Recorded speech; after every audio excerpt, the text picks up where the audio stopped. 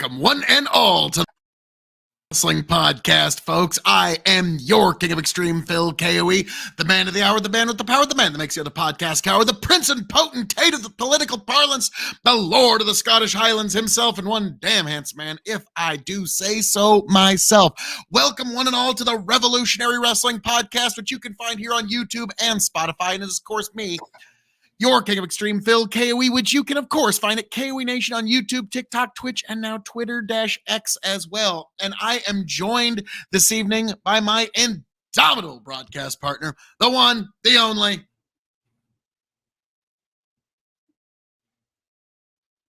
the 15-time Revolutionary Wrestling Podcast champion, quadruple sealed, non-chill filter, Tony fucking G. You can find me on TikTok at Tony the Rod.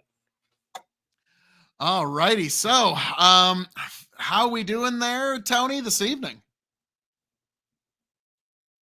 Oh, wow, that's a delay. Wow. Tony's on like a 5-6 second delay. Apparently really choppy. I don't know if it's you or me. I'm assuming it's me. Yeah, you're on like a 5-6 second delay over there, Phil. sir. All right. I will stall. I will give the folks what they came here for. I will accommodate. Yes, that is your King of Extreme, of course. Right now, they're talking about the SummerSlam Battle Royal, folks, that will be coming up. They're getting into the pre-show. Tony and I are going to be getting into our predictions here real soon. But yes, folks, all of you beautiful people out there, this is the party of the summer. Your King of Extreme is actually sitting for a change. I know, hard to believe.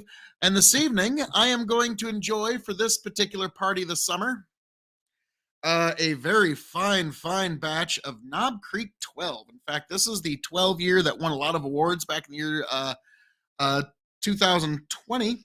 So that's what I'm going to be enjoying for this party of the summer, Knob 12. But we will see who gets back here soon. Tony is working on his computerage. We will have that all up and running in no time flat. Let's make sure. Hang on. Yes, you are getting every single beautiful, sweet, soft summer sound that is my voice here at the KOE Nation, folks. I'm looking forward to, I'm going to be honest with you, the Cody match, I'm really looking forward to, excuse me. Obviously, like, I'm loving Jey's. I'm loving Uso's chance against Roman. I really am. Let's be frank. Who isn't loving those chances? Let's go over just some of the the Battle Royal. I can go over some of my predictions here. For the Battle Royal, I'm just gonna go ahead and say I'm gonna give it to LA Knight. Let's be frank. If you have somebody else that you think would win that Battle Royal, let me know, but this is kind of LA Knight's moment. He needs this win bad. He needs it bad. He's not been doing great as of late.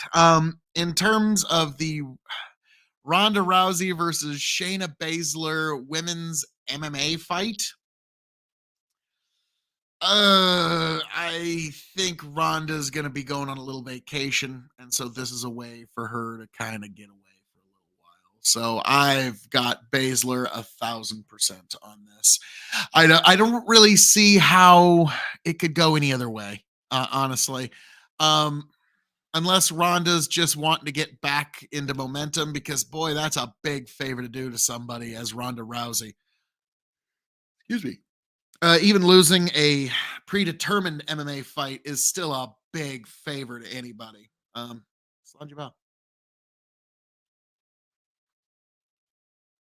Excellent. Excellent. So,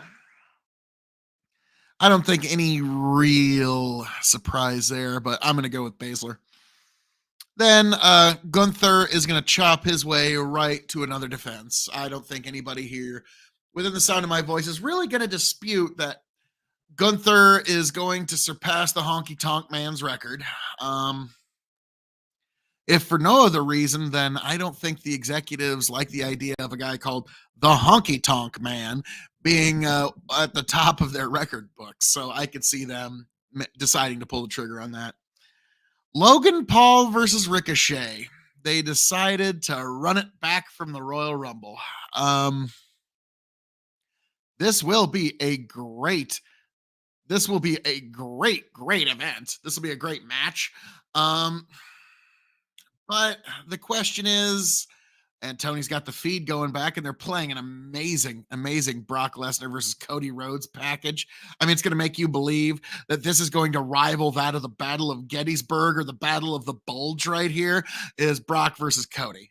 And oh, there they are. Oh, there we are, champions. Now, in terms of Logan versus Ricochet, Logan needs a win bad. And it's not like the office has really been taking all that good care of Ricochet lately. So, well, my hair there's going all silver. So, hey, kiddo. Kiddos for some reason didn't want to review SummerSlam with me, but yeah, Logan Paul, who should be the United States champion, I predict will ultimately walk away with the W on that, and we'll see. All right, now, Tony, let's see how long it takes you to respond to this. Guess you're just firing through all that shit. Well, I was getting through some of the undercard of my predictions, anyways.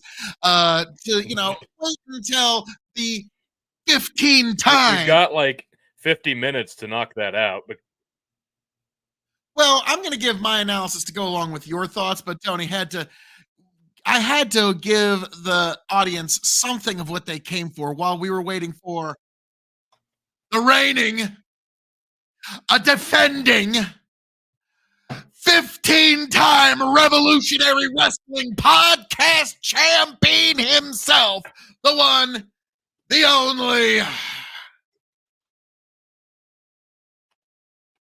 It's all on you, T. I hope this is actually coming through, because from what I'm getting from Phil, yeah, you're coming through terrible for me, and I'm coming through terrible for you. So this is just going fucking swimmingly, folks. Party of the summer. This is amazing. I'm decked out in my Hawaiian shirt. Hope any of this looks good. Can't tell right now. How we doing, everybody? Well, it looks like what the folks at home are getting everything on my end Sounds is like doing you. great. What's that? From what I'm seeing on YouTube, everybody's getting me just fine, T. So it's this is going great. It's one or two too many iPads on at your place, as much as I hate to say it. But yeah, folks, I'm trying to eliminate that. Can you at least see the stream on your end for right now? I can see the stream just fine. The stream's fine. It's just all right, Tony. I'm going to quit talking right now, and then I'm going to hold up my fingers, and that's going to indicate how many seconds of a delay we've got. Yeah, the audio on your end doesn't even sync up with your mouth for me. So I'll try refreshing, but it's all on your end, unfortunately.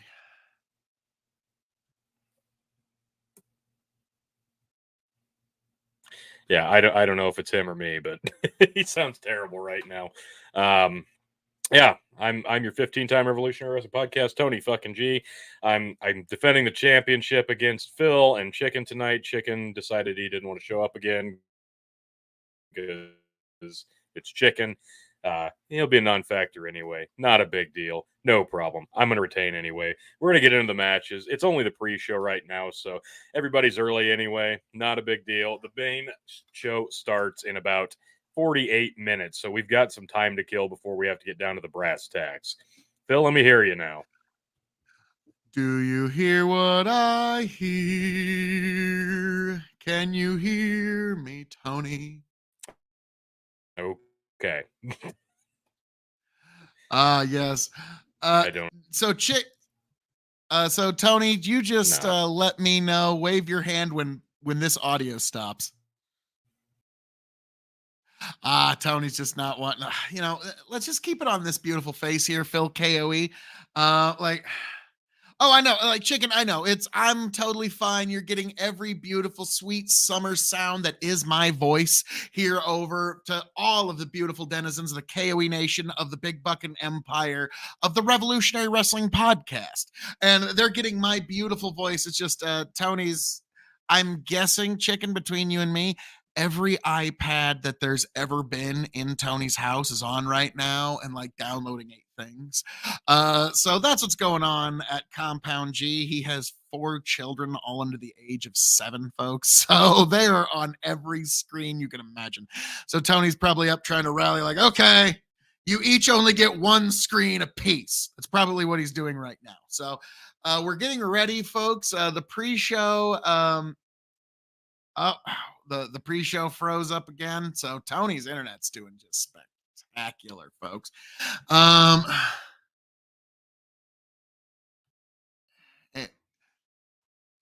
Chicken goes, fuck you, homie. Anyways, what's the tiebreaker? Once we can get Tony in here, we'll actually drop what all the predictions are. And yeah, between you and me, Chicken, I think the tiebreaker should be, does the men or women's Money in the Bank get cashed in? Like, I'm kind of anticipating the women's Money in the Bank getting cashed in tonight. But what's your thoughts on that? That could be a good potential tiebreaker, because I think one of them's getting cashed in. Like, I just don't see any way that doesn't happen. And yeah, audience, who do you think cashes in? Is it going to be Damian Priest or Io Shirai? I personally think it's going to be the women's Money in the Bank. And yes, Chicken, thank you once again for backing me up on sounding just absolutely beautiful, absolutely gorgeous. Couldn't possibly be better. The sweet summer sounds that are the voice of extreme. Yeah. Yes. I'm well aware that I sound perfect just merely by me speaking. Chicken. I'm well aware of this. So we've got a lot to get into this particular Summerslam, and I'm looking forward to it. But folks, if you're within the sound of my voice, be sure to subscribe also to me at KOE Nation on YouTube, TikTok, Twitch, and now Twitter as well, KOE Nation, where you can get some of the greatest analysis ever. Chicken, cash in and win. Men and ladies, I say men's yes and yes, ladies no and no. All right, I'm with the women's Money in the Bank cashing in and winning. So you and I have a tiebreaker. All right, because Chicken thinks that it's going to be the men's, and he's going to cash in and win, Damian Priest. So surely you're thinking he's going to cash in against the tribal chief and win, right, Chicken? That's what you're betting on. You're not betting on Seth Franklin Rollins and Finn Balor fighting over the consolation prize championship of the world, do you? Yeah, it's unfortunate. Because I like the belt design, but it's just a thanks for coming, you ain't Roman prize. That's basically what it is, unfortunately. When I saw the belt at first, and Tony said that's the new World Heavyweight Championship, I thought that was the belt they were going to replace the 2 Roman was carrying around with. And I was overjoyed. I was thrilled with that. Then reality set in. It was less than ideal. It's like, okay, we got Roman carrying around 2 belts because he unified them so recently, and now we're just bringing in a 3rd, I guess. And now we're going to give Roman just 1 to carry around. So that was really bad, because I'm sorry, after they laid off 200 people in the company over the last 2 years, they don't need 2 world fucking champions, okay? They don't even need an Intercontinental and United States champion. Controversial opinion here. The Women's Tag Team Championship hasn't sold a single ticket, one way or the other. So they could get rid of a lot of championships and it would still do a lot better. Tony, how are we doing? Can you hear me, sir? I can hear you. How do I sound? You sound just fine. Fire back as soon as this audio ends. Okay, I'm good then. Hey, we're fucking back here, Holy folks. Shit. I had to do the fucking unplug the router bullshit. I don't know. Okay. That unplugged the whole internet. Bandit goes, and this is for me especially, 3 belts, 1 for each arm. Very true. Something like that. And Bandit, welcome to the party of the summer. And Tony, we are finally here and we are in gear. So without further ado, 115-time Revolutionary Wrestling Podcast champion. Before we get into all that, where can the folks at home find you? You can find me on the Dog and Chicken Show, Hazard Analysis, sometimes on the KOE Nation. You can find me on TikTok, Tony the Rod, and all of these things at Linktree/Big Buckin', folks. I'm your 15-time Revolutionary Wrestling Podcast champion, Tony fucking G, and I'm looking to defend successfully and retain this bad boy here tonight. Hopefully that all came through crystal clear, and there will be no more issues throughout the rest of this programming. Fun times. Yeah, fun with the internet, folks. Fun with the internet. So I don't know what Phil's been talking about while stalling. I'm sure it's been nothing but ringing endorsements of myself and basically how you're dropping that win. It looks you're dropping that belt to the King of Extreme. Looks like Chicken. Me and Chicken off just in the comments. Chicken and I decided on a tiebreaker between the two of us, which is basically I think that the women's Money in the Bank is going to get cashed in, and Chicken thinks the men's Money in the Bank is going to get cashed in. And that's and also it's like if one gets cashed in and loses, and the other one cashes in and wins, then that'll be kind of how it gets all meted out. So like let's say EO cashes in and loses, but then Damian Priest cashes in and wins. Chicken wins the tiebreaker point. So like that, I think that's actually a pretty fair way of looking at it. Well, as long as you've got that figured out, because that's confusing as balls. Well, not really, because if only one of them cashes in, then that person gets the point. So like that's just a way to really make sure it's fair. Now, I doubt they're going to cash both in tonight, but you never know. Now, Tony, what are you drinking tonight, sir, for the party of the summer? So it is the party of the summer. I got my Hawaiian shirt, and tonight I am sipping on some Blue Chair Bay Key Lime Rum Cream. This stuff is absolutely delicious on the rocks. I'm looking forward to a review of that sometime soon. Oh, indeed. Maybe even between a match or two, we might get a review of that. So preview for later, folks. Possibly, yes. Me, so let's officially get into the picks once Phil gets his review in. No. I was just saying, I'm just sipping on some Knob 12. You and I have had this thoroughly over the years. Oh, God, yes.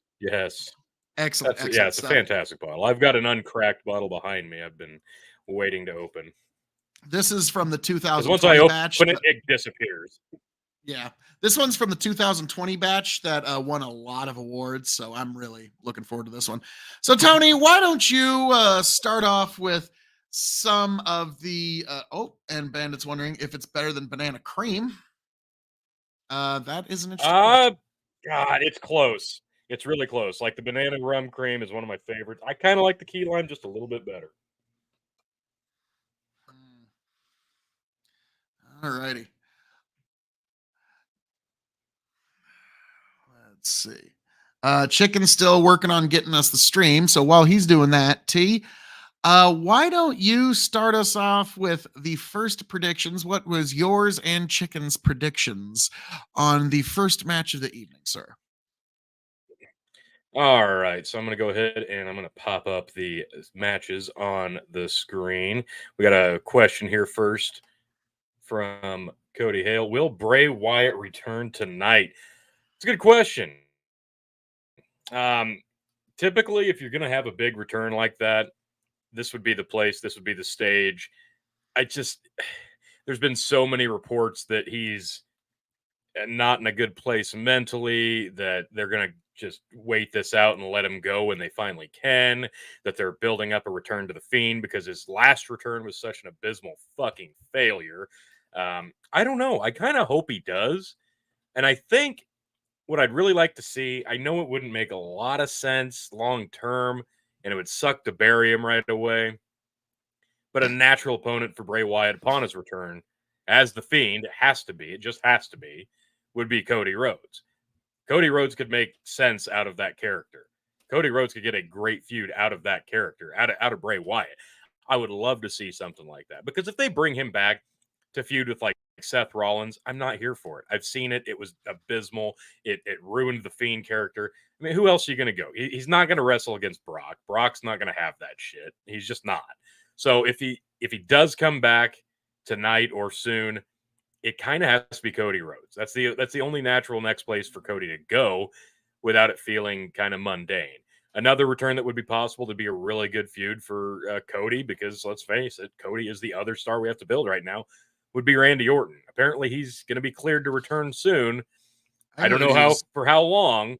Yeah, I heard this might be his last run if he even makes one, and I want to get to that here in a moment. But Chicken, check your messages. There's a message for you. But will Bray Wyatt return tonight? Gosh, here's the thing. Like you said, when you said, I don't want them to bury him, I don't see how they could anymore. Like, I mean, literally, like, flattered in a plate of piss on Broadway, as Jim Cornette would say. Like, they literally Yeah. burned him alive in the. Burn him alive. Okay.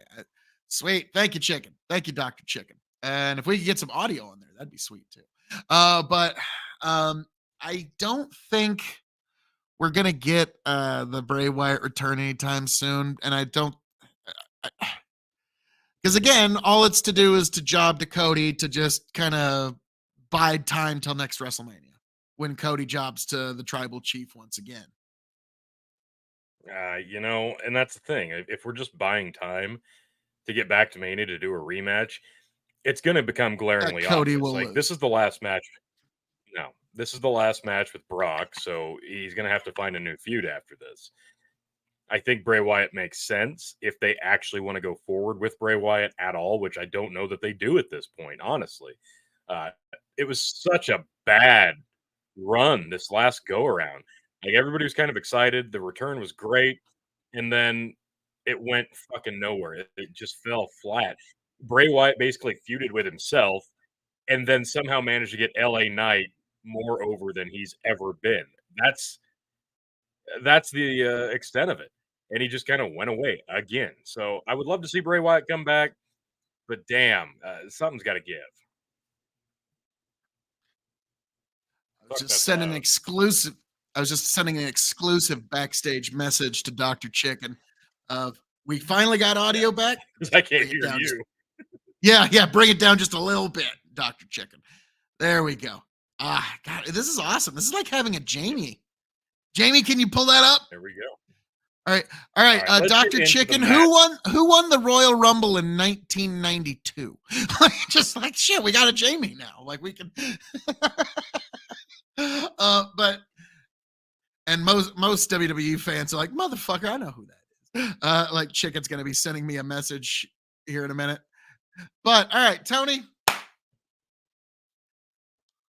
what are the predictions, good sir? Let's start off with All right. you and Dr. Chicken, and then I will reiterate what my picks are for a few of them because I haven't gotten to all of them.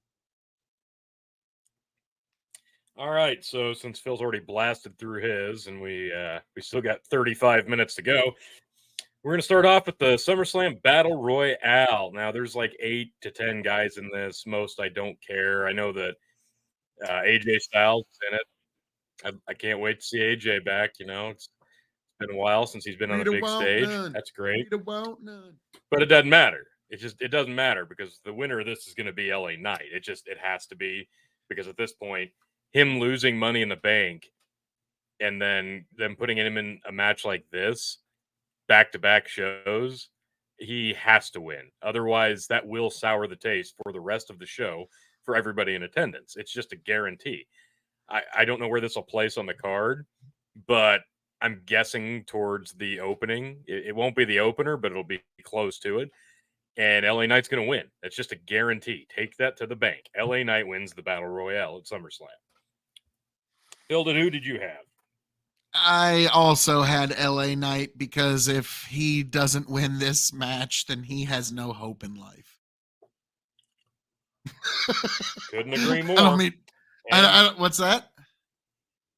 Yeah, I couldn't agree more. Okay, all righty. And chicken, I think we're good. If you want to put it down like another 5-10%, we'd be perfect. But other than that, I'm loving it. Chicken's sending me PMs. Yeah, LA Knight, this is his do or die moment. He really needs to not get injured during this match. Like he Yeah. needs to No, like this if is there was ever a time to not Shane McMahon it, it's tonight, LA. uh, brutal. Brutal. Yep. Chicken also picks LA Knight, so no discrepancy on this one. Across the board, it's LA Knight. The Revolutionary Wrestling Podcast confirms there's your spoiler. LA Knight wins the And SummerSlam Battle that's Royale. not a warning. That's a spoiler, or however Paul Heyman says it. SummerSlam. Oh wow, they have Shayna Baszler with lightning on her eyes. Yeah, that's going to be the only thing I'm looking forward to in this is the fact that this will be the last time we have to look at this stupid eye makeup on either of them. I hope this is. Nope, I'm lasting for so years. I'm so upset about this match. I really am. This is something that I thought they needed to carry into WrestleMania, but apparently we're jumping the gun. We're doing this now, and not much is going to come from it. This is something I thought we were slow playing. Now we're rushing to the finish. You know, it's like the final season of a show you're watching, and they thought they were going to get 16 episodes, but now they only have 10. So they got to wrap up all the loose ends in way less time than they thought. And that's what they're doing here. You got Ronda Rousey versus Shayna Baszler, MMA rules, which is fucking moronic because it just says, hey, Winky face. you know, the rest of the matches are bullshit. This one's real winky face. So fucking stupid. But I'm having I don't flashbacks know. of Brawl for All, and I don't know why. Unfortunately, that wasn't a work, and it should have been. Now, do you think This that they're one, going to do this, this one Tony, will be. in the Lion's Den? The Lion's Den, Tony? The Lion's Wish Den. they would. Kind of wish they would, honestly. Tony's like, God, why? Kind of wish they would. That might actually make this interesting. But nevertheless, I'm excited to see how this goes. I just don't expect much from it. That being said, I've got Shayna Baszler to win this one. I could see. I was about to say, everybody, like, who do you have and why is it Shayna Baszler? Because the rumor is Ronda's taking off for a little while after this. Probably going to go on another, what they like to call an impregnation vacation. So she's going to probably try to have another kid. If that's the case, fine. And if it's not, she could come back at WrestleMania. They could do the rematch. Then this might make sense. Yeah. I don't know. Like, I wonder if that's going to be Ronda's gimmick going forward, is just doing worked MMA bouts at the Big Four. You know what I mean? So I'm trying to figure out what, because unfortunately, I don't want to say that her character as it is right now has run its course, but it's fucking run its course. Okay. She needs a Chris Jericho reinvention. Okay. Like, and that's the problem is, oh God, don't wish that upon her. Oh God. What I am going to say is that when it comes to, well, I mean, I'm sorry, when you say don't wish that on her, she has to learn to become a character if she's going to grow in some way, shape, form, or figure. Otherwise, it's kind of like Bob Holly. It's like, so what do you want your gimmick to be? Put the belt on me and have me beat everybody. It needs a little more than that, I'm afraid. I'm afraid we need a bit more meat on this bone. And so that's like, I mean, look at The Undertaker, for example. He's made himself a character 15 times over. Okay. Look at all, like, even Charlotte Flair. She's a character and she could reinvent herself as a babyface or as a heel. Ronda Rousey is just kind of Ronda Rousey. So unless she's going to just do the worked MMA matches 4 times a year, she needs to grow as a character. And I don't really see how she does that. The character was she's a legitimate badass fighter from mixed martial arts, and they somehow booked that under. Well, Tony, the main reason is that pro wrestling looks Look at that. It's Phil KOE. It's Phil from KOE Nation. That is true. That is very true. We are doing the watch along for SummerSlam 2023, and we're getting into our predictions here. So, all righty, Tony. I think it's all universal. It's all Ronda's losing. She's doing the job. Yep. Shane is going to walk away with the W.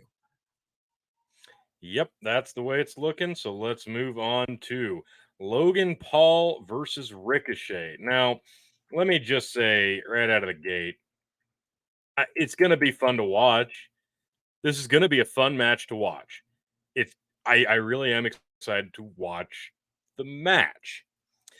That being said, this is a major demotion for Logan Paul, and I'm kind of upset that they couldn't find a more uh, established opponent. Ricochet is a legendary mid carder in the WWE at this point. He's visually stunning. He's severely undersized. He's going to give you a fun match, but it's not legitimate competition. He's going to lose this match. We know this. It's going to be Logan Paul. And this feels like Logan could have had a much, much more important opponent because at this point, Like you who? need to keep him strong. You need to keep this man strong. He needs a win, but he needs a better opponent. But I'm just curious, like who? Who do you think would be that better opponent? Because Oh, hell yeah. I AJ Styles. Why not? but Tony, he's got to be in that super important battle royal. Yeah, Ricochet could have been in the battle royal. You take AJ Styles out of that, you put him against Logan Paul. He would make Logan Paul look like $1,000 every second he's in there with him. Can you imagine them springboarding at each other from across the ring? That'd be amazing. Well, now you know Ricochet. This. Yes, but it would mean more with AJ Styles because he'd be like, all right, I'm giving you the phenomenal forearm. And then he's like, fuck you. I'm going to give you my own fucking phenomenal forearm. It would have been amazing. It would have been amazing. Yeah. Now, this is still going to be a potential match of the night contender here. I'm going to be honest with you. This one it's has gonna be a fantastic fun match. What's up, Kevin Davis? Our day was good. And it's getting better from here out watching SummerSlam, sir. Marvelous. Grow the farm up. Logan Paul is a fraud and a cuck. Wow. Okay. All right. Letting us good know wrestler, what you think. Though. Yeah, I gotta say, he's correct. T. Cat goes, I kind of missed the one where they jumped from ladders. Oh, the money. Well, you're gonna have to be more specific there. That's a lot. Oh, that's Money in the Bank. Yeah, that's a lot of matches. Grow the farm. That's a terrible duo. You've got Logan Paul and Ricochet. Well, the thing is, Ricochet is kind of like the ultimate bounce around wrestler that jumps off of things and like twists a lot in the air. Grow the farm up because I don't know, you don't watch a lot of wrestling. And Logan Paul has shown himself to be a spectacularly good wrestler in a very short amount of time. And so this is going to be the spectacle match of the night. So I'm actually looking forward to this match more than any other match tonight, if I'm being perfectly square. Oh, yeah. I'm super excited to watch this. It's just, man, this feels like it could have been like a SmackDown or a Raw match, does it not? I think AJ Styles, you put him in this role, he makes Logan Paul look even better, and he lets him go over, and it establishes Logan Paul for the future. I can't believe I'm saying that, but I am saying that. Tony, you love Logan Paul. Yeah, I do. So do I. I do. Well, no, I just want to see Logan Paul win because I just fucking love the absurdity of it. I love the audacity of Paul as well. That no good son of a so-and-so. Grow the farm up goes. I'm just muting the pre-show a little bit because they're just battling about nothing. Grow the farm up. I have no idea. I just don't like Logan Paul since he grifted like $7 million from investors in those NFTs. Yeah. This is true. Gotta respect the Jesse West. This could be match of the night or year, has potential. Well, that kind of reminds me of Terry Funk's old saying, every match is a good match until it starts. We'll see, but it has a lot of potential here. Cat Jeff Hardy ladder matches. That was some good stuff. Yep. Now, unfortunately, a lot of people, Cat, are like you. Yeah, I like wrestling back in the old days when it was really good. Like the Zenith days were basically from 1983 to 2003, and it's never recovered. I don't think it ever will. I don't think it's conceivable that it ever could get back to that level of business. Grow the farm up. His brother is all right, but F you, Logan. So big fan of Jake Paul, not as big a fan of Logan Paul. All right, got the audio back on. All right. Yeah, that's better. That is better. Thank you. That is gorgeous. Yes. Thank you. Thank you, Dr. Chicken. All right. All right, Now, we got up next. now Dr. Chicken is going to go back to his Amish-like canning. Yeah, like that's what he's doing right now. He's canning food like he's Amish. Grow the farm up. I seem to remember a VHS copy of Kyle lighting himself on fire and jumping off Tony G's roof in about 1994 when you all were about 14 years old. I think no, that's not accurate. No, none of that. No. Like you may be misremembering some things there. No, KOE. There we go. Okay. VHS copy of KOE lighting himself on fire and jumping off Tony. Now, though, that is blatant exaggeration. This is perjury. Those two events happened separately. Grow the farm up. Sheesh. So, yes, the court stenographer will see that I did not perjure. It was more like 1999, all right? And it was separate incidents. God, it probably was like 98, 99. I have 60 ears of corn left. Okay. So Jesse West is literally doing Amish canning at the moment. Probably even using a pressure cooker. Moving right along, we have Drew McIntyre doing the job to Gunther. Okay. Yes, we do. Yes, we do. It's like, now, Tony, I know you're going to be like, but will this finally make up for Drew McIntyre's stolen WrestleMania moment? It's just the thing that Tony's never gotten over. But no, Drew's doing the job here. Gunther is going to win via better wrestler. And Phil once again proves that he's just very, very jealous of how sexy Drew McIntyre is and how good a wrestler he is.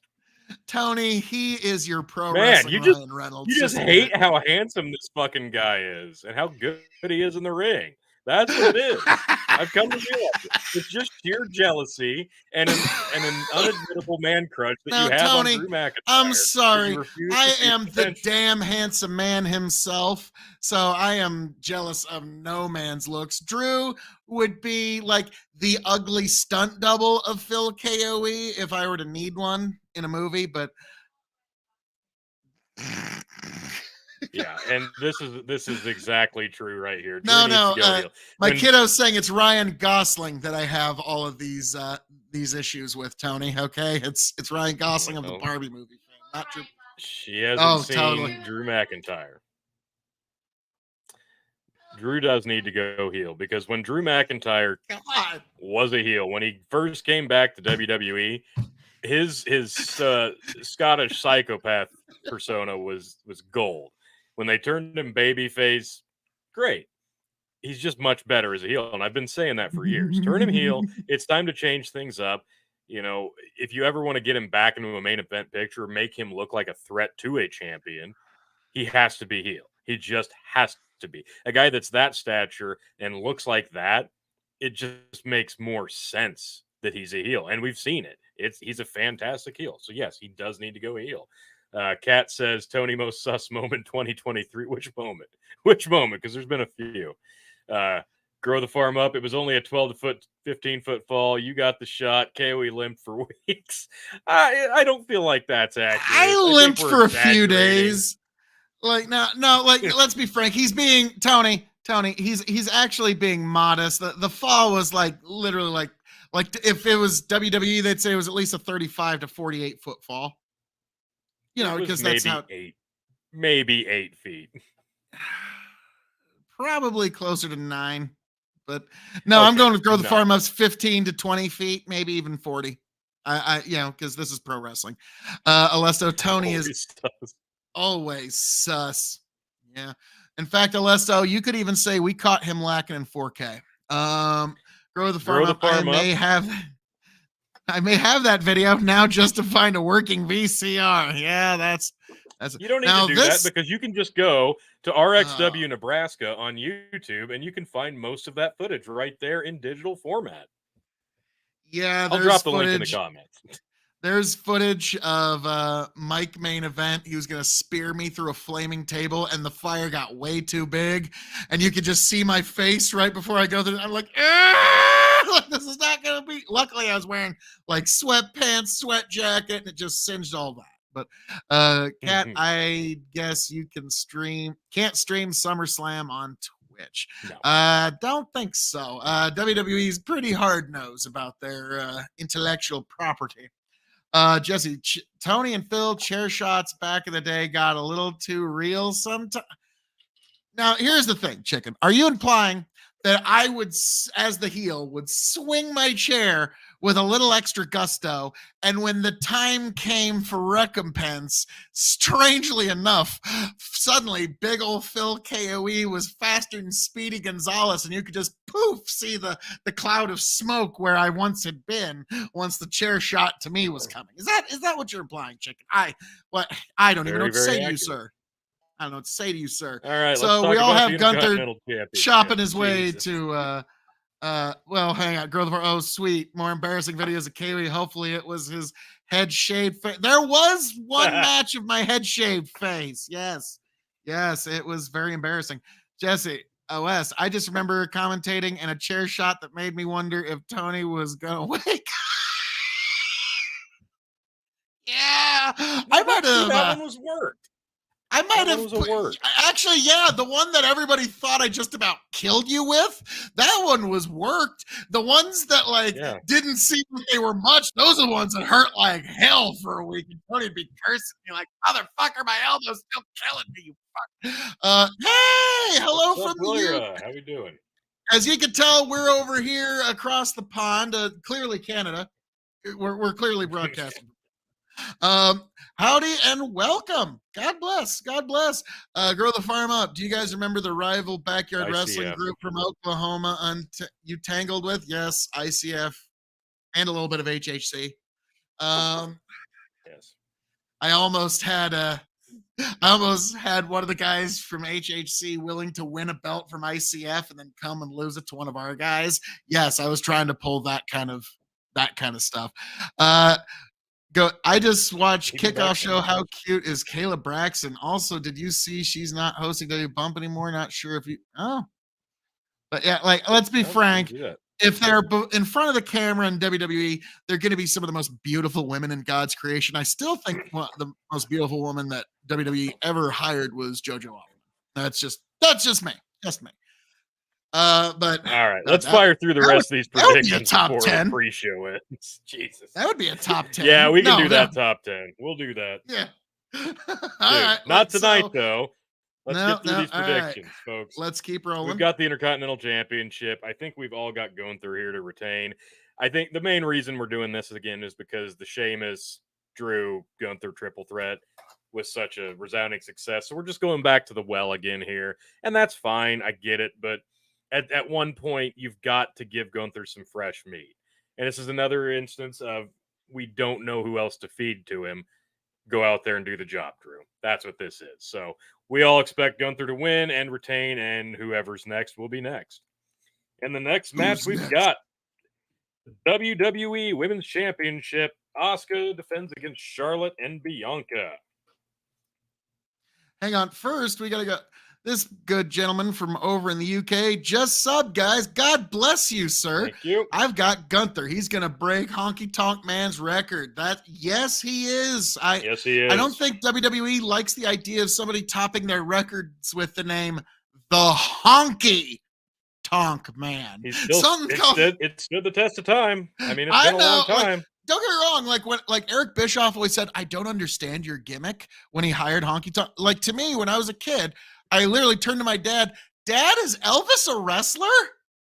No. no, Elvis is. So literally, gimmick. it accomplished exactly what Honky Tonk Man was trying to accomplish to every small child. Like, wait, is Elvis a wrestler too? Like, yeah, it literally it captivated. But now getting into this, well, clearly a women's championship that has so many records that are looking to be broken. Let's see. For Grow the Pharma, one, how do I bet on this? Two, who writes the scripts? That's a changing cast every week, but it's always Vince McMahon at the end. And yeah, you can actually bet on some of these matches at Caesar's Palace, which I remember, Tony, when we explained that to Grow the Farm Up the first time, he looked at us like, that's better than a mortgage-backed security. Oh my God. Okay. Everyone is a wrestler, but many people haven't had a match yet. Nice. No way Asuka winning. WWE loves Charlotte, so Charlotte wins. Then Io. I was gonna make the same fucking call. You and I, sir. Will Raleigh. You and I just like great minds think alike, good sir. Yes, I think Asuka's gonna drop the W to Charlotte, and then we're gonna have Io come down, cash in, and that helps pad Charlotte's numbers of how many times she's been champion. And if there's anybody that you'd want to see it cashed in on, it's Charlotte. T, what do you got? Hey, two women wrestlers. Chicken and I. Go ahead. Alesto, hey, when the two women wrestle, can they wrestle in bikinis? That's the wrong, like, no, that was the 90s. That's the Attitude Era. Get it right. Jesse West, my cousin Sticky is about to get rehired. Chicken will be champ again soon. Oh, shit. Chicken's cousin Sticky, who is always giving him the results. Bandit, I have never seen him and know nothing of him, but I get the gimmick of Honky Tonk Man. Growth Form Up, Destiny is a cuck. Okay, just got to throw that in there, you know. Alesto, for science, of course, obviously. Now, Tony, who do you got for this women's championship match? If I may. So both Chicken and I have Asuka picked here. I don't know what Chicken's thinking in terms of cash-ins, whether it'll be successful, whether there'll be one or not. But I think in terms of the triple threat, that's the out here as to how Asuka can get the win. I think they're probably going to end the reign soon, probably sooner than later, but I don't think it's going to be here. And I think it's going to go back on Charlotte. Obviously, you got to keep pumping them numbers up. That's what they want to do. Get her to like 30 fucking title reigns. We know this. But I think you've got to wait. I don't think you can do it here. And I think the triple threat is the way they get out of that. Asuka finds a way in the triple threat. The mist will be legal. Keep that in mind. It's not going to be a disqualification. She doesn't have to hide it from the ref. I'd say if I had to guess the finish, Charlotte has Bianca in the figure 8. Asuka sprays the mist in Charlotte's face, rolls her up for the 1, 2, 3. That's my pick. And that is Chicken's pick as well. Asuka, and Phil, what do you got? I got Charlotte. All right. So finally we got a difference here. And like, I'm sorry, I'm betting on the Queen. So I'm liking my chances here. Well, let's move on to the World Heavyweight Championship. Seth the second place consolation prize champion of the world. The real Intercontinental Championship. Ouch. But true. But it's true. So, you know who should win this match? It should... you're correct, Chicken. I always take Charlotte because much like betting against the tribal chief, betting against the Queen is just silliness. Will should be a good match. Women's triple threat. They have not included Asuka, the actual champ, in the storyline. It's all been around Charlotte, Bianca. Totally unfair on Asuka. Got to get Charlotte 100 times champ. I think they just wanted her to beat Ric Flair's record while Rick is still. Oh, yeah. I think that's just what they're after. Agreed. But yeah, it's off topic. Y'all just need to know I comment that Dusty is a cuck 2-3 times on every live stream I watch. Can't let folks forget. Dusty is a blue-haired soy boy cuck. He and Adam 22 are sus. Yes, these all right. Thank you, Grow the Farm Out, for keeping us up to date. We were afraid we had deviated a little bit here. But now, Tony, this is where cousin Sticky is going to let Chicken down, I'm afraid, because Phil, I already know who you've got. I know who I've got.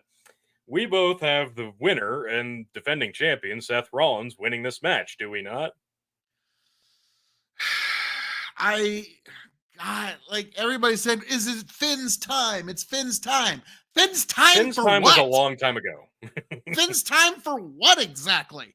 Okay, like there's nothing to like. So I am going to. Yeah, I'm gonna go with Seth freaking Rollins, Seth Franklin Rollins to retain. There's no good reason to take the belt off of him yet, but I will say, Chicken, you copying what culture and cultaholics podcast predictions here has you've been exposed, sir. So we finally Yeah, found it's gonna what be podcast Rollins. Chicken. Yeah, It's gonna be Rollins. It's guaranteed. like to what benefit would it be to have Finn Balor win here? Because then then Damian Priest has the briefcase and it doesn't work. So I could see Damian Priest coming down, cashing in, and taking the belt off Seth, but then the reason they didn't put the belt on Finn Balor is because he wasn't that big of a star. The reason they're not gonna put the belt on Damian Priest is even more of a reason. Will goes long match, both tired. Finn wins. Straight away, Priest comes out, cashes in on Finn. Wins, then Finn leaves Judgment Day. Goes if JD his own team, my opinion. Well, I've kind of Geez. got the same idea here, but I don't think Finn's going to win. Seth Rollins is going to win this match, and I'm guessing it'll be because of some form of distraction from Judgment Day that goes quote unquote wrong. Rollins retains, then possibly Damian Priest cashes in on Rollins and could win. That's how I would see that unfolding. But I do have That, Rollins to and retain. then you've got the long-standing tension of Damian Priest and Finn Balor. That should have been my title. Jesse West says Finn wins and cashes in. It's the drama we need. Maybe we will see. That might be what ultimately ties it up for you. But let's see. Let's go to the next comment. At the end of the night, Finn won't be champ. It will be Damian Priest. And then I gotta love this next one here. Grow the farm up goes. So you guys are predicting storylines and character arcs? Is this like betting on what the next chapter of a book will be about? I smell money. Yes, yes. This is ridiculous. Now, we've got this particular matchup, which will be a big decider. Like, this is the only difference between you and Chicken, is this match. Yeah. Between you and me and And Chicken, yeah. You I and me have are Charlotte in one agreeing on this match. one. Yep. Yes. Let's see. Chicken goes, grow the farm up. Now you get it, sir. Yes. We speculate on storyline arcs until the storyline actually happens. It is nothing at all like a daytime drama, even slightly. Okay. I would be offended at the notion of even considering it as such. Now, Tony, this next match, this one, I'm looking forward to, because this is going to really tell the tale as to what WrestleMania is going to be next year. I don't know that I'd go that far. This is just the payoff to an actual trilogy of matches stretched out not over only 3 months, but several months. And I think this is going to be a good payoff. I don't know how they're going to get out of this because it sucks that you have to keep beating Brock Lesnar, but they've been able to do it so many times over the last year without making him look weak. And I know that they'll find a way to do it here. Cody's going to win this match, but they'll do it in a way that doesn't make Brock look weak. I'm going to agree with you, but disagree with you. I think Cody flatbacks Brock. I think that's how they're gonna put him over to the point where you can actually see him as a legitimate challenger. He's been with Brock enough times, he's got his rhythm, and I think he's gonna hit the crossroads once, twice, maybe even 3 times, and then flat back Brock Lesnar in the ring, no help, and get the 1, 2, 3. He has been really the punching bag in this last installment in the build before this final match. Like, Cody has basically just gotten the ever living shit kicked out of him throughout the entire build. So that would be an interesting way to go. I'd kind of like to see it go that way. That would put Cody back in that upper tier, not just by winning the trilogy, but doing it decisively. I'd love to see something like that. But Chicken also has Cody, so all three of us are in agreement. Cody Rhodes with the W at the end of the match. Really looking forward to it, though. And that does bring us finally to our main event. What? Okay. Okay. People were Okay. laughing. All right. So, main event, the undisputed WWE World Universal Pluto Intergender Interstellar Multi-dimensional Not yet. multi-time travel championship belt championship. Roman Reigns defends against main event Jey Uso. I really love Jay's chances here, don't you? Don't you really? Yeah, if I had to bet my entire net worth on one match, this would be it.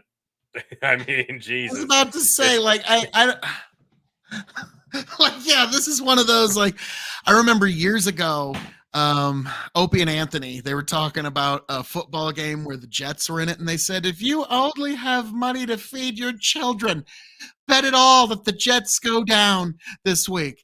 And like, this is one of those that, like, there's no such thing as a sure bet, but this is as close as a sure bet as there's ever been.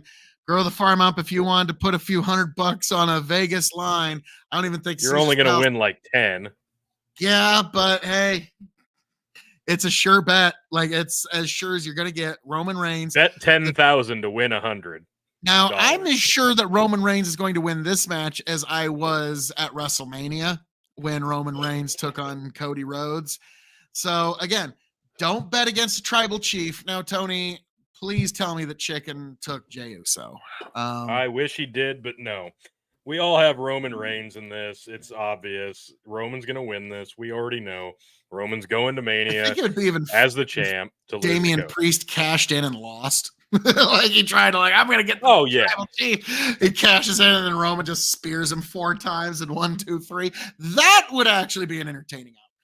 I know some people. Honestly, that was another reason they created the World Heavyweight Championship, was just so the main event, the Money in the Bank briefcase holder could cash in on somebody and maybe win until they decide, okay, now's the time to pull it off of Roman. Because otherwise, that briefcase is meaningless.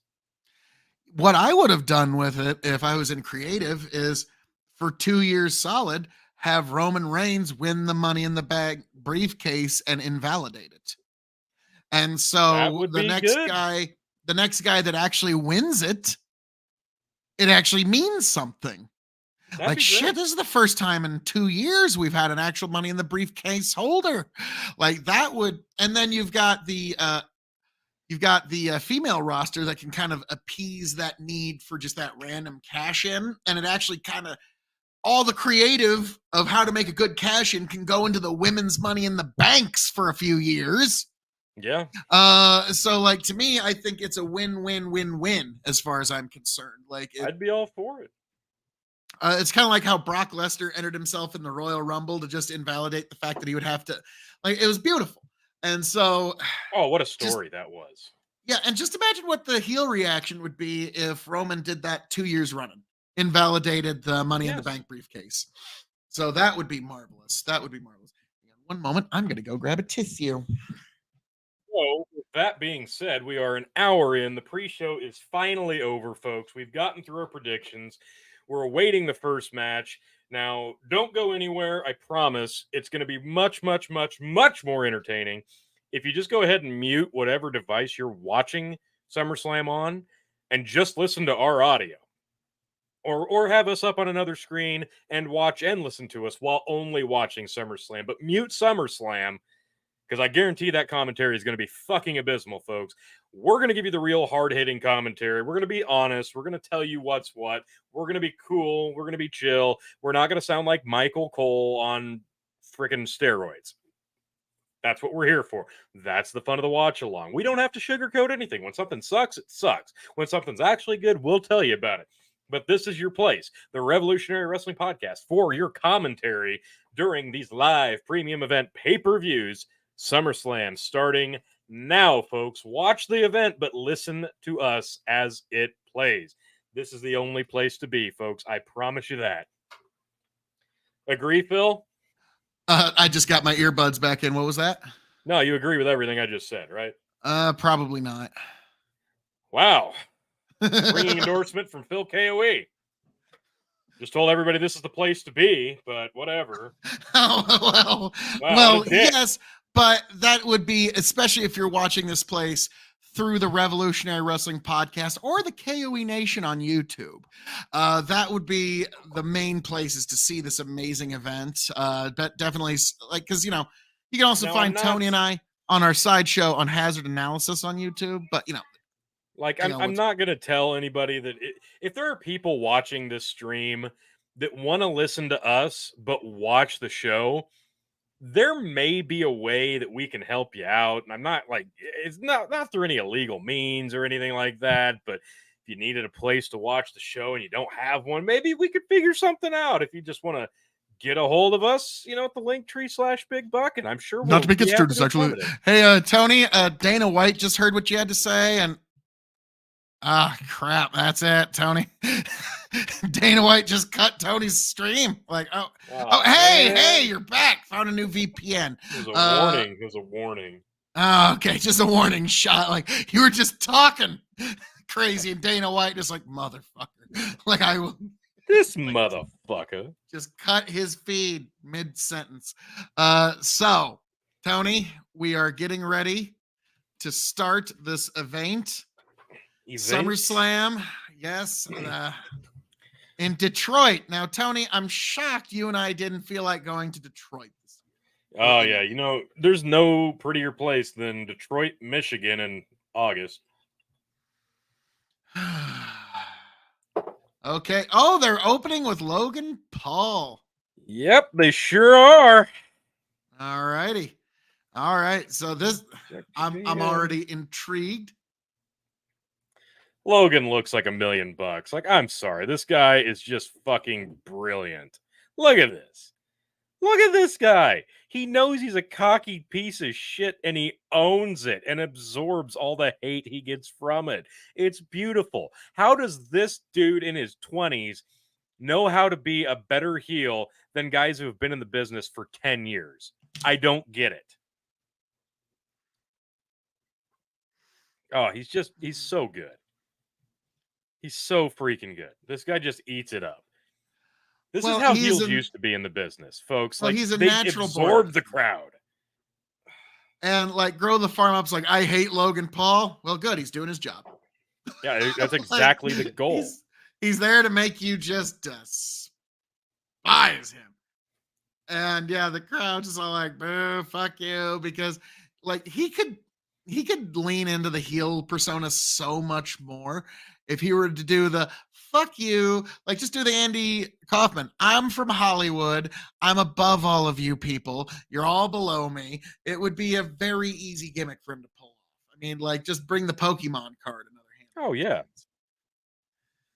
Now, what's funny is you'll notice he ain't brought the Pokemon card since.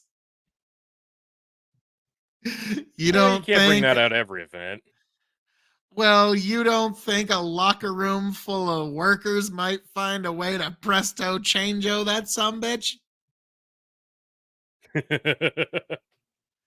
Yeah. Like the second time they hear the $5 million card is coming, suddenly a card that looks a whole lot like it just got really quick presto changeo, quick little bump into Logan Paul, and it was amazing how quickly they got that fucker off. Oopsie. Yeah. Ricochet running to the ring. It's like two Power Rangers. Go Power Rangers. Impressive. He's a hell of an athlete. You can't take anything away from God. They're gonna every time donate. They're going to donate every time a superstar goes off the top rope. Well, that's a great way Oh to my just tell everybody God. that what you're doing is just pre-planned bullshit. Thanks, guys. Way to ruin wrestling. Take us right out of it. That's awesome. Oh, they did that decades ago. Stop it. I'm refreshing the feed. Still pretty much the same. All right, All we are righty. underway. SummerSlam is here, folks. All right. Oh, Logan Paul shining up the top of Ricochet's head. Ricochet's slap. Oh, Nice. beautiful. Ducks a Logan. swing into a backflip head scissors. Big drop kick. Rolls to the outside. Got to compose himself. Ricochet wastes no time. Goes to dive suicide, but hits a handspring backflip. Lands in the middle of the ring. Logan does a Goku stance. Ricochet flips back up. And I saw about 14 still shots of that. Did you now? So your feed is looking great. Yeah, my feed's looking great on my end. Is it looking good on yours? Well, it wasn't looking worth a shit on mine, so I actually pulled up the Peacock site. Oh, okay. Which looks really good for me. I'll see what I can do on my end. Yeah, you should be able to log in too. I think you've still got my login on yours, so go for it. The cock. Oh, really good trades here. These guys are really seamless. The fact that Logan Paul can work this well with a guy he's never really worked with before. I guess once. They'd had a couple of spots in that last match where they were involved, but still. Very impressive that Logan Paul works this well with everybody he's been in the ring with. Logan Paul is just fantastic. Meshes well with everybody. And Ricochet's just a great opponent for everybody. Okay. Key lime pie. Okay. And it's looking spectacular on Peacock. Can you still hear me, T? Simple headlock. I can. You were a little choppy there for a second, but you're good now. Yep. All right. We're good. We're good now. The cock. Looks like a pretty good turnout attendance wise. Oh. Logan dumps Ricochet over the top. Grabs the leg. Apron. Starts choking him with the top rope. Well done. Oh, nice. Very nice.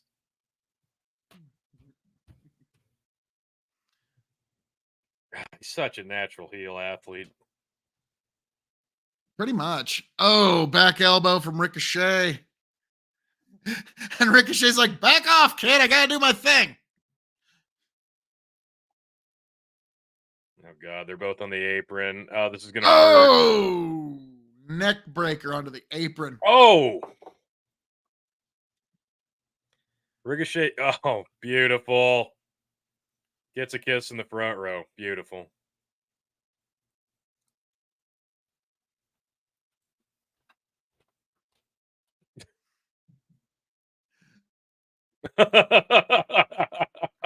That's your boy, right? I'm going to hurt him real bad. God, he's such a good Beautiful. heel. Oh, That was a good shot. One of the best heels in the business right now. Okay, whoa. He's no MJF. Knock it off. Like MJF, Roman Reigns, and Logan Paul are like all top 5 right now. And now, does it include real life heels, or are we including just in kayfabe? Because real life heels, Vince Russo is still alive. So Vince Russo is still just a piece of shit. Exactly. He's just a heel of life. Okay. He's not a heel. He's just a piece of shit. True. Going for some dirty boxing on the corner. And the crowd's basically saying, fuck you or something. I don't know. This is great. Gorgeous. He's loving it. He's like, I'm not even going to go off the top. Oh, with the Strowman slam.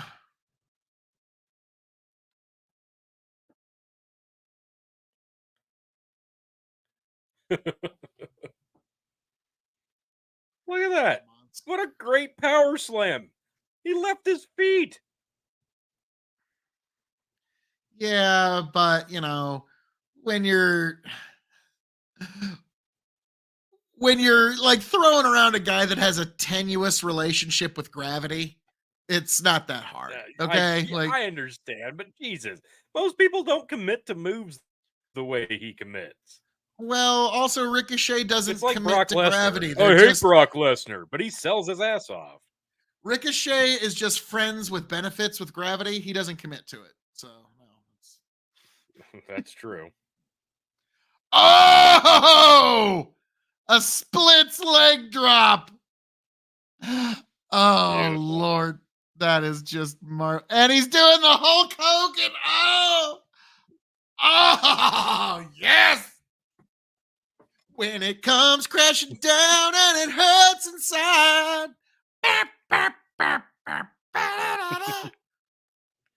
If you hurt my friend.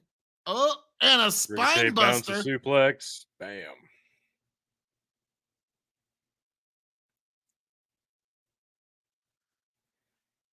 Nice. Michael Cole is A people's elbow? Nice! People's moonsault! People's moonsault. All right, that was pretty great. That was awesome. Yeah. That was awesome. A people's moonsault. Every backyard wrestler's had their own version of that. Yep. Oh, wow. Off the road. Wow, he could have landed on his feet. I was about to say, like, he's so good at over rotation that I don't know if he ever really takes proper bumps if he doesn't want to. You know what I mean? No. Yeah. Like, like that was so well done. Oh, Chris Jericho. Oh, I thought it was gonna be the Jericho drop. It was like a well done steak. It was like a well done steak. Like he had it right there for a minute, and then he just kept going too far. Yep. Yep. God, you're right. I remember last time I made T-bones. I did that. I had just perfect, but then I left it on just too long. Still a good T-bone. Back on the apron. Well, yeah, it's still Uh-oh. steak. Oh no, not a Spanish fly off the fucking apron. No. Oh, Oh God. He caught it? And oh they... yes. Oh. Yep. Yeah. Jesus. This is amazeballs. Spanish fly off the apron. They kind of landed on their feet, and then Ricochet countered and hit one of his own on the outside. On the cock. Ugh. Drags Ricochet back. Wow, flat faced.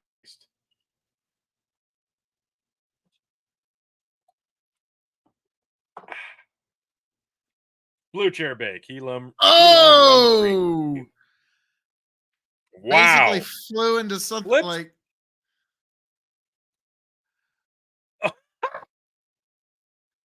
Wow. That's an amazing series of events. Bam! Flips out of the ring over the top rope, hits a lariat clothesline, takes a bottle of Prime from a kid in the front row, drinks it, and dumps it on Ricochet. Like Adam Cole just stopped doing that buckshot lariat. Oh, that's gorgeous. Gorgeous. Big crossbody, standing moonsault, pin, 1, 2, kick out. Yeah, Adam Page, the lariat is no longer yours. Just stop. Yep. And T, you're still on like a 2-second delay. Maybe close the other StreamYard and refresh real quick. I bet that'll actually sync everything up for you and me. But while Tony G works on timing issues,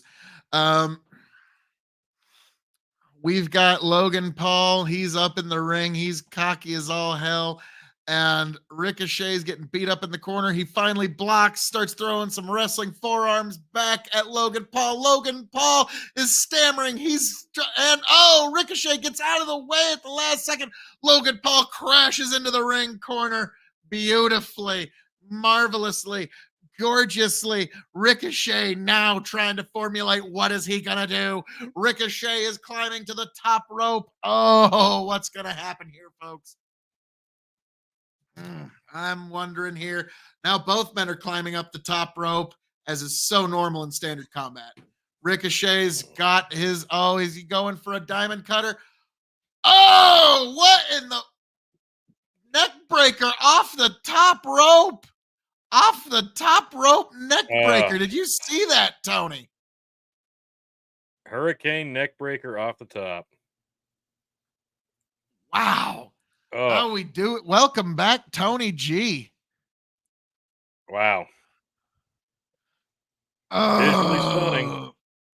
Yeah. At first I was like, are they going for a cutter? Is it a stunner? Is it okay? Oh my.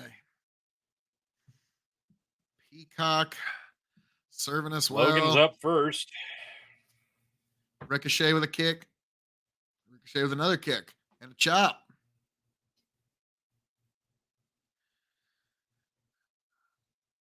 Oh, the Tajiri elbow.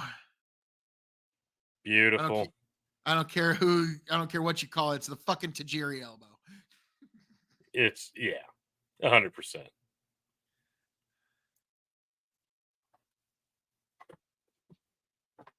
There's three ways between Tajiri, Little Guido, and occasionally Rhino or Super Crazy was usually some of the better wrestling that came out that year. All right. And that's so insane. He could do a standing fucking shooting star press. Standing forward shooting star. That's just, it shouldn't be possible. And that's what I mean when this guy, he's got a friends with benefits relationship with gravity. It's not really he's not committed to it. He's almost gravity agnostic. He has faith that gravity exists, but he's never personally seen it or experienced it. And that's what makes Ricochet oh wow, Logan's selling his ass off here. Whoa. Like Logan is making you actually believe he's got a problem. Like even the ref is like, dude, you're all right. His face is all pale. He looks like Logan picks him like, oh, well done. Picks him up for a backdrop. Ricochet flips over. Logan goes for a clothesline, ducks, hits the back elbow on the reverse. Springboard, moonsault. Ricochet catches him. Logan turns it into a tornado DDT. Goes for the cover. 1, 2, kick out at 2.5. That was impressive, folks. Like, and that was mostly, they're showing the replay now. It was mostly, it was mostly Ricochet. Like pretty much bottle feeding that entire sequence there. Am I off on that too? I don't think he bottle fed the moonsault. No, the moonsault, but like the minute the two of them made contact, it was all Ricochet. Ricochet's a lot fucking stronger than we. Oh, nice. Scott Hall. Yep. Oh, counter, eats the knee. Wow, that looked wicked. Okay, I think you and I are a lot closer to Logan back down. Drags Logan back to the center. Ricochet goes to the corner. Teases climbing up, and he will. Takes his sweet ass time. Wonder if this will be reminding us that he's got finally an owie up there. Oh, he's in pain though. His ribs hurt. Oh, points up and shooting star knees. Roll up. 1, 2, kick out. Ooh. Beautiful shooting star. Logan gets the knees up, rolls it in, gets a 2. Ugh. Such. Oh, that was a wicked knee. Better knees than Kenny Omega. Well, of course. Ricochets might have hit Oh, a what a pass. boot to the face. Oh, Jesus. well done. That was one of the better versions Wow. of those we've seen in a while. That one was crisp. Wow. Normally they just throw him over the head and it's not done with that like really clean look. Uh-oh. Wow. Logan Paul stepping out of the Crowd is ring. hating him. Oh, Wow. Springboard frog splash. 2 count. yeah. They should Yeah. have went home there. No kidding. That was beautiful. That was Springboard frog splash. like just the Wow, that was height beautiful. he got. That was incredible. And also give credit to Ricochet for just feeding him, just offering himself up like to Oh, yeah. catch all of Logan there. And now he's getting ready for the power. Oh, super kick. Power of the punch was blocked. Ricochet gets him on the shoulders. Oh, Goes for kind of a go to sleep. Into a DVD. Springboard stands back up. amazing. Springboards off the top rope from a standing position. Hits a moonsault. Kick out at 2.5. Wow, what a fucking springboard moonsault. I'm curious, T, are you hearing what I'm saying before it happens, or is the delay just that way? You may have like a 1 second ahead of me, but it's all right. Okay, just so long as I'm not spoiling anything for you, that's all that matters. And green shirt guy's there. Green shirt guy's there. Of course. I just noticed green shirt guy. That pretty good if it motherfucker takes you wins. this long to notice green shirt guy. Yeah, I was about to say it's been a good match. Wasn't until now that I even noticed green shirt guy. We need to get him on this show sometime. Right? Like that motherfucker's seen more wrestling than most wrestlers. Sometimes they get fired.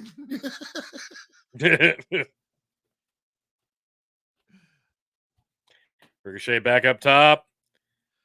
Oh, fucking brutal. Jesus. 450 swanton back splat.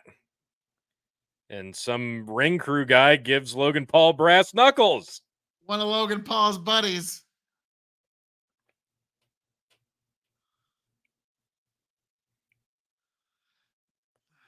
That was smooth.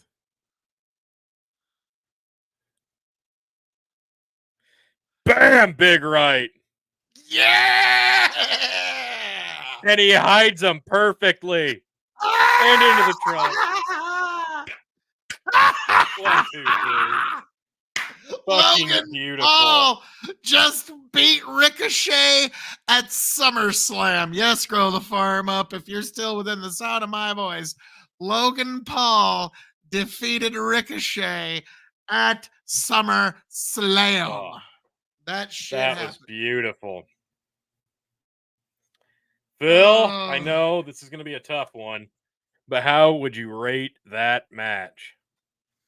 On a scale of 1 to 5 stars, I'm gonna Meltzer 7.5. No, Jesus. Jesus. Gosh, that was good. Really was. I'm torn between 3.75 and 4 star. What are you giving it? I'm giving it 4. Fuck it. I'll agree. 4 stars. 4-star match. That was beautiful. He even perfectly hid the knuckles like a heel. I mean, just gorgeous. Tan Dragon agrees. 4 stars out of 5. Thank you, Tan. And I gotta give the referee credit. Like he got himself out of the way perfectly in a way that was believable. Like he saw a swing, saw somebody's head, and he like, oh shit, dove out of the way. Like if only, like if only referees were that good. Like there's a They reason found why a that guy's winning. way. They found a way to do a modern style flippy match that made vintage era wrestling sense while doing vintage era storytelling.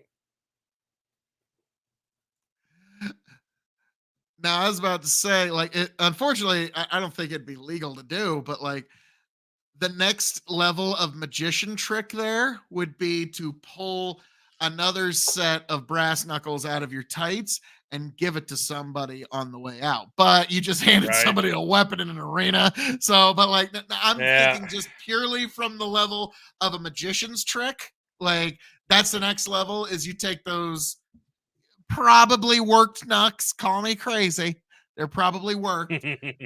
Swap them out for real ones and give them to like a reporter or something on the way out. Like that would be taking that magician's trick to the next level. Oh yeah.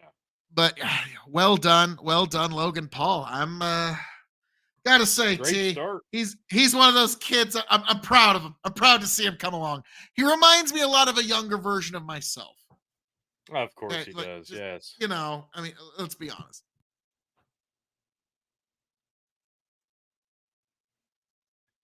I'll never forget in that promo when MJF was talking to Chris Jericho, and MJF's like, "Yes, Chris, you remind me a lot of a younger version of myself.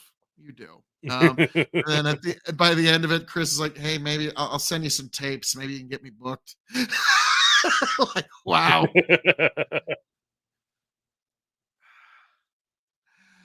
Now, actually, they're showing the WWE Monster Truck right now.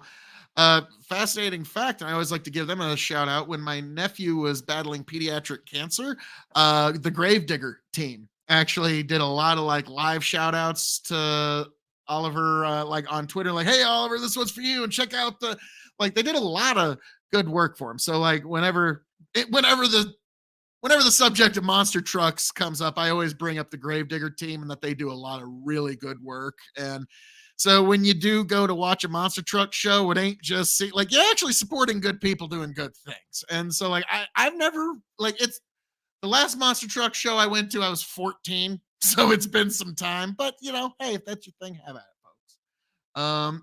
And now are we getting ready for Brock Cody? They're playing Already? they're playing a montage of Brock Cody.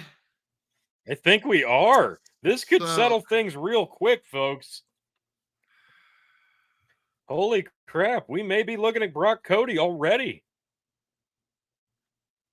and The they're build-up playing package, stuff, very yeah, and it's all like low music that's slow. Look at Brock walking all slow to the ring, all mean. Cody trying to fight back and doing it clean. But Brock is gonna be dirty. But Cody's going to overcome adversity. And it's eventually gonna get all fast and medley. Like that's what I'm guessing. the Like, Brock but hard yeah, way. yeah, That was amazing. yeah. That match I liked. They Cody got getting out of the that win. That perfect. was amazing. Oh, that was a great match. Yeah. Brock hardways himself on the exposed turnbuckle, locks in the fucking Kimura. Cody gets the pin. Oh, this was And beautiful. then Brock the build breaks up the was fucking just arm. it was just a classic his arm is busted up match. It Uh doesn't. You don't have to reinvent the wheel for it to work. That's why Brock and Cody work so well together. You've got a classic monster heel and a classic babyface good guy. Like, there's nothing. This is why it works. This is wrestling. And this was even better because now Cody has the equalizer. And if you thought that there was only going to be two matches, well, Cody's going to go back to back here at Night of Champions. And he had the equalizer with the titanium arm. And he starts using it, gets the upper hand. You think Cody's going to go 2 for 2 in this series. And then no, Brock, big F5s, big F5s, 1, 2, 3. Did get a good false finish on that one, though. Even the Beast looks almost human while he's beating the shit out of people. Locks in the Kimura. Cody passes out. Can't continue. Brock gets the W in match 2. Sorry, T. I just had to use my phone and This engage is a in some pretty more good package. shameless self-promotion. Just say, hey, check us all That's out. fair. Come on down. That's always. But so looks like, yeah, we're getting this match, which apparently Brock wants to get Fantastic. back on his plane. Like, come on, Brock. The flight from Detroit to Manitoba isn't all that far. I mean, Maybe like, Brock's come on. getting on the same. I think Brock is going to get on the same plane as Logan Paul to go see that Jake Paul boxing match. Ooh, where's that going down though? I'm not Is that sure. Vegas? Might be. Look it up. Because I could see that. I could see that. Brock saying, fuck it. Me and Jake are hopping on a plane to go see the fight. It's happening in a couple hours. Jake Paul fight. Jake Paul fight.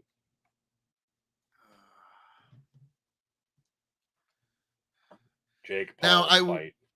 I will say, Tony, you and I have seen Brock Lesnar live one time. And not to brag Twice. much. Twice. Oh, yes, that's right. Twice.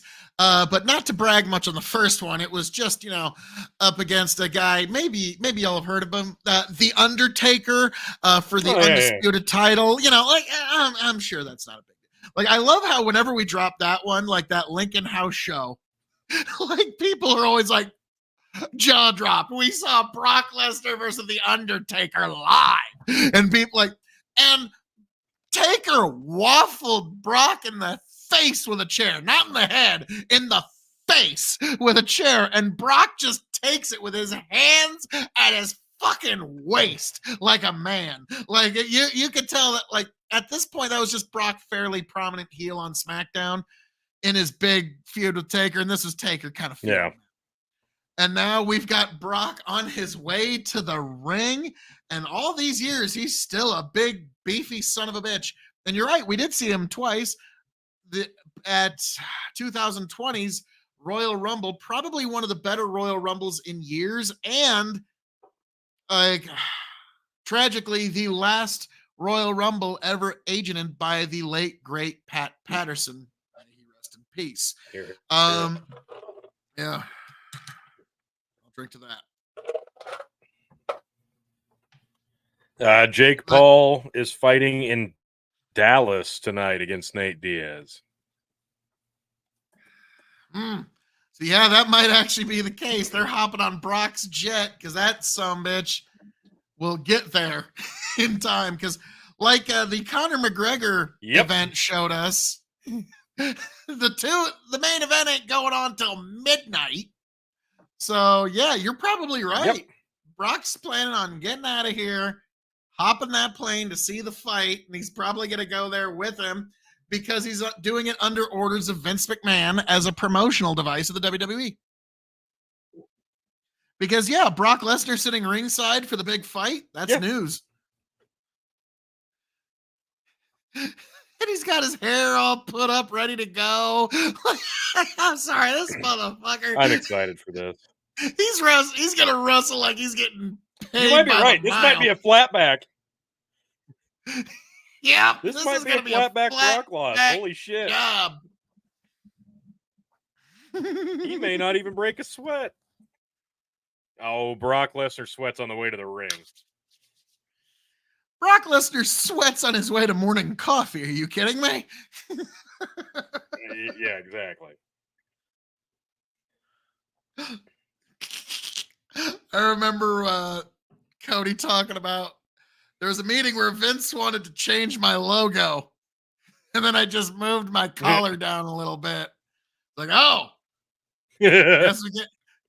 So it actually worked because now he can't be Stardust again.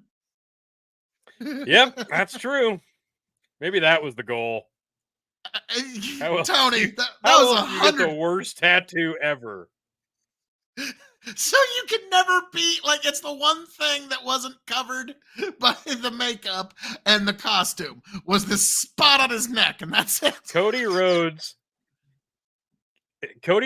has a neck tattoo on his chest and a chest tattoo on his neck. That is so true. Like, yeah, his dream tattoo would make sense on his neck. And his whatever the fuck that thing is would make sense on one of his pecs. The American Skull Badge. Yeah. He probably has a tramp stamp tattoo on his balls. A lower back tramp stamp across his balls. Dream.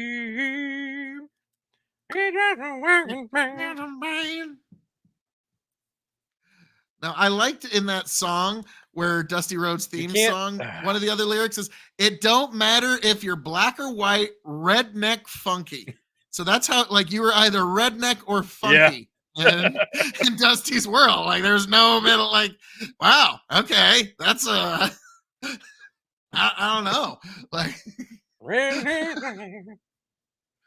so let me ask I gotta say, it is like fucking amazing. I feel like somebody who's like a bushman from the Kalahari from the Gods Must Be Crazy, that would probably be closer to redneck, I hate to say. But if it's only redneck and funky, like it is amazing to me that it's amazing to me in 2023 that this gimmick works as well as it does and is as over as it is right now. Like, Cody Rhodes has managed to get a 1980s persona over in 2023. The son of a plumber. He's the son of the grandson of a plumber, baby.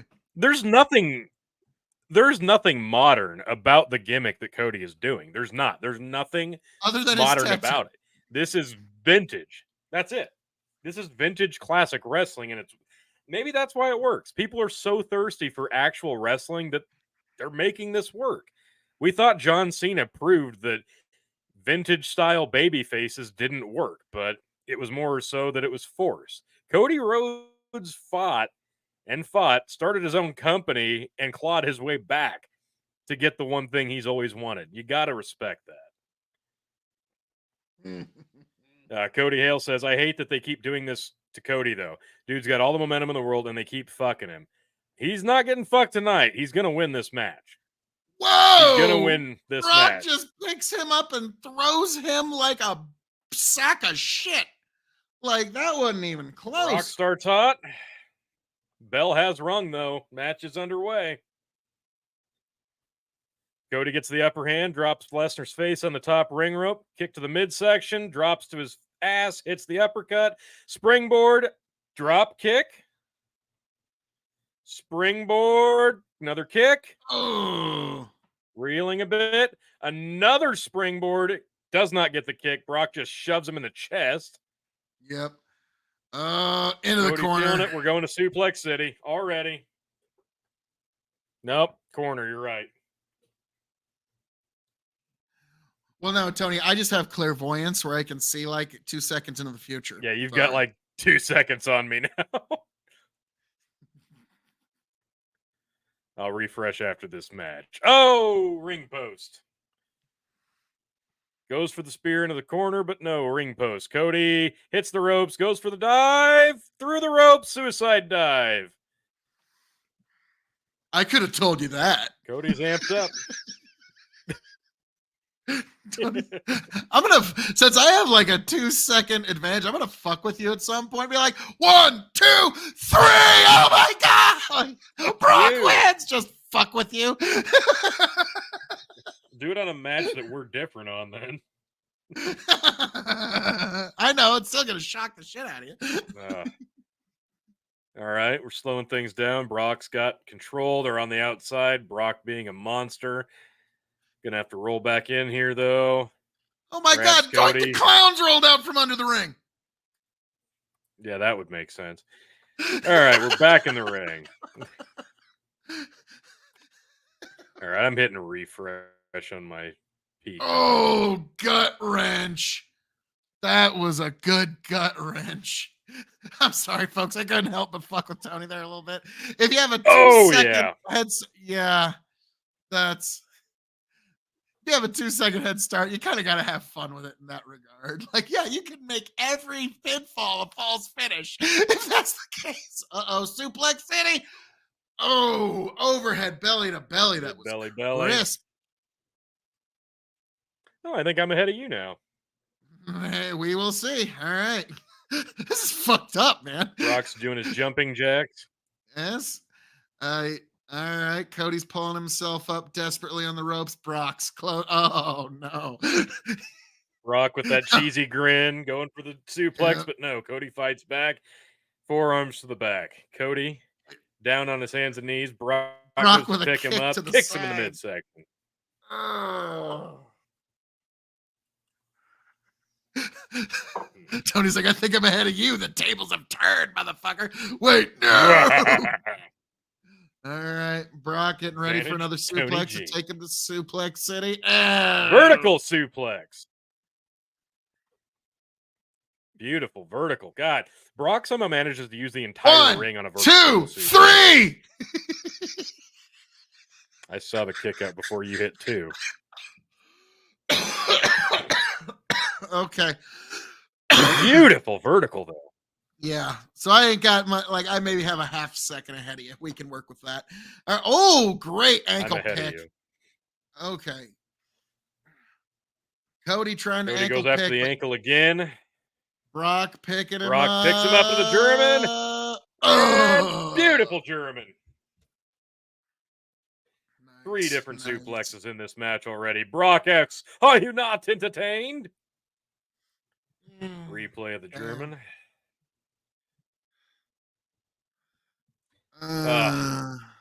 Was that like his mama or something? I Because don't they know. always, I missed it. or just some little old lady's really uncomfortable. Oh, I didn't know that Brock Lesnar would be here tonight. Another German. Rolls to the outside to gain composure. Can't even stay on his feet. Brock begging him to get back in the ring. The ref starts the count at 1, 2. Cody's on his ass. Can't even get up. 3, says Brock's the ref. surely Brock going to win laughs. by count out. God, that'd be great. 5, he gets back in.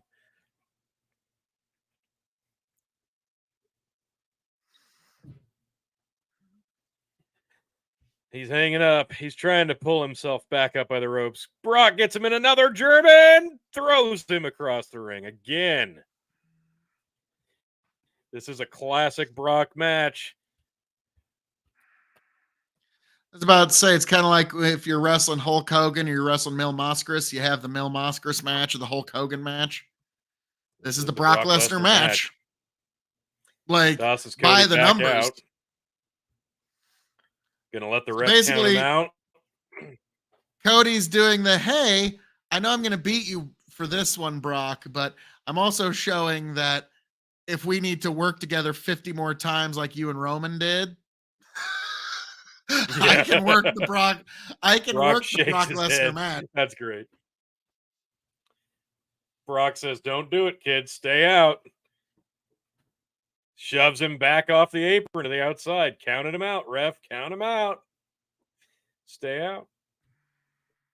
Save yourself and stay out, says Brock. The ref counts faster. 3. The crowd is counting with the ref to cheer Cody on to get back in. 6. Much faster count, ref. 7. Back in the ring. I was about to say, an actual out of the ring count would change. It's the first time in 20 years we've seen real time. Oh, Brock says it's only going to get worse. Going for another vertical. Bam! Uses the whole ring again. Not very smart, are you? Says Brock. Jesus Christ! Cody on one knee drags him halfway across the ring and tosses him through the middle and bottom rope. Ref counts again. I like this. This actually makes sense. Brock showing sheer dominance, power, and control. Cody fighting from underneath just to stay in the match.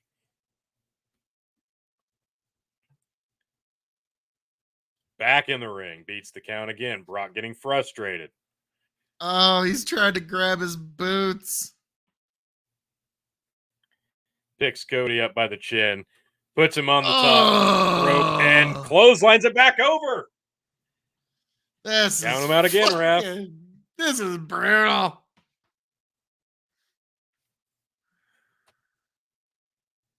The ref and Brock is standing on the outside apron now, on the opposite side of the ring. What is he doing? I don't know if he's just. I don't know why he's out there. Okay, now Brock is just leaning on the apron. Nope. Okay, he's getting back in. Thought they were going to do something there. Brock slides out of the ring on the other side, drags Cody back out, picks him up for the F5, and nails it on the outside of the ring. Flops him like a fucking Holy fish. This is fucking brutal. F5 on the outside of the ring. Cody is a crumpled mess. Brock uses the steps to get back in the ring. He beats the count. Now the count begins. 1, 2. Yeah, Brock's like, 3. I just got all that heat. Let it simmer. What the hell? Yeah, don't count too fast now, ref. You just took 5, my finish. 6, 7. Jesus, slow down, ref. We're not used to this shit. 8, 9. Back in. Wow. And his body's all scarred Even up. Cody. Brock. Even Cody is like, Jesus, ref, give me an extra second. What the fuck? Cody's trying to gas himself up, pulling himself up by the ropes. He's trash talking Brock. Shit. He attacks Brock. Landing shots. Brock, no, German. Oh! Tosses him into the ropes. Cody slides back out to the outside. Brock chases after. He's got him up again for another F5. Through the announce table. Oh! Oh my goodness. That's Jesus. That might be the match. I think Brock might end up winning this, actually. Holy shit. We may go to 4 matches. What the fuck? The table didn't even break at first. Cody's sandbag lands on it, and then the table broke. That may actually hurt a lot. 1, 2, 3. Oh my God. Ref, slow down. I'm begging you. 7. Jesus. 8. 9. Knives in. Beats the count. Brock is looking like an angry bridge troll. Yeah. Arrgh. Problem is now, how do you come back from this if you're Cody? If he's going to win this, like, Tony. how do you come back? He's Cody Rhodes. Cody Rhodes. Cody Rhodes. Cody Rhodes. Cody Rhodes. Cody. My name's Cody. He's on his knees, clutching his ribs, pleading with Brock at this point, really. He's saying, I'm not Brock done. starts forearming. Cody starts slapping his meaty chest. Jesus. Brock double slaps his ears. And a belly to belly. Jesus.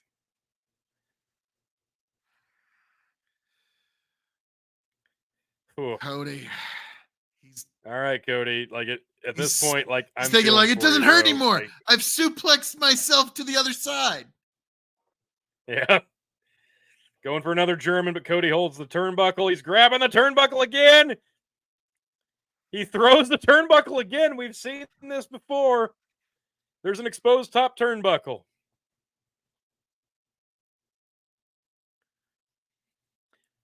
Cody rolls to the outside, though. He's laid on the stairs. He picks up the stairs, and Brock kicks them out of his hands. Oh, no. Brock Cody just gets him up for another F5, but Cody counters and shoves Brock shoulder first in the ring post. And again, another shoulder first in the ring post. Cody picks up the ring steps and hits Brock with it. That's a DQ. Don't know why we're allowed to do that. I don't love that. Back in the ring, springboard, another kick to the face. Another springboard into a Cody cutter.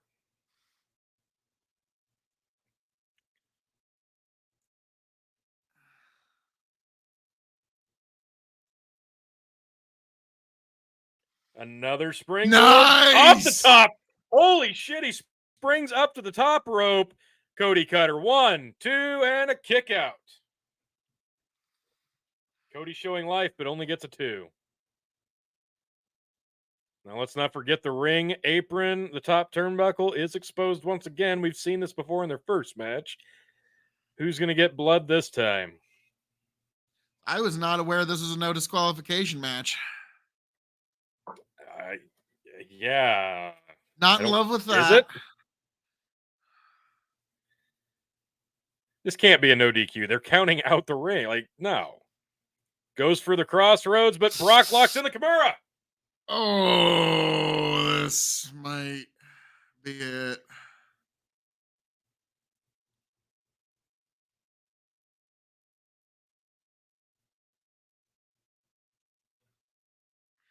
This might be it. Brock with that Kimura locked in too deep. He's got the feet locked.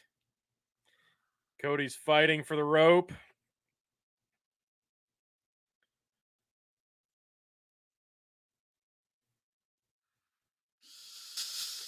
Cody inches closer.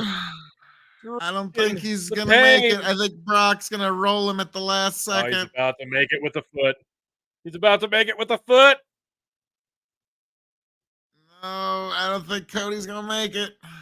And he gets... Oh, he got it. He touched it. He got it.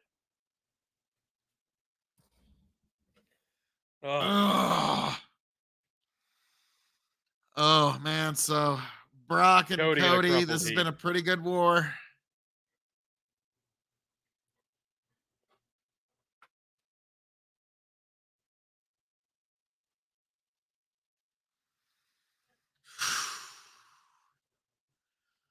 Yeah. All right. Yeah, this is a good, damn good match. At this point. Got both of us just kind of speechless and on the edge of our seat, like what's going to happen. Both men crawling, pulling themselves back up.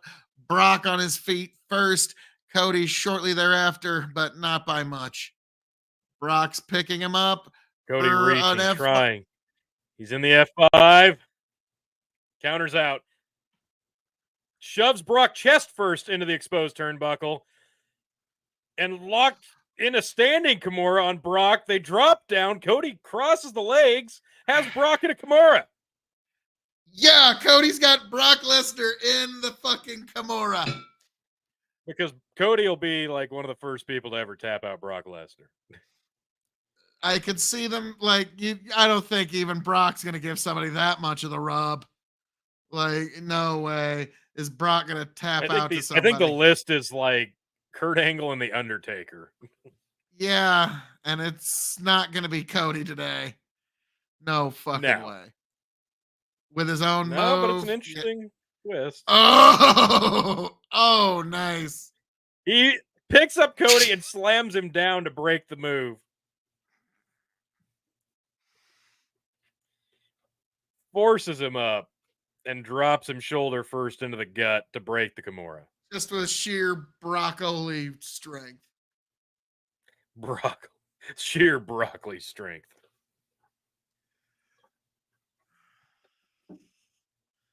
Broccoli. All right. Cody back to his feet. Brock on a knee. Picks Brock up. Brock gets him in an F5 again. Cody counters again. And Crossroads. Twists into it, though. Picks Brock up again. Second. Second Crossroads. Still hasn't locked in. Told you. Picking him up again. Third Crossroads. Third Crossroads. 3. 1, 2, 3. 3 straight crossroads. Brock eats a pin. And I literally think Cody just went, "Thank you, Brock." Yeah, I think that's literally what just happened. Thank you, Brock. What a Cody? match. 4.25. That's why I rate that. 4.25. Yeah, I can't disagree. 4.25. Agreed. That was fantastic. I was about to say, if it wasn't for that steel step spot, it probably would have been like 4.75. But Yeah, it that was took me. like, It didn't need it. It didn't need it. nope. That Is he shit on the gonna try to rules. shake Buried. Brock's fucking hand? Standing in the ring, Brock composing himself on his butt, stands onto a knee. Now it's Brock standing. Cody looking at him. Brock standing.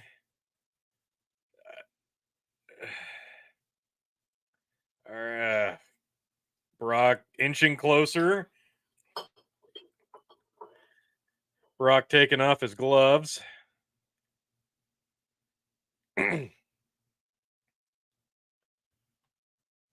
Tosses him over his shoulder.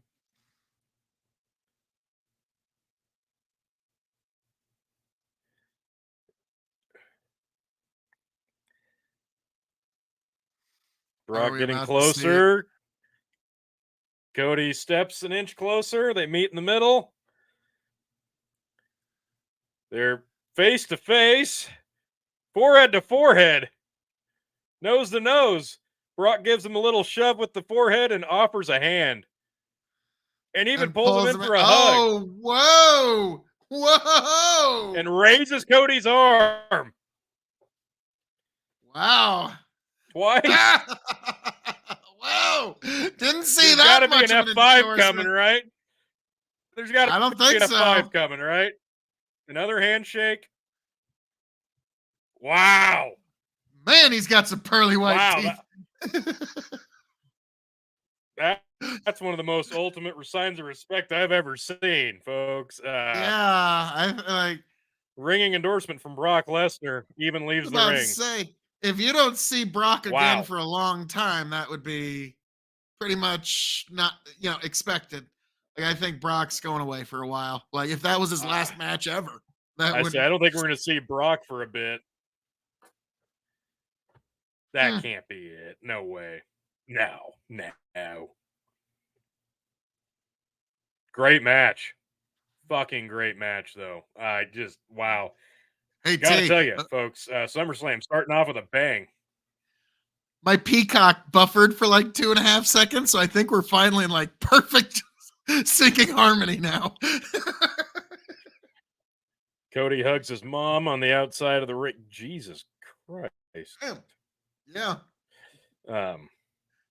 Wow. Okay. Yep. Anywho, Cody went out to hug his mama. There was a girl that was really showing off her assets in the crowd. Sweet fucking Jesus.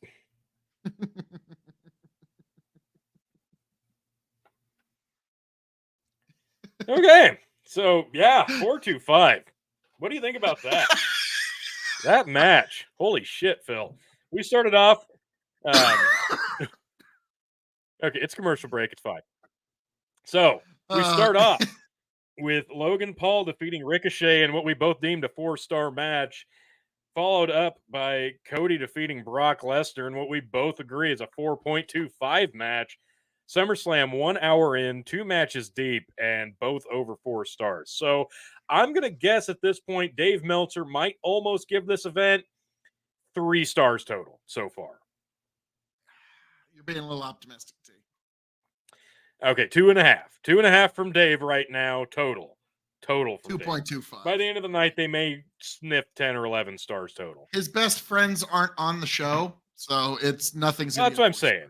We all know that All In and All Out combined star rating will be in the upwards of like 10,000 stars. So SummerSlam though is wow. So WrestleMania is going to be in Philly. I don't know, T. What's your thoughts on Indeed. going to Philly? Not exactly Hard like. pass. Hard pass on Philly. No offense to the people in Philly watching tonight, but there's closer places for us to go see WrestleMania, I think. Tony, I got a feeling that like somehow you would rather go see WrestleMania in Saudi Arabia than than Philly. There's parts of me that may feel that way. While Not we're a waiting big for the fan. next match, Phil, would you like me to review my drink before it's gone? Rock and roll. I'll All give you right. full. You take full screen, sir. All right. Let me just change the logo. You can fuck with the banner all you want.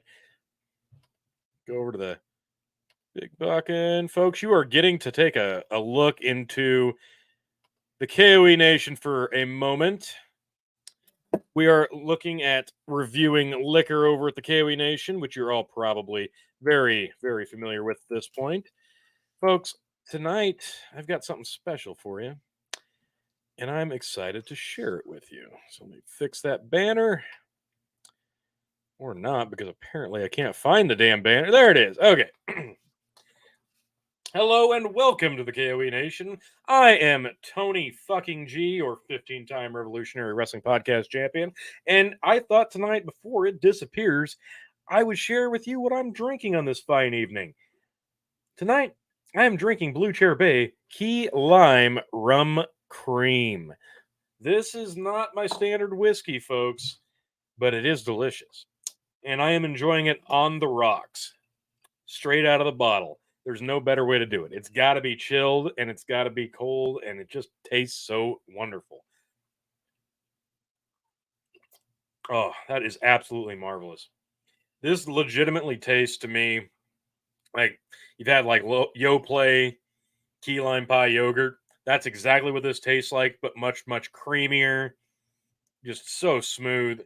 The ABV on this is 15%, so it's pretty unintimidating. You can drink this, it's not going to fuck you up. And it's probably best served very, very cold. Drink it during the day. This is a day drink, 100%. If you want something sweet, this is right up the alley.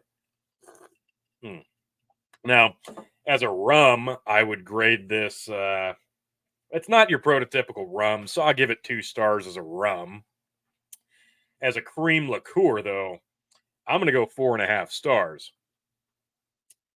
Where would this go on my shelf? Well, it's not going to go on my shelf because it's going to go in the fridge where it can stay chilled, because that's where it needs to be, folks. Blue Chair Bay, all the cream versions. There's a banana. There's I believe a pineapple and a mango and a coffee cream. They all need to be in the fridge to stay nice and chill, so you can enjoy it at the optimal temperature. But if I had a shelf of creamed liqueurs, this would be on the top, 100%. This is absolutely delicious stuff. And if you don't like key lime, I do recommend the banana cream. I'm not a big pineapple fan, but I'm sure that one's good too. And there's a coffee and a mango, like I said. I'd recommend trying them all. Blue Chair Bay Rum, their cream liquor section, fantastic stuff. Can't wait to try the rest. Thanks for joining me, and back to the show. Yes. What do we got now, Phil? What do we got coming up? We've got the SummerSlam Battle Royal. The Miz got an entrance, and LA Knight's getting an entrance, and that's about it. Well, I think we know out of those two who's going to win this fucking thing. I think it's LA Knight, T. Call me crazy. Yeah, if it's not, uh-oh. The crowd might freak the fuck out. DWO. I like how they're letting people do those kinds of shirts now. Like the Blue World so Order. So many people from Philly are what? Yeah, basically half the state, Bandit. Here's the thing. What a lot of people don't know is that for every one view that you actually see, those are at least 10,000 of our fans having a proxy watch party because they are just such high-minded people and they don't want they don't want the government to track them. They're that kind of folk.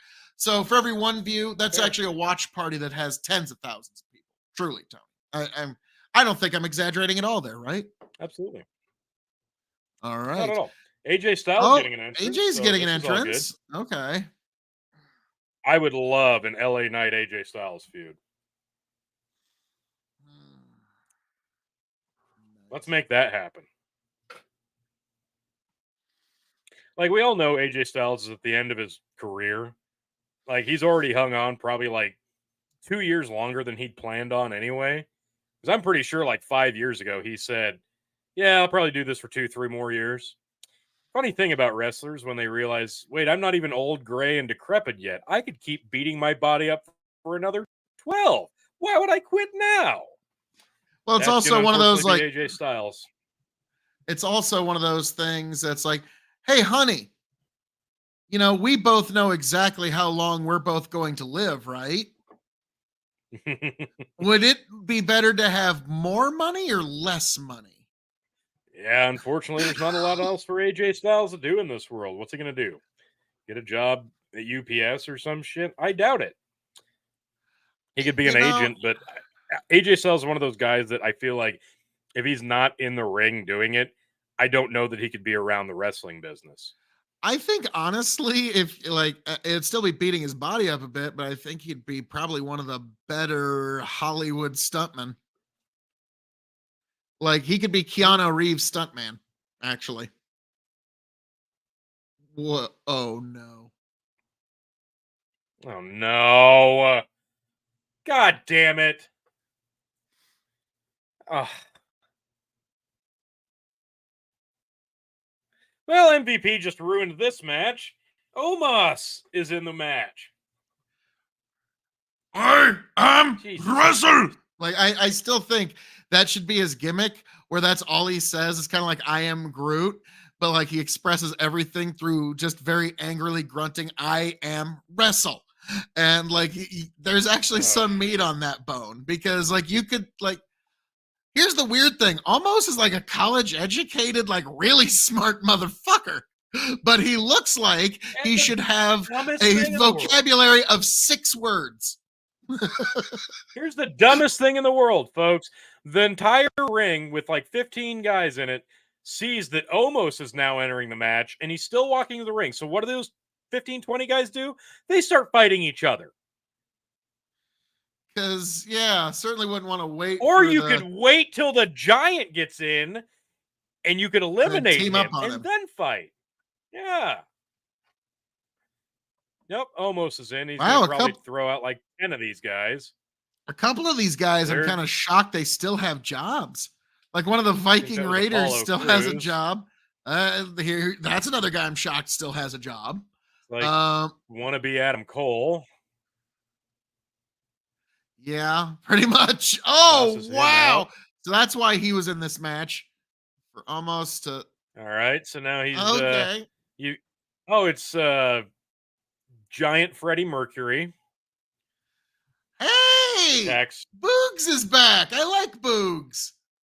Really, dude? You tore your and Boogs quad is trying out. to lift people like that.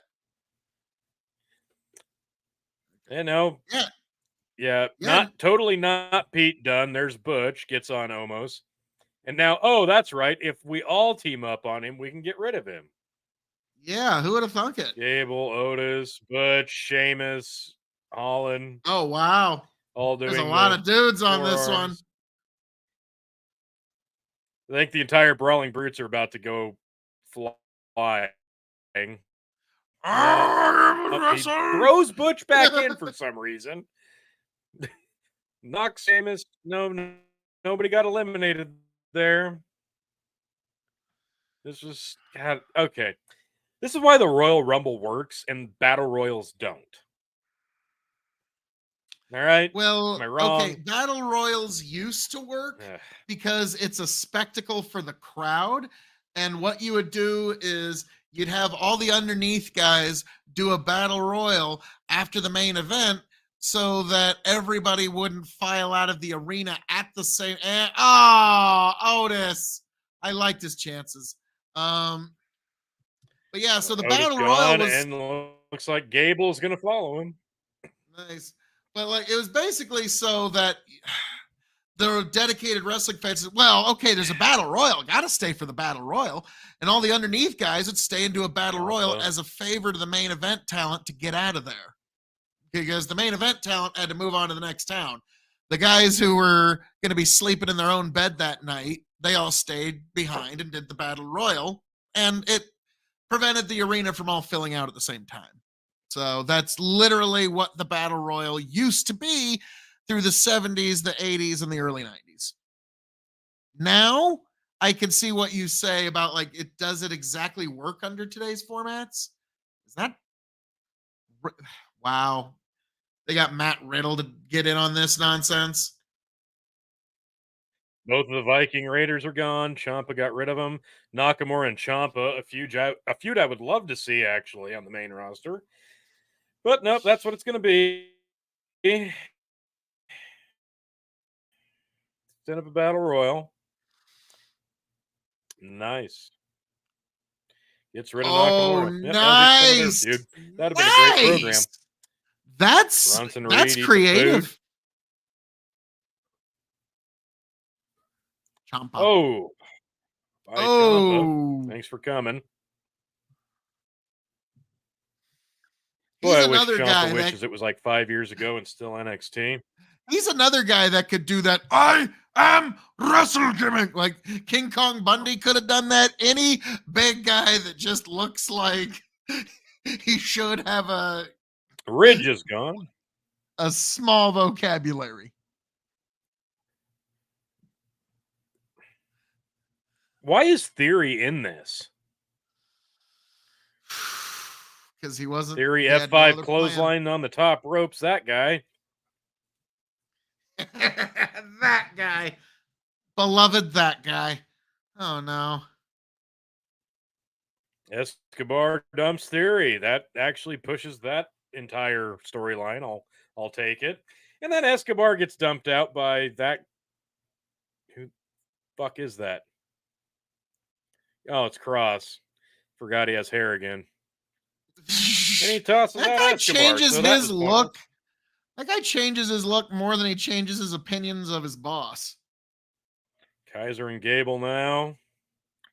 Tosses out Gable, but Gable stays in. Kaiser waves to the crowd. Gable flips back up and reverse Hurricanrana's Kaiser out. That was actually a cool little spot.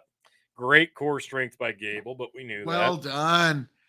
That was good core strength by both those guys. Like, that required Sheamus kicking almost his leg. Like, Butch and Riddle trying to beat up Omos. They're both trying to lock in arm submissions. Go figure. He picks them both up on his shoulders and throws them both out on their feet. Riddle and Butch gone. Dude, I don't like this. Now you've got a 1 second advantage over me, dude. This ain't cool, bro. I like my 2 second advantage. Giant choke slam on Gable. Oh wow. Oh wow. Carrying Cross gets elbowed to the face. And he's got a who the fuck? Grayson Waller. A lot of these guys look exactly the same, and that really isn't good for a battle royal. Yeah. LA Knight, you just stay away from LA Knight. LA Knight going after Omos. Could he do the unthinkable? No. I don't love this. Stop it. Eats a boot. Okay, stay on the ground. You got to win this thing. Okay, I'm back a second ahead of you again. Ha ha. I'll make sure teaming up. Tony's like, "Fuck you." I only took him half the match to figure out. Oh, nice. Oh, Sheamus with a boot and AJ with a phenomenal forearm. Sheamus teaming up. All of them. Goodbye, Omos. Get him out. LA Knight gets in. He's gone. Goodbye, Omos. Destroys the ring apron. All right, I paused it for a second and a half. I think we'll be closer anyways. Gable's got an ankle lock. which does nothing Nice. in Battle Royal. Grayson Waller goes underneath the bottom rope, so he's not eliminated. Dives back in.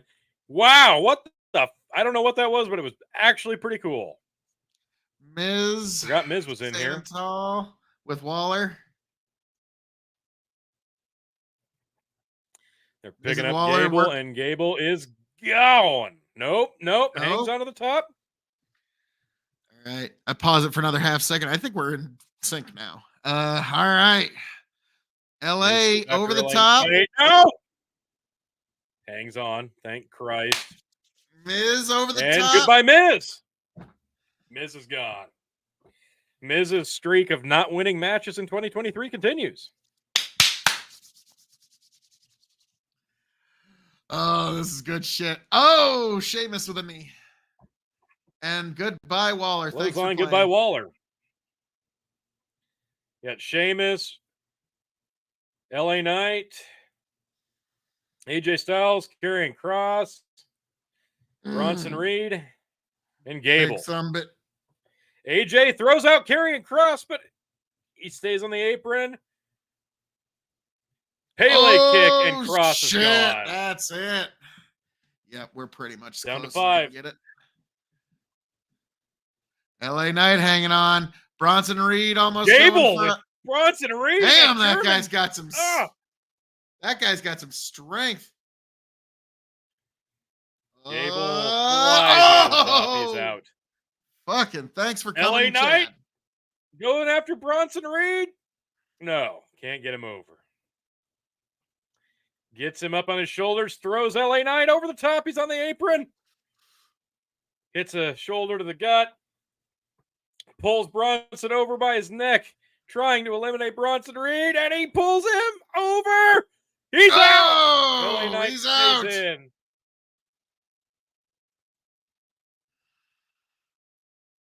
Sheamus and AJ trading blows. And these two guys know how to work a match backbreaker. Proper. I mean, Sheamus and AJ, if that's who you got in the ring, you can count on them to get you through what you need to get got through. Brogue kick misses AJ. AJ hits a clothesline. Sheamus down.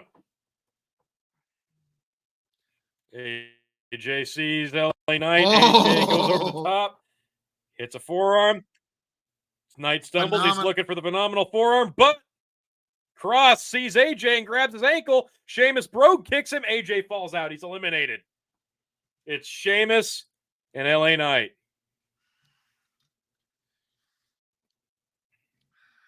Karrion Kross and AJ going to be a program now. Knight.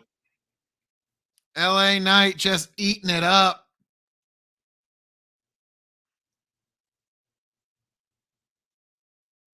LA Knight elbow drop.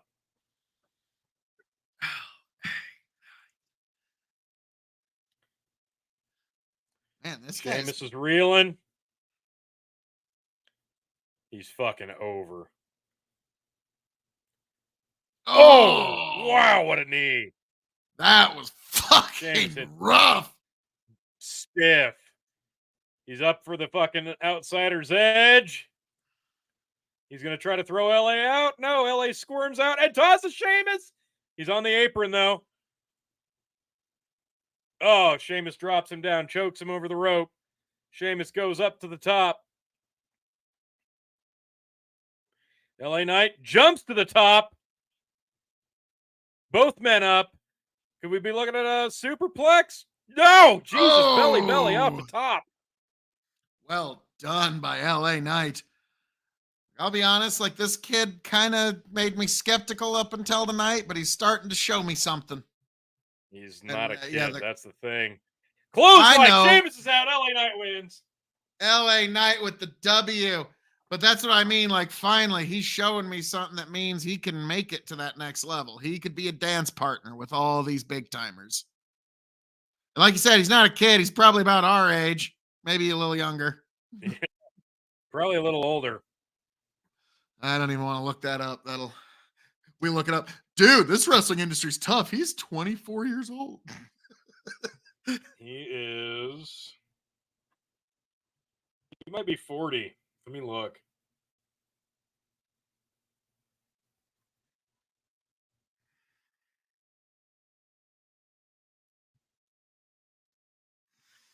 Yeah, He got almost almost did a didn't win. yeah. And then LA Knight gets in there. He helps bring Omos out. LA LA Knight Knight. is 40. Okay, so yeah, he's not a kid. You're right. Like that's kind of weird. Like it's like yeah, this kid's got some moxie. He's got potential. It's like, dude, I'm 40 years old. What do you rate the battle royal, Phil? For a battle royal, I mean, it's about as good as you could hope for. But as an overall match, I'm gonna say torn between 2.75 and 3 stars. What are you giving it? I went 3. I'm gonna go 2.75 because it started off so like dead. There was nothing the first few minutes, and then it picked up. So That's fair. 2.75, That's fair. pretty much all because of LA Knight, AJ, and Sheamus. Like they just I will be ring right general back. this. No problem. So, yes, folks, I'm curious what's going to be the next match. Oh, they've got an advertisement of the old Macho Man Slim Jims, but now it's LA Knight and Bianca Belair smashing through saying they savagely want Slim Jims. Yes. Yeah, that's at least they're keeping the tradition alive. Snap into a Slim Jim. Oh yeah. Like that was iconic. Like let's be frank, like that was one of those weird moments when the promoters kind of had to concede to the wrestlers like yeah, it's probably a good thing for you to have advertisement deals because literally Macho Man Randy Savage with his Slim Jim endorsement deal, um the salary that WCW paid him was basically a wash. It didn't cost him anything. Hang on one second. What's up, kiddo? Yep, you're on live. Hey, kiddo.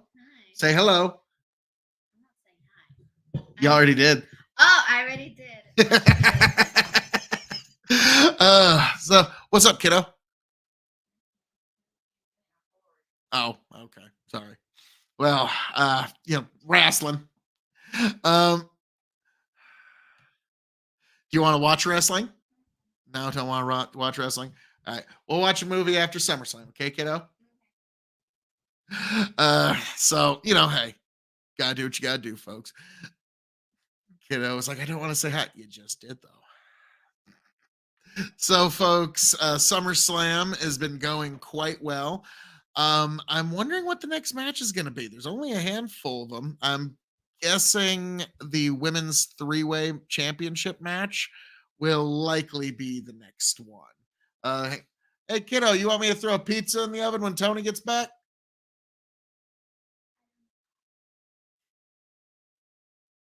Wow.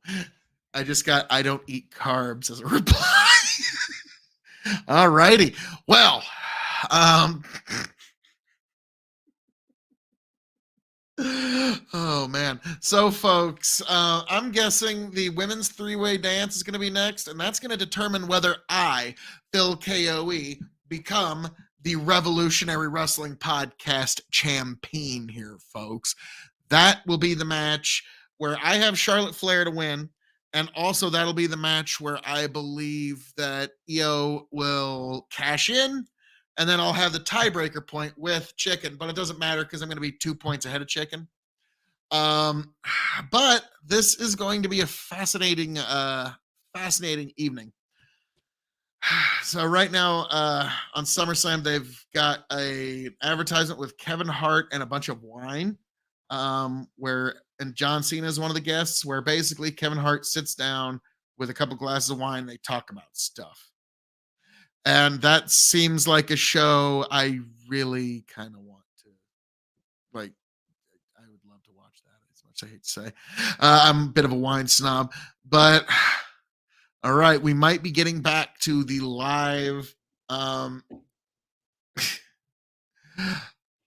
they're shaking up the commentary. WWE commentary shake up. Michael Cole, Wade Barrett moved to Raw. Cole also is moving somewhere. So yeah, this is a big deal. Oh, well, I was half right. The next match is going to be the Ronda Rousey versus Shayna Baszler MMA match.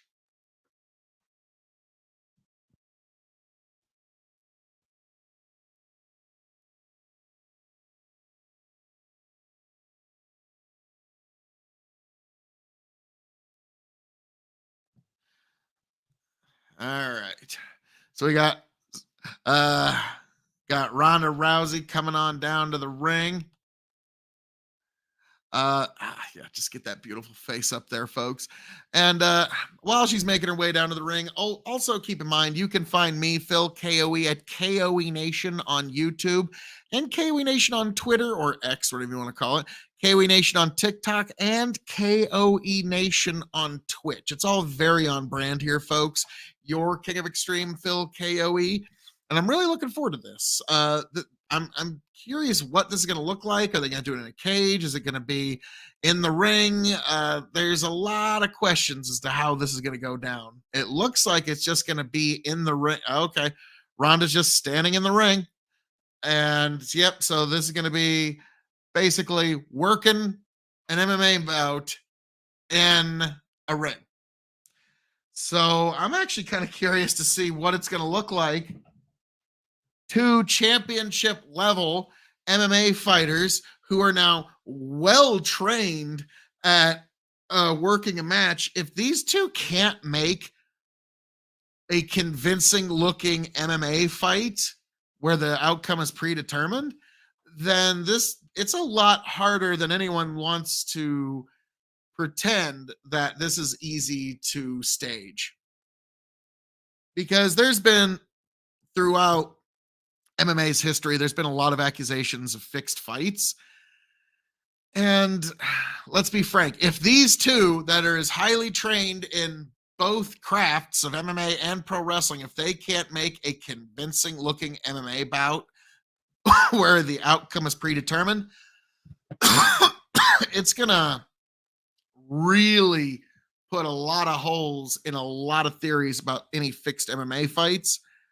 That being said, I do have my questions about the Ali Liston fight. Just by the way Liston went down, his hands caught him. That's not the way people go down in MMA or in a boxing match when they're truly knocked out. But all right, they're facing off against each other. This is knockout or submission. WWE referee is letting them know, protect yourselves at all times. Clean fight, touch gloves. If you choose, then go to your corner. Ronda puts her gloves up. Shayna doesn't. So, all right. And here we go. They're squaring off.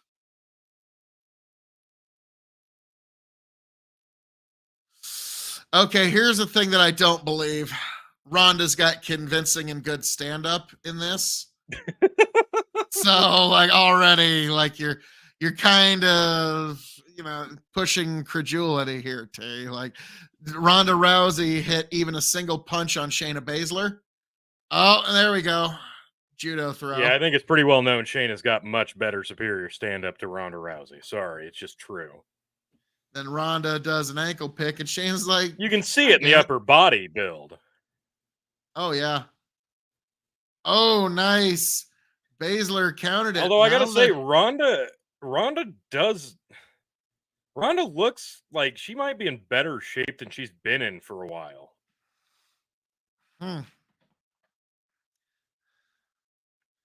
Okay. Oh, going for the armbar. Shayna locks in the defense, not giving it up. Ronda straining to get it. Shayna rolls over, gets in a fucking choke. Ronda rolls out of it. Dances back to a corner. Okay. All right. I don't love the God. They don't need. If this is supposed to be MMA rules, why are they both make-upped up? I don't get it. I get it, but like I don't know if you heard it on the way in. I said, like, if these two can't make an MMA match, yes, I heard you. Look convincing, then I don't think it's all that doable. And right now, Shayna's stand-up ain't all that good. Like, she needs to because they have to be convincing that it's a challenge. Well, her stand up ain't that snug. Okay, let's be frank.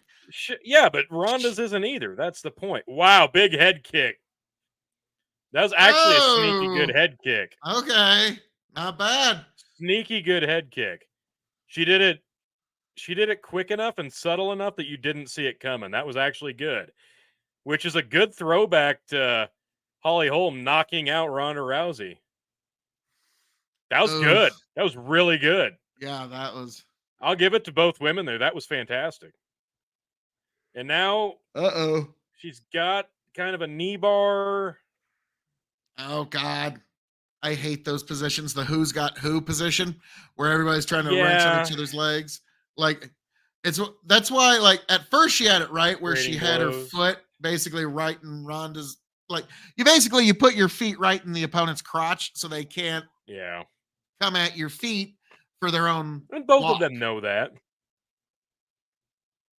So okay, that could have been better. The climbing knee strike, I actually love that in Ronda's repertoire, where she climbs up the person with the left foot and hits the right knee to the chin. I love that. Hunan visits Lanka for any of you Muay Thai practitioners. I love that. Ronda's really good at that. She's always been good at that. Ronda just kind of not taking advantage of the situation, which is dumb as fuck. Good knee to the gut after a 1-2 strike by Ronda, but not capitalizing on the situation, even though this is MMA rules.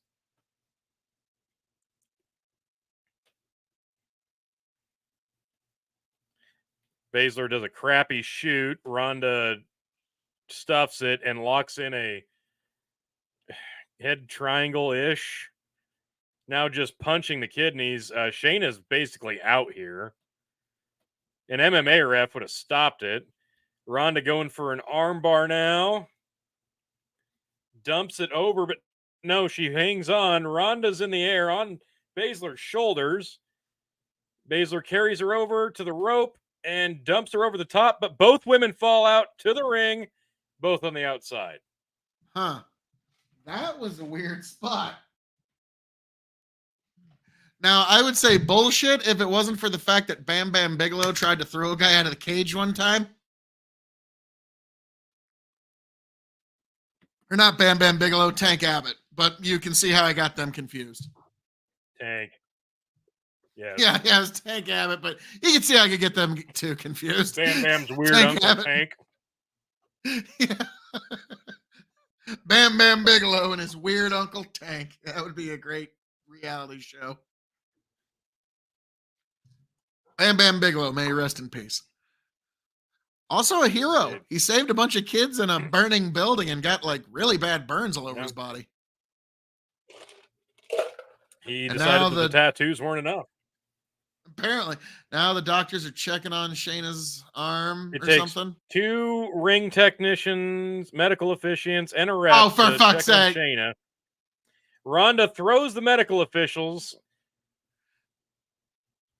And she, as is so common in MMA. Also, where's their mouth? Like Shayna's got a mouthpiece. Where's Ronda's? Well, Shayna always has a mouthpiece. Ronda has. Just as I mentioned that. She doesn't wear one. Just as I mentioned that. Throws it at Ronda. Trading blows. Not good. Shayna shoots. German on Ronda. Picks up Ronda. Got the rear naked. In the rear naked. Is she gonna grapevine it? Oh, she got out. She got the rope. Well, that should force a break. This is MMA. There's no break. Oh shit! So rolls into the armbar. Shayna's got her head out. Oh shit! She gets the arm. That's the arm. She rolls over. Oh, what the fuck? Flips out into an ankle.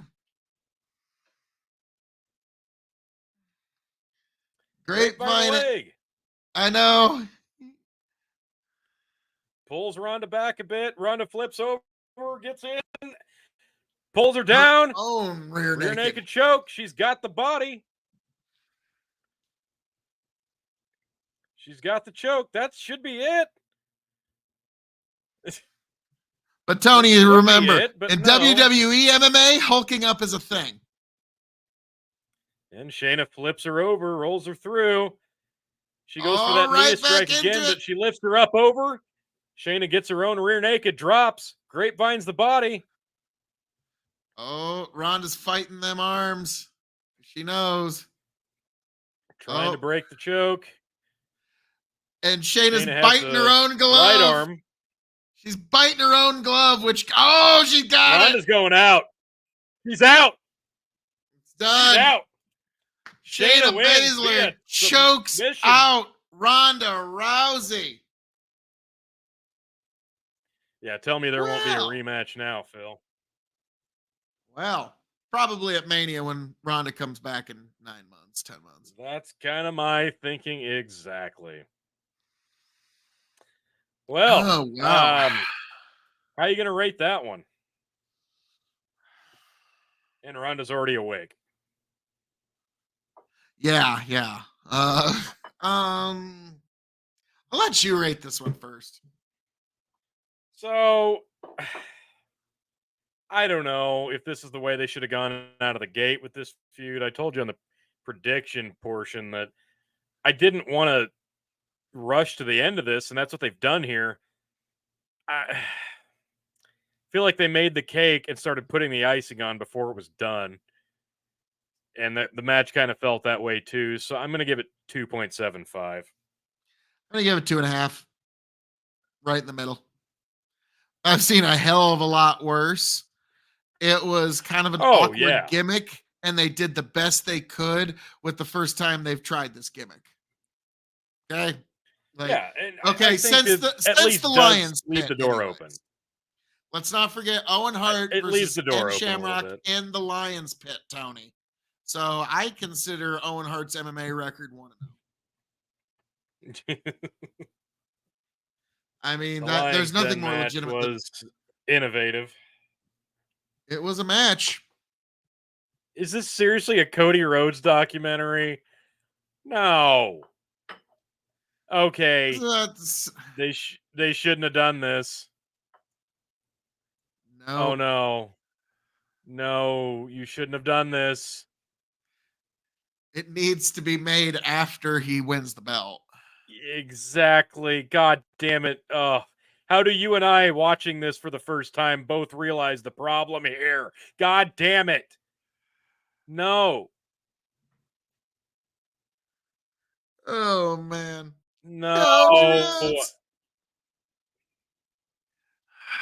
I got to tell you, they are really towing the line with the goodwill of the fans being behind Cody doing this shit. Tony, it's an attendance record. 81 million votes.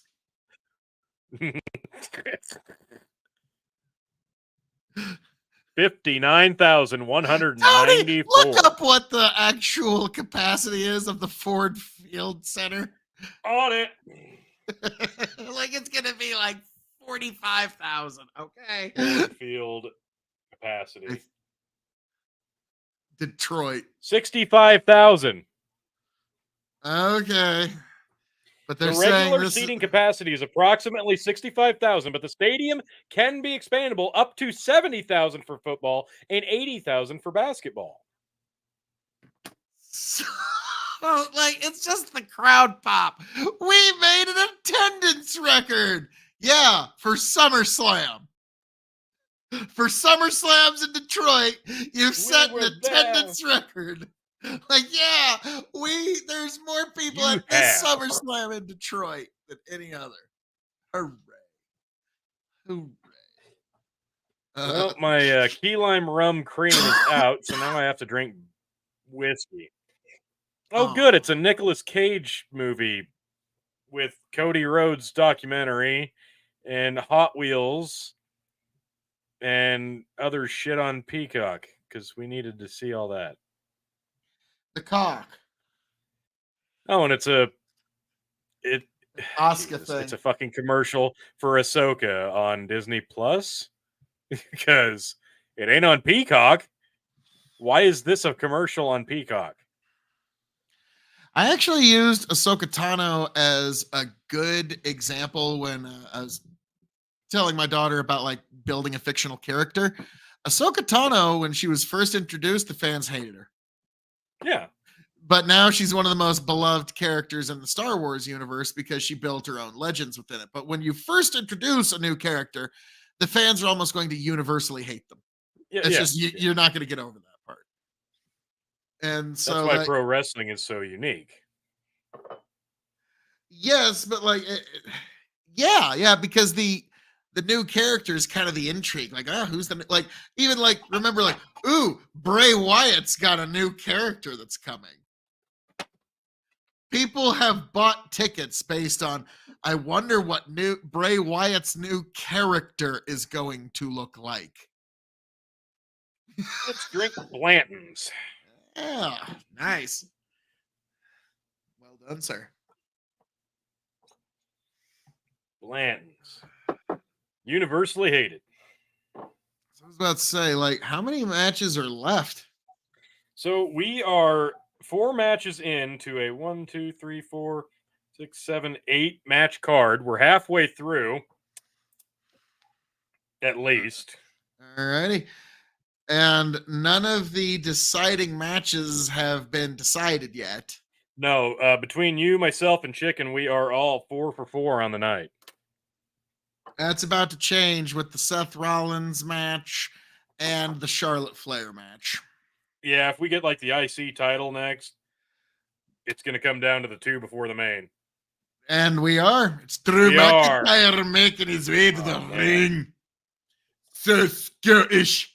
Look at how Scottish I am.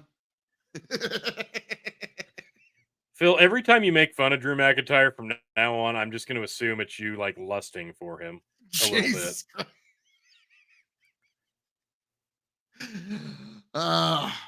No, it's just like I thought it was so weird that you were so obsessed with him getting his WrestleMania moment again. I was like, yeah, 2020. There was no reason to blow that. There was no reason they couldn't have done it though. Now, also the thing that annoys me about Drew McIntyre is like how shitty of it. Like, how super handsome, has a great accent, has a great. No, how does he's a really hit good that wrestler. Claymore kick all the time, but he has such bad aim with a sword that he can't ever seem to like ever connect with that sumbitch ever, but he can hit the Claymore kick. Like the guy's got really weird hand-eye coordination. I would like him to get more than like if he's gonna swing it, get it closer than 12 feet. I want the sword to go away forever because it's fucking terrible. You love the sword. I fucking hate the sword. Bandit, things get too rough. You can always pull out that bottle and you stop it. You stop it, Bandit. Bandit, you're thinking. Nope. Nobody wants like, to see the bottle Tony. millet. Tony, like now you're starting to lead me to believe that for you, actually, Drew McIntyre is your pro wrestling Ryan Reynolds. Hang on one second. Look at this man. He's beautiful. Who's the Ryan guy I'm supposed to like? Gosling. Okay. My kiddo says because he's in the Barbie movie, like my Ryan Reynolds is now Ryan Gosling. I would never cheat on Ryan Reynolds. Hang on, what was that, kiddo?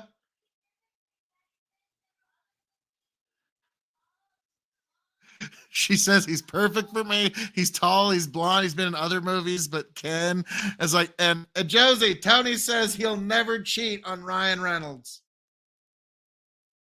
Never. She's like, okay. That's both awful and wonderful all at the same time. This should be a really good match. Top to bottom, given what we've already gotten out of this event and what we have yet to come, this could be event of the year, Phil. I don't know. That's a tall. Dude, we started with a 4 match.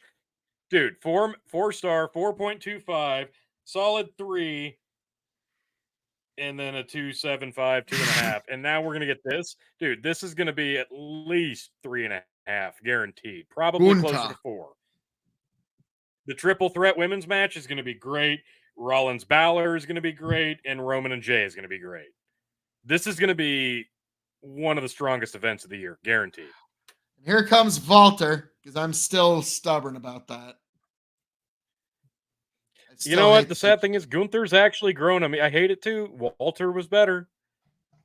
But he's somehow managed to get Gunther over. Gunther. It's like, well, It sounds hey, way worse. I agree. Quick, how do we get this guy under? There's got to be a way. Yeah. We're going to give this guy a historic Intercontinental title run, but first, we're going to change the name that got him here. And did you ever see how he changed his name? Did you ever see it? The winner of this match, Gunther! Yeah. He just grabbed the mic and yelled. Yeah. I'm Gunther. And everybody went, huh? Why? Right. Why would anybody do that?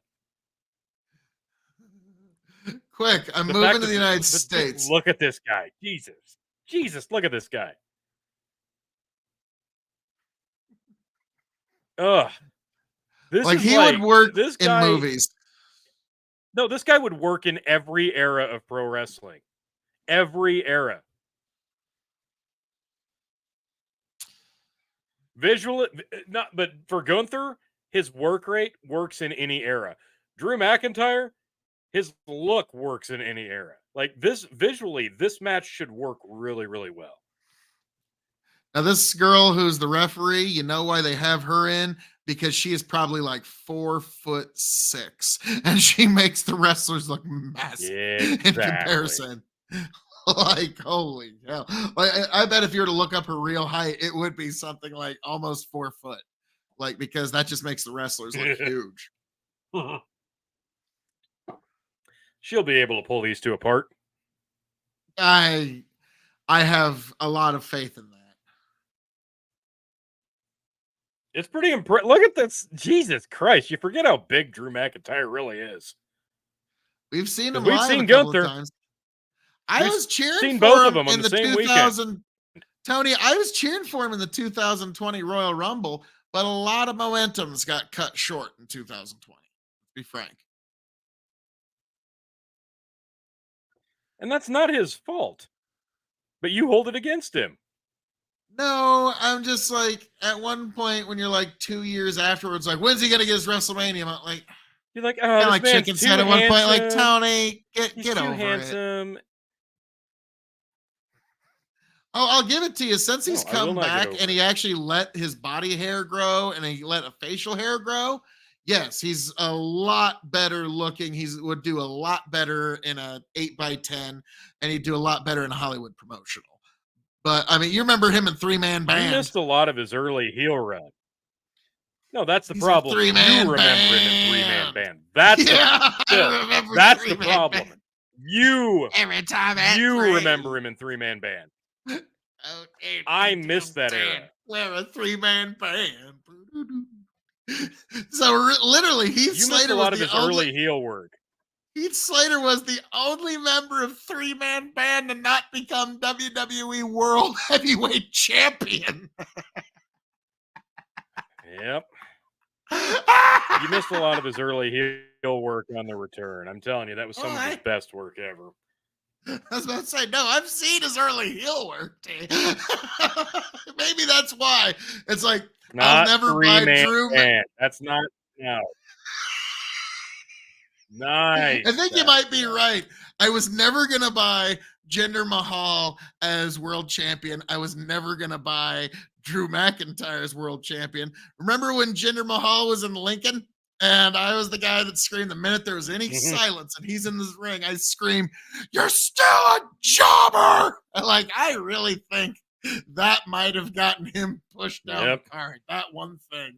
Like, Vince is like, Jesus Christ. Really, man? Like, that's pretty rough. Phil's out in the crowd like, people don't forget.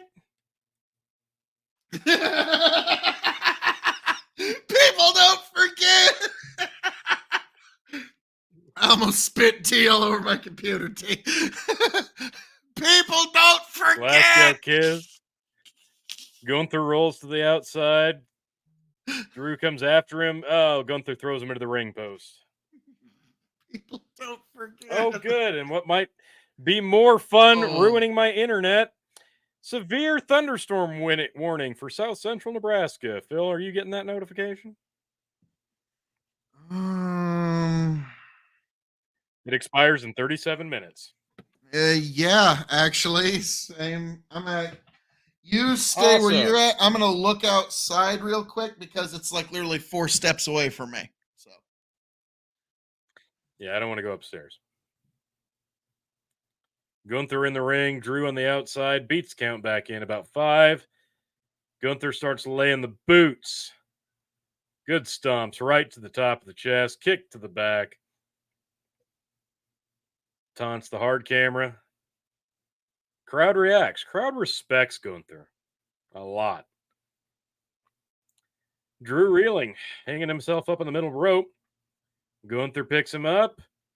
Drew fights back, hits him in the midsection, hits him in the chin. Another hit to the face. Gunther big chop knocks Drew off of his feet. Bam.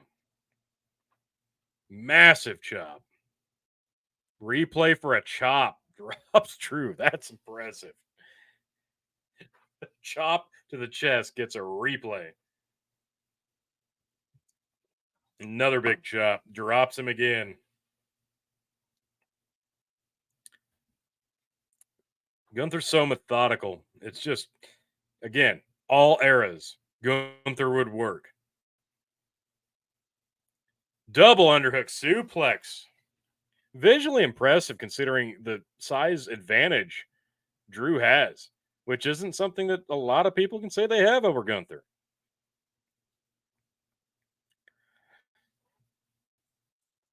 Yeah, I've actually, yeah, Cody and Gunther would be a great program, but you hate to beat either guy. You hate to beat either guy right now. That's one of those things they'd love to do down the road, but hate to miss the opportunity. Gunther gets him back up. Another short arm clothesline. Drew falls to a knee. Gunther picks him back up. Another short arm clothesline to the chest. Drew holds his ground this time. Fires up a bit. Gunther stares at him. Realizes his mistake. Drew returns the favor. Now they're exchanging forearms to the chest, to the neck. From Drew, from Gunther, back from Drew, from Gunther, from Drew. Gunther, Drew. Gunther falls off the ropes, hits another one, knocks Drew down. And goes for another. No! Gunther sidesteps, gets a German suplex. Drew pops back up, hits a big lariat. Both men on the ground. Hitting the replay, Good. German suplex, Good lariat. exchange. Very good. Drew McIntyre.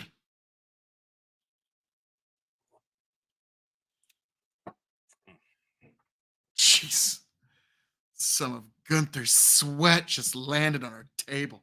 He seems too happy about that revelation. That's a big chop. Now they're exchanging chops. Drew gets Drew the trying upper to hand at show that first. he can hang in the chopping game.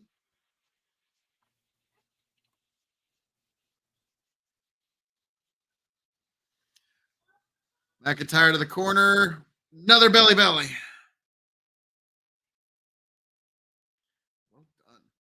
done, gentlemen. Oh, Drew was going for the DDT. Gunther with a hard chop. Ugh. Nice swing over and out neck breaker. Both men down.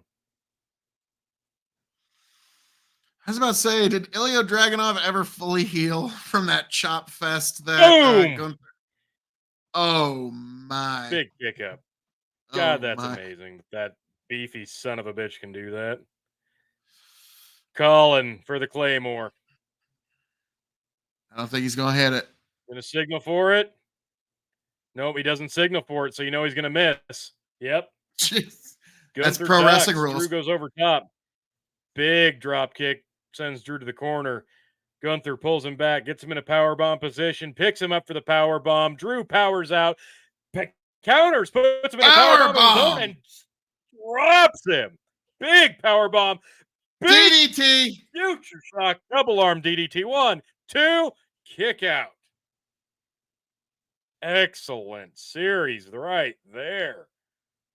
Man. Powerbomb counter into a big fucking powerbomb. Rolls through into the future shock double arm DDT. That was fantastic. That was impressive. Even I got Damn. That was really good. Drew standing tall, Gunther reeling, trying to get to his feet. Now, Drew signaling for the Claymore. 3. No, he gets a 3, and Gunther rolls to the outside. Bounce off the rope. Over the top flip. Knocks Gunther down.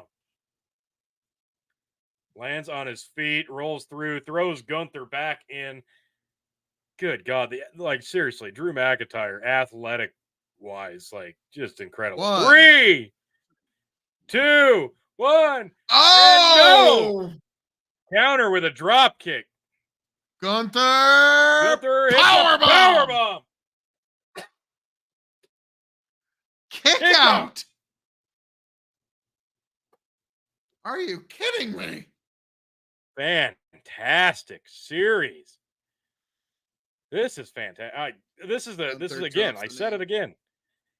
All era pro wrestling right here, folks.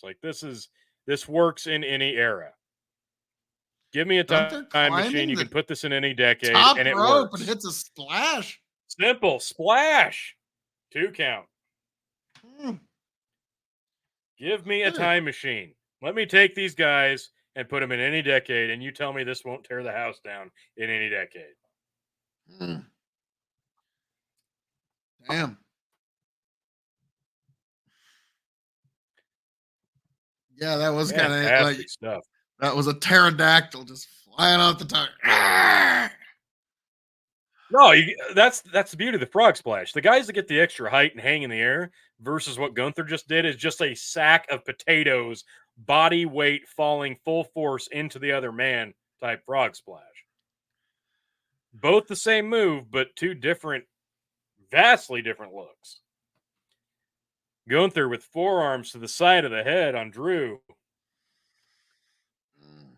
Drew McIntyre getting pushed to the side of the head.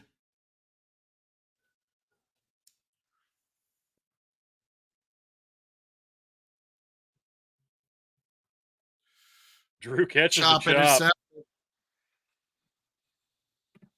Uh-oh. Chop of his own. Gunther reeling. Answers it. Drew answers in kind. Lariats to the chest. We're trading chops. Oh, well done. Chop. Big, beefy bastards.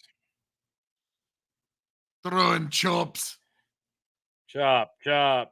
Drew. Gunther. Drew. Gunther. Drew. Gunther. Drew. Jesus. Gunther. Oh, he ducks. Gunther might not do well in the 40s. Fair. 1, 2, kick out.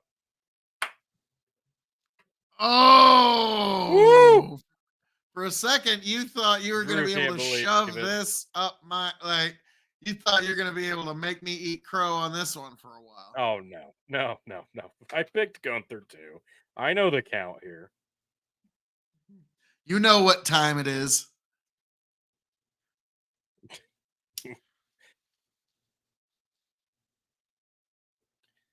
Crowd appreciates this match.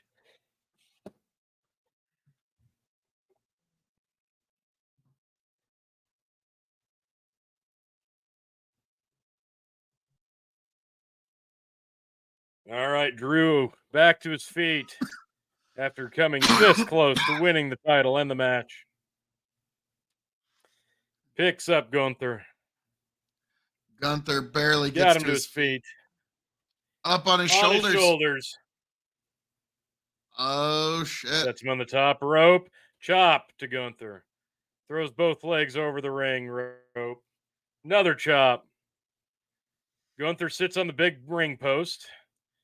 Drew follows up, standing on the middle rope. He's got him in a pile driver position. What in the name of God? Gunther sits back down, Fights thankfully. out of it. Chop to the chest.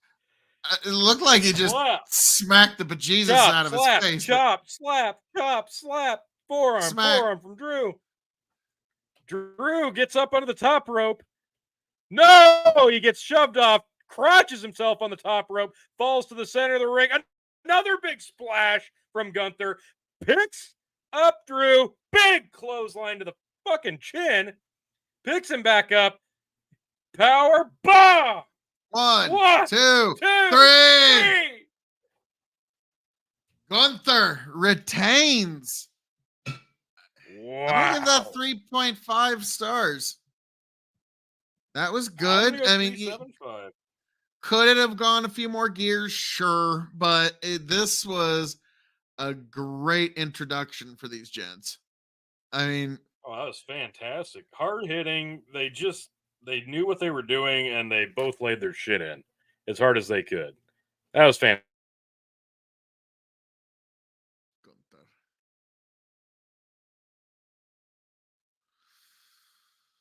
Nice. Well done.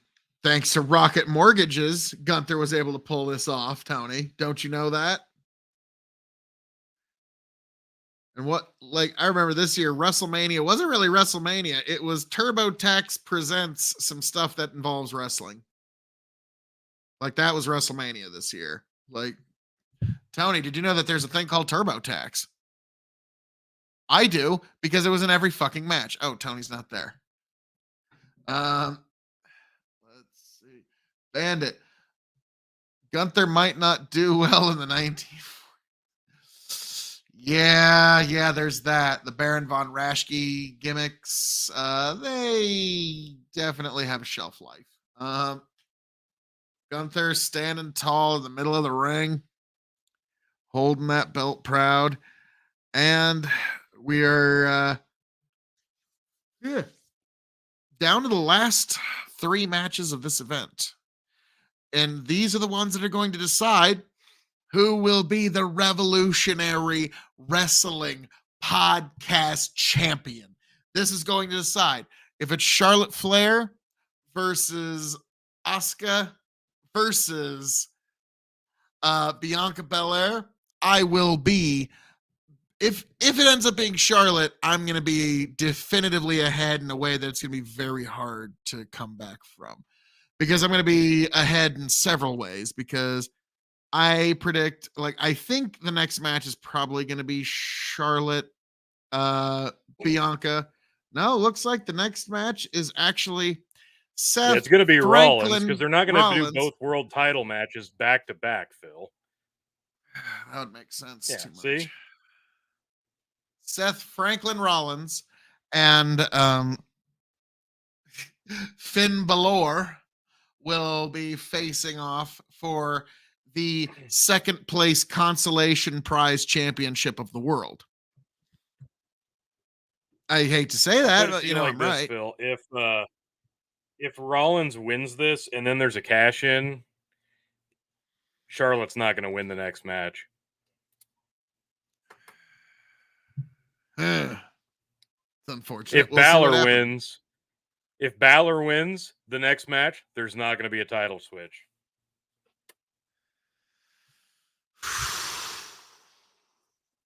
The fact that the 2 deciding matches are back to back before the main event that we all know the outcome of, that makes this dramatic, folks. Yep, this is going to decide whether Chicken becomes champion. Chicken's going to win the title right here if Balor wins. Because I don't know. It would take the tiebreaker, which is it's going to come down to these next 2 matches too between you guys. Yeah. So Yep. The drama is high here at the Revolutionary Wrestling Podcast, folks. And we're just getting started with it. And I gotta say, Seth Rollins has a fashion sense that 1977 Elton John would be like, dude, that's a bit much, don't you think? Like Iggy Stardust and Iggy Pop would both be like, David Bowie and Iggy Pop would both be like, don't you think that's a bit much? Like, especially the shirt and the promo. Like, like that's the shirt you would expect a club goer in 2055 to wear. And we're gonna talk shit about my shirt, Phil. No, the one Seth is wearing right there. That's the most absurd thing I've ever seen, dude. Okay, there he's wearing a decent suit. That's the thing. He can do good fashion, which is what makes his suits just all the more like ridiculous. Like when he comes out in some of the shit he comes out in, like I'm like, only a guy that actually understands male fashion could understand like how much of like a meltdown he's giving a lot of people. Like when he comes, like a real fashion designer, like isn't just like, wow, that's weird. Like they're wanting to like have a small like existential crisis when he shows up. It's amazing. The Judgment Day. That was a great pay-per-view once in a while, wasn't it?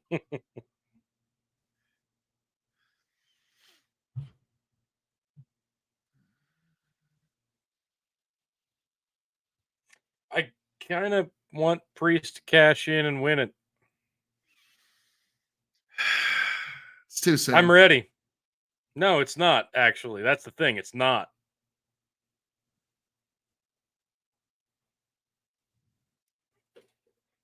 Oh, by the They're way, teaming. I'm gonna get a little bit of thunder and lightning, but down by your end, it does look like Unholy Anarchy is heading your way. Yeah, can't wait to get knocked out of the stream. Well, Did Dom just hit the double foot stomp? No, Dom hit the frog splash, and then Finn hit the coup de grace.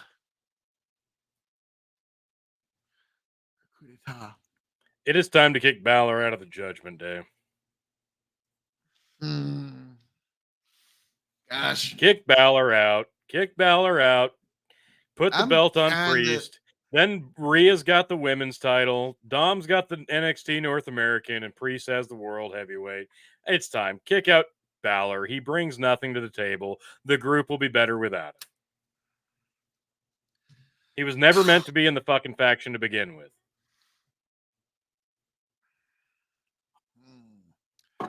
Now, here's a question. And I've never understood why they've gone back to reverting to calling him a nickname of Prince, because, yeah, let's nickname him the thing that he used to go by before we changed his name 10 years ago.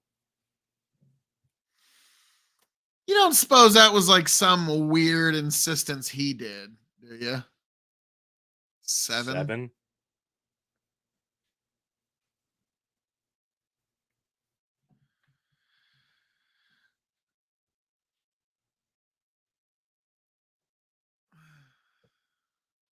Oh.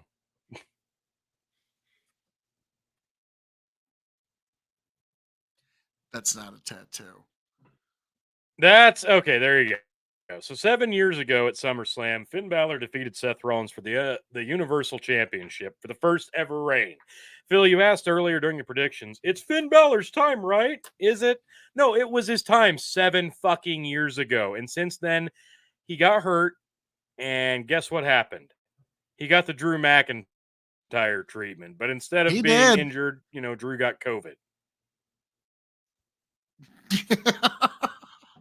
But yeah, like, sorry, Balor, you missed your moment. You missed your moment.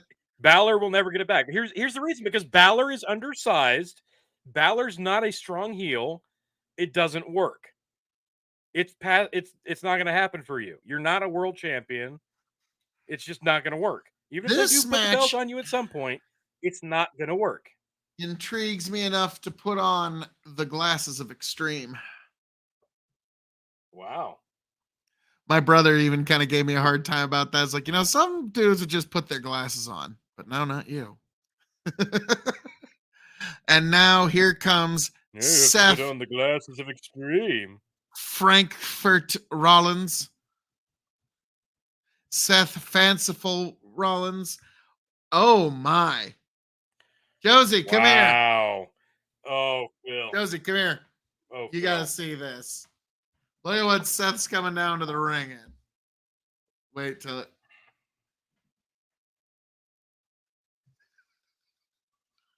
What is he dressed as? I don't know. Arabian What's that? Nights, an Arabian day. She's I mean, serving cunt, I guess. Slay, I guess. Say, I guess. Yes, serve that cunt. Slay, Okay. Slay Queen. Shut up, Lady Gaga. He said Lady Gaga, turn it up. Here, Phil. He did not Phil, you gotta say see shit. this. He did not say Hang on. Here, look at I'm mine. looking at yours. So I get a notification for a tweet. It says Jose Ramirez just put Tim Anderson to sleep. Watch this.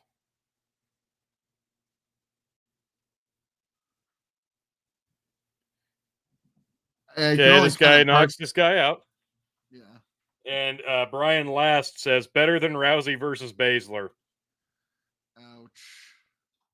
Ouch. Hang on one second.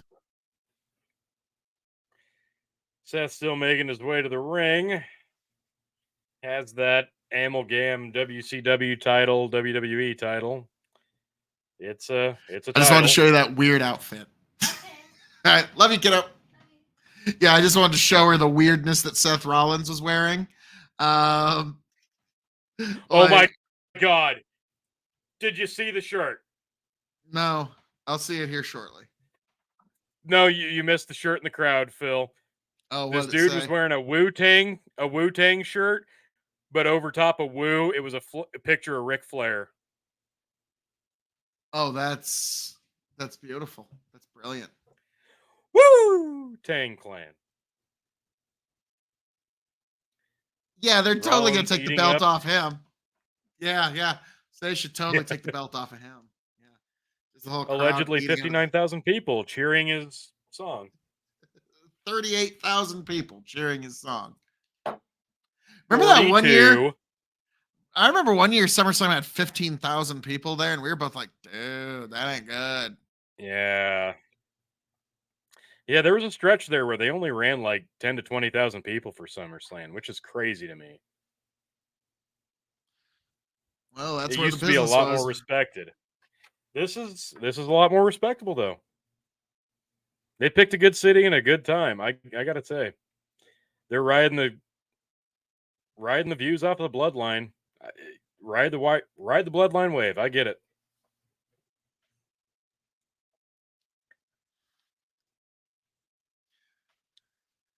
Andy Warhol might cringe looking at Seth Rollins' ring gear. Everybody gives a bunch of. Everybody talks about his AI art, really art, and I'm like, Andy Warhol would have done all his lazy ass would have done everything with AI. Okay, like what are you talking about? Like, Finn jumps Seth before the bell. Seth spear takedown to the corner on Balor in retaliation. Bell has not rung. Oh, come on. Bell rings. Now they charge each other, trade forearms in the fakest spot I've ever seen. Yes, I like Don Fry versus Takayama too. No, that'll never be recreated ever again. The only two that came close were Kevin Owens and Sami Zayn. Yep. But that's only because they had been doing it for 20 years. Exactly. If it ain't real, you got to do it for a long time to make it look good. And even then, boy, they both charged each other and beat the shit out of each other. Now Seth's just standing there looking at the hard camera. Hey, that hard camera needs a good little confirmation. Oh, Seth chopping after we just watched Gunther Drew. Probably not a good choice. Yeah. Chop. Hard to follow that. Like, I was about to say, with the crowd just going, oh, you just kind of gotta let that go. You just kind of gotta do something that's doing a little something, but let the crowd have their moment. Oh, Finn lands on his feet after a suplex. Then counters with a Double boot. Like, Tony, the most original spot in all pro wrestling that I've never seen before. Whip a guy to the corner. Guy runs after you. Lifts up his boot. Guy eats the fucking boot. Never seen it before. Or as Ole Anderson one time said, one in of a Ric shoot interview, Flair's favorite moves. or Sting. He said that was one of Sting's Yeah. favorite moves too. I was like, wow, what do you know? Never seen that one before. And then lifts up the Ric boot. Flair The guy and Sting never had a match. Yeah. I'll never Got forget 2 the decades out of that. best Jerry Lawler call in a Ric Flair match. Ric Flair's going up top, and Lawler goes, "Oh, please, Rick, don't do this. In all the years I've known you, it's never worked." And that's right when he gets thrown off the top. It did finally work against Shawn Michaels. Yes, he was going for an axe handle smash for 38, 40 years. We never knew. Like, finally got it. Finally gotta hit that axe handle smash. I'm not retiring until I hit that axe handle smash, baby. All right, fine. Woo! Axe handle smash. All right, this has started out pretty slow, not gonna lie.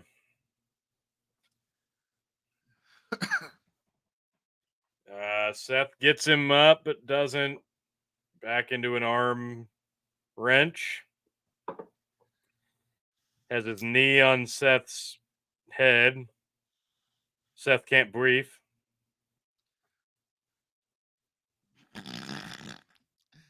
You got a lot of kids in your life. Seth can't weave. I don't know if you realize that. That just accidentally fell out like you were talking to your little toddler daughter there for a moment. Seth can't weavy. Yep, that's what I was doing. That's what I was doing. Well, I wasn't watching you. I was watching the match, so I don't know. No, that's all right. That's all right. Oh, you didn't do the Back on the arm wrench. you didn't do the tooth thing, did you? Ew. No, I'm just Finn Balor back on the arm, knee on Seth Rollins. I think they call that the Chauvin hold.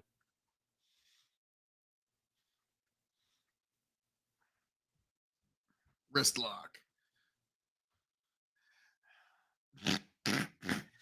Just the loudest clothing imaginable. Well, his clothing has to be as loud as the crowd when they sing his song. Like, I figured it out. Seth Rollins gets his tights made wherever, if you ever see those reality shows about Romani people, and they're like, they get those dresses that are just like ridiculously tacky. That's where he gets Actually, it. I was going to go a different route. I think Seth Rollins has a blind lady knit his clothing. That's a little far.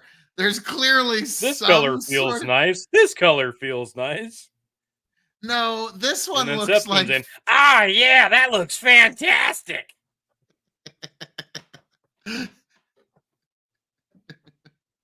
I'm gonna take that to Becky and see what she thinks. Oh, Seth, that looks fucking terrible. Yeah, I'm gonna wear that. What's that? I want my tights to look like if crop circles were the intro scene to the intro to Saved by the Bell. When I wake up in the morning and my head is turning on the door. It's all right. Did any of them go on to do anything other than that show? Screech doesn't count. Screech did porn. Now he's dead. I know. So that's why Screech doesn't count. Zach did a cop show like 10 years ago. That's right. Jesse did striptease. That counts. Okay. So Jesse's the one who did the most. Because yeah, like, do you suppose the guy that was Zach from when he did the cop show, he tried to pull the I'm fucking Zach from Saved by the Bell. Do you know who the fuck I am? Do you suppose he like tried to like, dude. I'd be disappointed if he didn't. And those of you watching the SummerSlam watch along should know at this point that yeah, we are talking about Saved by the Bell during this match. That's how good this has been so far. Ouch. Seth going for the pedigree. What's up, Zig Mover? How you doing? Welcome, Zig Mover. Yep. Sweet. Welcome, sir.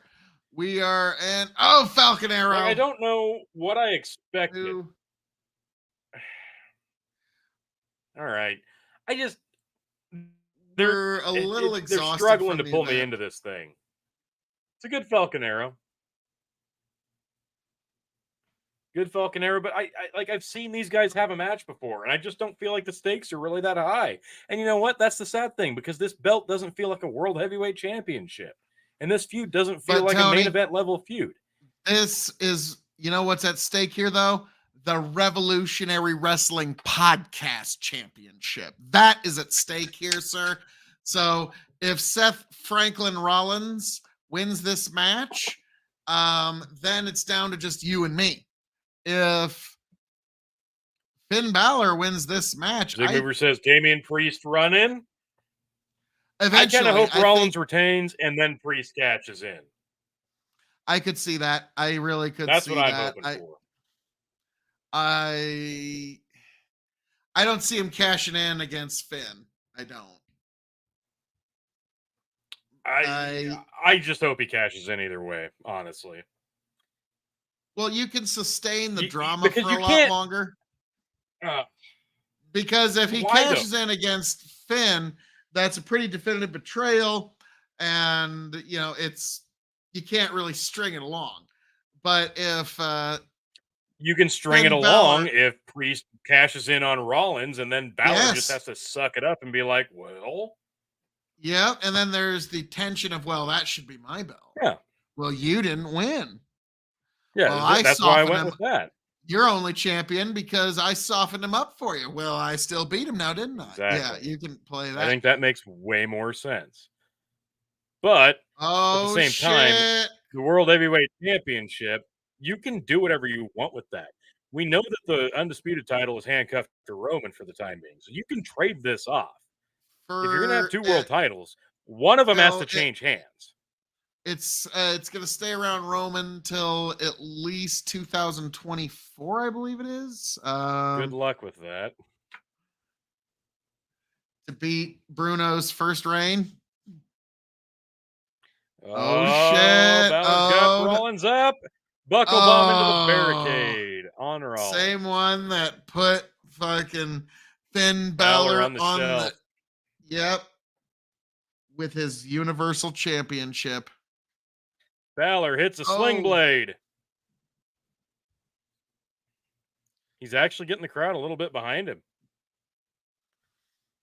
Balor. Fingers. No, eats a super kick. Big super kick. Very nice. Gets him up on the shoulders. Balor recovers. Hits another drop. 1, 2. Kick out. Into the arm bar. Nice transition. This match started slow as fuck, but they hit another gear here. They have. Not a great arm bar, but Finn's doing what he can with it.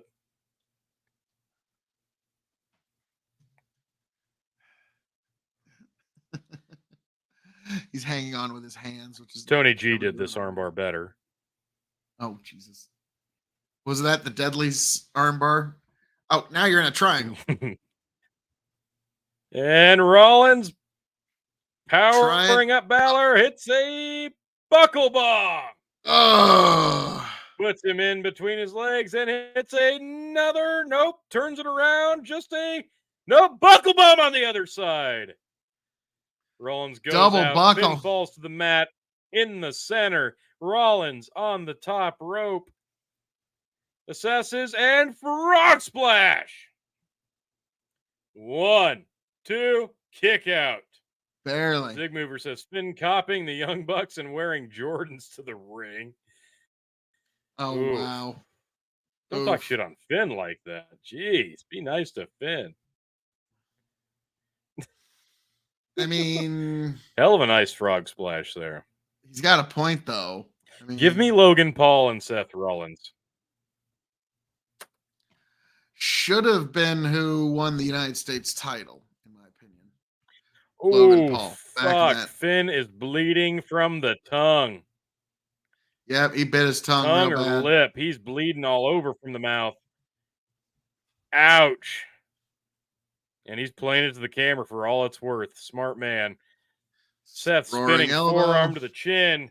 Neck breaker. Nope. Forearm to the back of the neck. Seth possibly looking for the curb stomp. Nope. Finn hits a Oh, rolls through and double foot stomp to the stomach. Back to the corner. Finn hits a drop kick. Shotguns him into the corner. Rollins laid out in front of the turnbuckle. Finn out to the apron. Makes his way up second. End to the top rope. shit. Oh, Takes his time. Seth jumps to the top. Gets to the top. Superplex. Rolls through. Fucking Falcon Arrow. No, roll through. Pin 1, 2. Kick out. Balor gets a 2. Seth with the enziguri. oh, Pele by Pele Finn from Balor. Balor. This has been a great back and forth, folks. That was one hell of a sequence there. Damn. And yeah, They the went ref from first checking to on third and a both half men. Gear. Nice. Yeah. Sometimes when you can skip from first gear right to third gear, they found a way to get there because, yeah, they knew the crowd was a little exhausted from what they've been through already. They slow played them at first, but they've hit their stride now. All right. We got a World Heavyweight Championship. And why can't we just recognize all the lineage? It's the same fucking title. We all know it. Can't we just recognize the lineage? Because Please? reasons. Because, yeah, Vince. Both Not back good to the shit, feet, pal. trading blows. Finn with a slight advantage. Still trading. Seth, Finn, Seth, Finn. Seth, not as intimidating as Gunther and Drew. Rolls through. Big right hand to the chin. Another roll through. Balor bounces off the turnbuckle. Shotgun drop kick. He's back, laying down in front of the turnbuckle. We just saw this. Finn going to the top for the coup de grace. Stop. No, he misses it. Rollins kick to the midsection, and it's a pedigree. One, two. Kick out. Zig Mover says, hey, Tony Khan, look at WWE having 3 women's matches on it. Someone's coming. Someone's coming. I assume it's Damian Priest. Yep. It's Damian Priest. Oh, my God.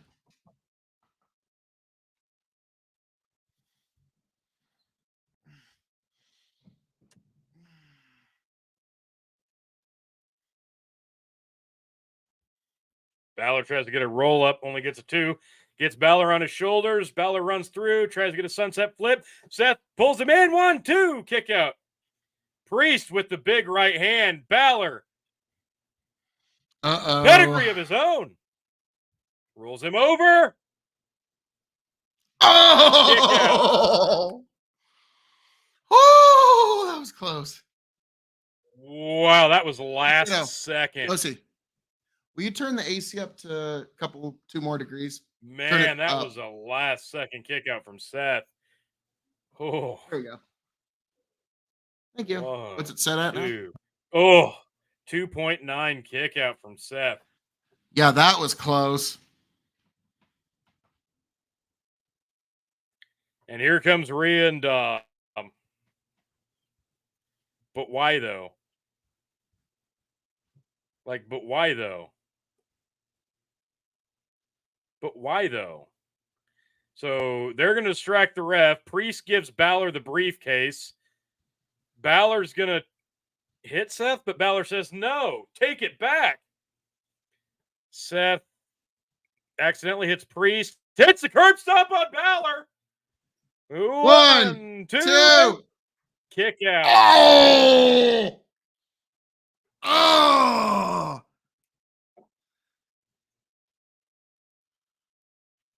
Whew.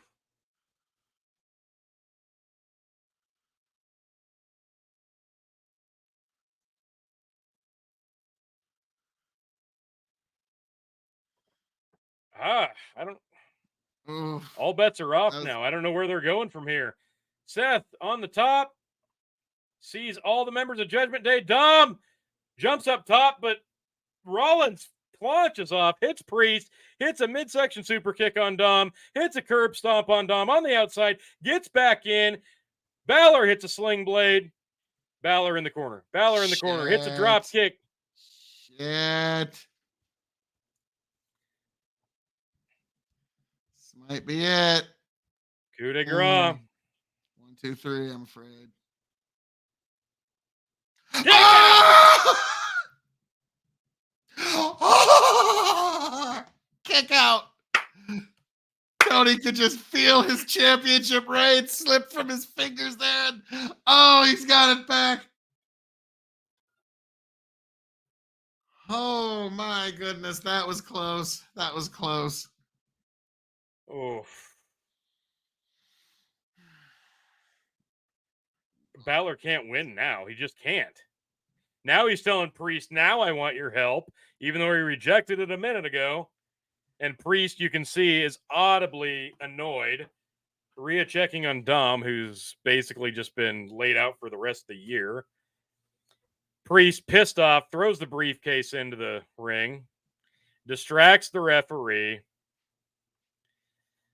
and curves up the briefcase! Takes the briefcase out! Cover! 1, 2...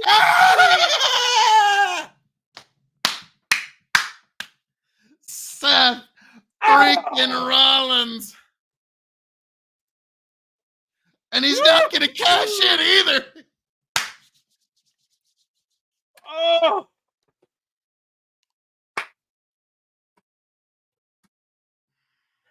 Oh, that was beautiful. Oh, that was very Tony, well done. They did impressive. a great finish to that. That was perfect. All the credit in the world to Rollins for being on point in every spot, working with 3 different people in this match. What a finish. Rollins, God, oh, wow. Rollins hit his spot and was everywhere he needed to be to finish that match, working with 3 different people. That was amazing work rate on Seth Rollins' part. I gotta tell you, that was impressive as hell. That was really damn impressive. That was well done. Wow. Fantastic. I'll be honest, that started slow. I'm going to go 3.5. I was just about to say the exact same thing. 3.5. This has been a spectacular event. Even the quote bad match can be forgiven because they were trying something new. Yeah, it wasn't that bad. And like I said, they were trying something new, and it was 2 people that, like, if they couldn't pull this off, I think it's more of an experiment. If they couldn't pull this off, then who the fuck can? You know what I mean? Yeah. Like Ronda Rousey. So we know Shayna Baszler's trained. Yeah. We're hoping that there will be a rematch now. Even if Ronda only comes back for one more match to cap things off, it almost would feel better if she came back and got the W back. Because it's not like they're going to push Shayna to the moon. We all know that's not going to happen. So I don't know. We'll see where that goes, or if Ronda's just done. But we know now at SummerSlam there are 2 matches left. The main event, of course, Roman Reigns defeating Jey Uso. But next, more importantly, for this belt right here, got to tell you, Phil, not loving my chances right now because it's Asuka defending against Bianca and Charlotte. There has not been a title change yet tonight. It's SummerSlam. Me and Chicken have Asuka to retain. You've got Charlotte. A Charlotte win would give you the belt. It would. It would. Hang on 1 second. Let me grab something. So while we wait for the triple threat to start, I got to tell you, this has been a really solid event. We're looking at, I'm going to recap. I got this just in case. We started out with a 4-star match, Logan Paul defeating Ricochet. Cody in a 4.25 match defeating Brock Lesnar clean, earning Brock's respect. Told you he was going to get it clean. Followed up by Shayna beating Ronda, and they tried. We also had the LA Knight winning the Battle Royal, and a much better Battle Royal than it deserved to be.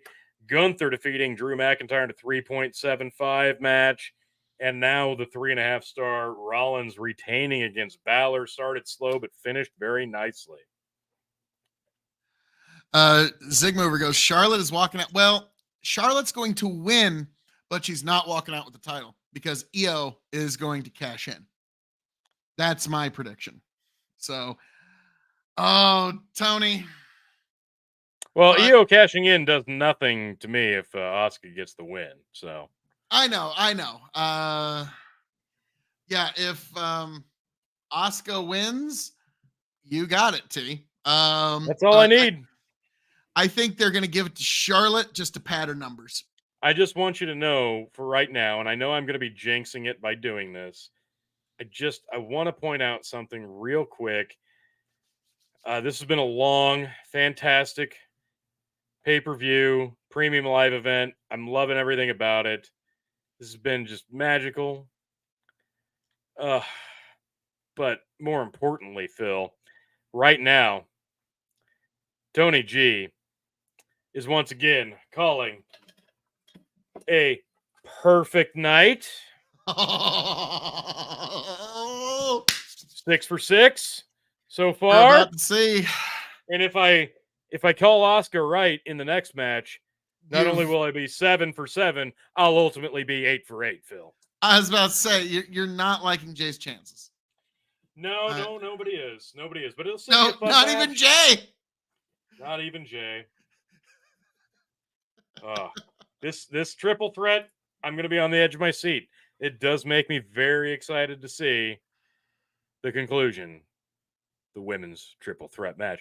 Meanwhile, Rhea, the other champ, had to barely be seen, and Becky Lynch is at home cutting lemons. Literally, that's what she's doing at home. On Twitter said, well, guess I'll make all the lemonade I can out of these lemons I've been given. Ouch. Ouch. That's a little funny, but ouch. It's fucking true, though, because her and Trish were supposed to be on this show. Oh, boy. Yeah, that's right. Hang on. Yeah. I will be right back, T. We're getting a commercial for astronomy. Oh, Visit Montana.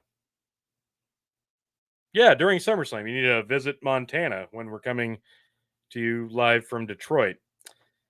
Oh, now a Purina pet food commercial. I kind of miss the days when you'd pony up $40 to $50, buy the pay-per-view, wouldn't have to put up with commercials.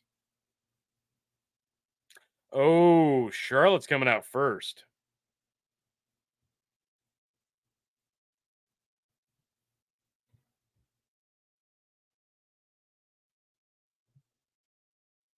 I don't love the modified Charlotte entrance music.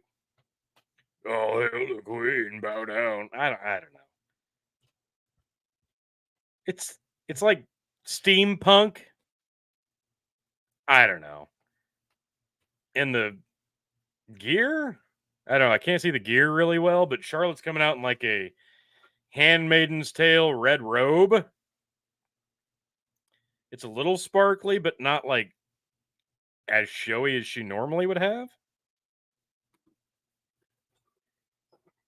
Cole reminds us that she is a 14-time champion, and yes, she probably should win the belt soon so we can get her to 17 and break Rick's record. We know that's the goal, but it's not like she's at the end of her career. I feel like she's still got plenty of years left. So rush into the finish at this point, I don't see necessary. I don't think this is the right time. The way they've pushed the storyline, I feel like they've made like Charlotte has to win this match because Charlotte has to win this match. And they've convinced you that Charlotte's going to win this match, which is why I don't think Charlotte's going to win this match. And I don't know that it's. I don't think you can put the belt back on Bianca until you turn her heel. She's a merch mover. The kids like her. I get why they want to keep her the baby face, but she had a really great run. And I think at this point, if you put the belt back on Bianca, she kind of has to change her persona. Asuka finally got to be the Asuka she was in NXT, and I don't expect much more with the belt from her, though, but I don't expect her to lose it here. I will say the red does look very, very sharp. Charlotte looks very dramatic, very stunning. The entrance, top tier. Didn't love the modified music, but whatever. Now we're getting the augmented reality Japanese death masks of Asuka.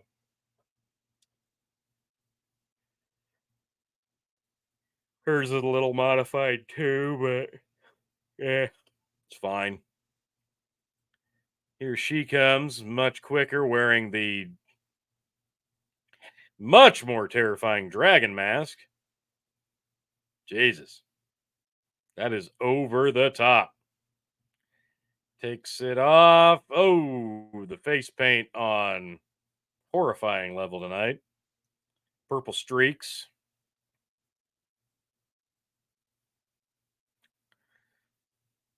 Oh, now we got to promote C4 energy drink. Well, Asuka comes the ring. It's not like she's the fucking champ or anything. And I am back, Chill folks. C4 energy.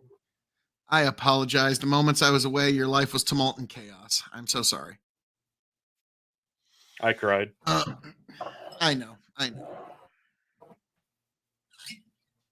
All right.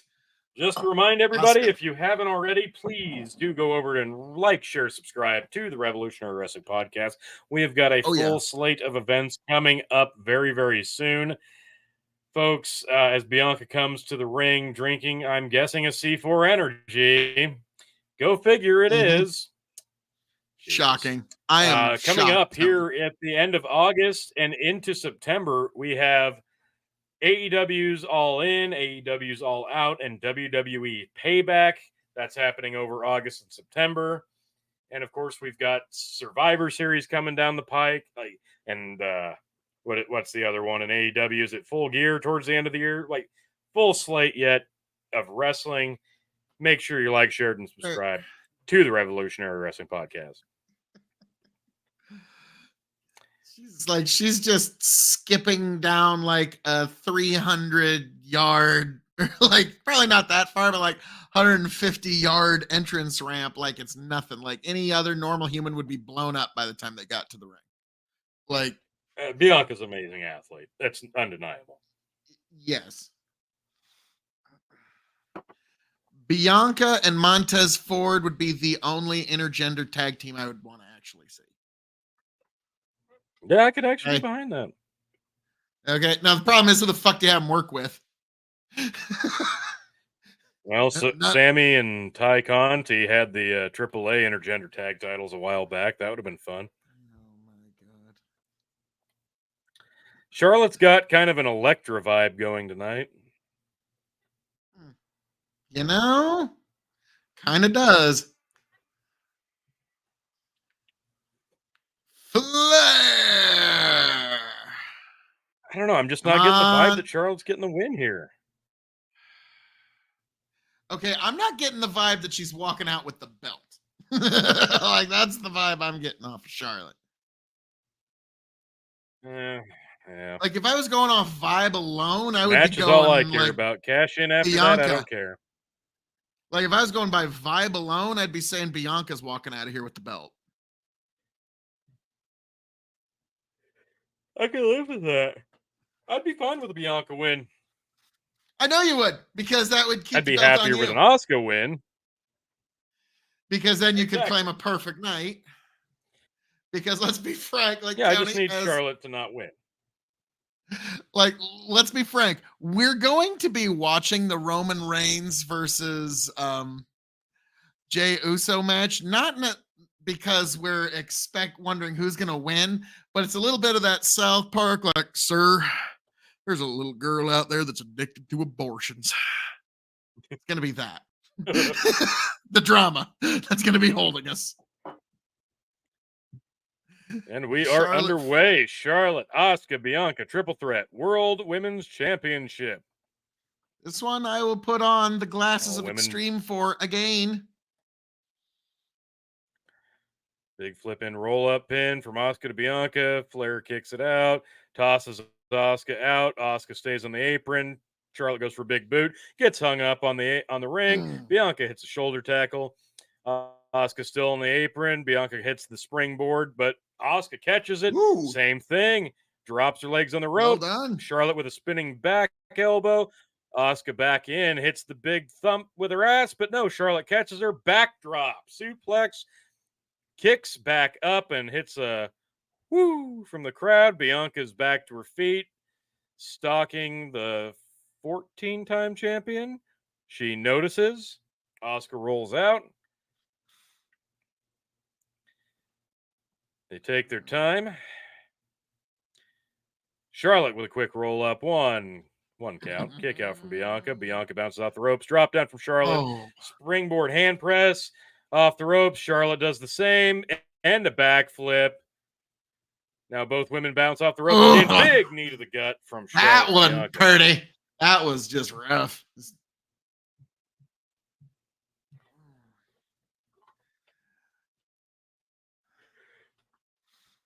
So eventually, Charlotte Bianca's over the corner, over the top rope. Charlotte hits a boot to Bianca's face. Asuka pulls her off the apron. Asuka, Charlotte outside. Bianca dives over top, hits both women.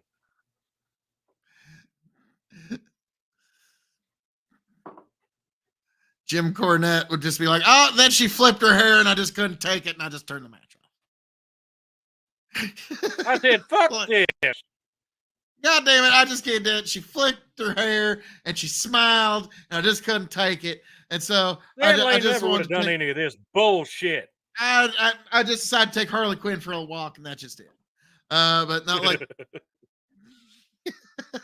Harley Quinn. I like how Brian Last has to make him watch women's matches, and like Jim Cornette doesn't want to come out and say, "Don't make me watch the girls' match." Like, come on.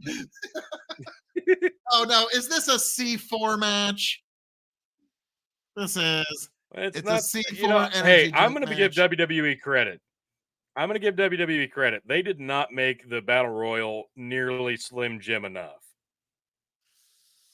They could have went way harder with the Slim Jim. If they would have made every single person dress like a different iteration of the Macho Man Randy Savage, yes, then it would have been a 5-star Battle Royal. Let's be frank. Like 7 even. LA Knight would have been like, the WrestleMania 3 Macho Man with the pink tights. Almost comes out as one of the WCW gears that we don't like to talk about. Oh, Macho Man's entrance attires before he became NWO and WCW were loud. Let's call them loud. You think? Yeah. That's a nice and his ring gear in WCW was mid. I don't know if I'd go that far. It was the Seth freaking Rollins of his day. Now, let's be frank, Tony. Savage's ring gear in WCW was mid. You never fully forgave Savage, just like you never fully forgave Bret Hart for betraying New York and going to Atlanta. Bret didn't have a choice. Bret was forced out. Jim Cornette is Jim Cornette Foghorn Leghorn. He's not Foghorn Leghorn. That's now I say here, boy. That's a pretty close, because Jim Cornette, he's lives somewhere in Kentucky, doesn't he? Motherfucker, Louisville. Oh yeah, Louisville, Kentucky. Big cross body to both women from Charlotte. Nice.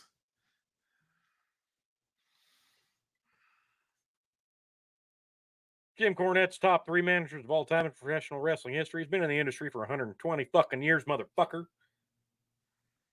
Who was the guy that started like the rib of like, all right, girls, go out in the ring and start chopping each other? Yeah. Like, I feel like that's something John Vince Laurinaitis Russo. started. And oh yeah, true. That's something like Russo or Laurinaitis did. Like, all right, go out there and start chopping each other. Bianca and Asuka then they just laying on kept each doing it. other in the corner. Charlotte asks the ref to redo her top. Asuka buys time, and Charlotte hits a really weak spot. That was Yeah. worth the fucking wardrobe malfunction. Wow. Ouch. Okay. Double Double match selection. Good for you. Got to tell you, Phil, not Charlotte's work rate. You can kind of tell usually what's going to happen at the end of the match. Not she ain't not walking out with like the a belt. Charlotte win. Yeah, it's not feeling like a Charlotte win. Suddenly shit's a step off. And she's literally lecturing them in the ring.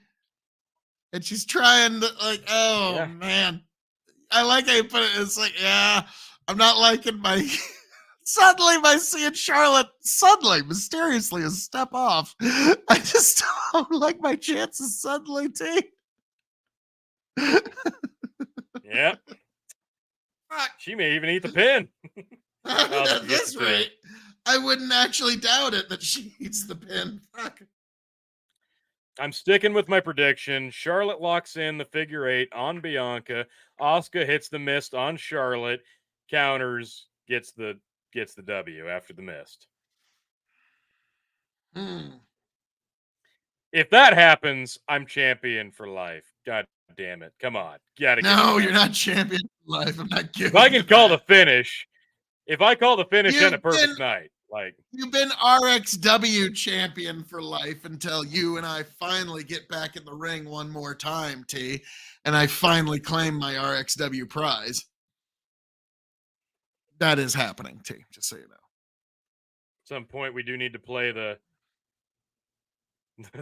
30 years of Tony G. Phil KOE video for the RWP audience.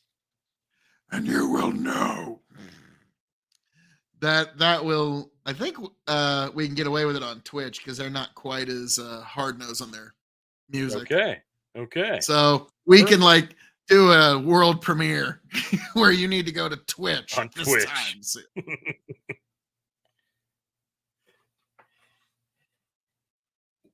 Man, she's athletic. Bianca Belair just Tony fucking two belts. Tony two belts.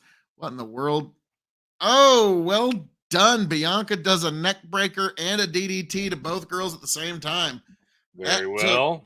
That took a limber middle section. And she kicked up without a wardrobe malfunction. Well done. Well, that outfit doesn't allow that. I was about to say that thing like looks shoulder like to Charlotte. That thing looks like it is well secured. Big forearm so in the corner.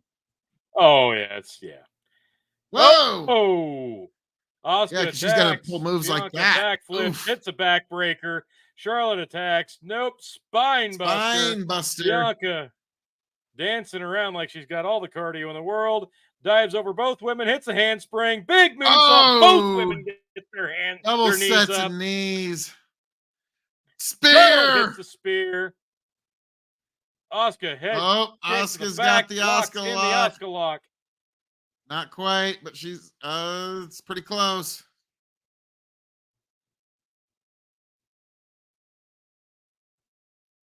Can't quite sink it in.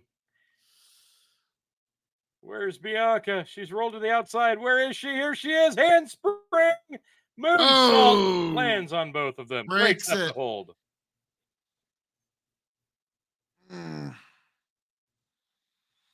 Asuka, Bianca, Charlotte. Anybody's game here?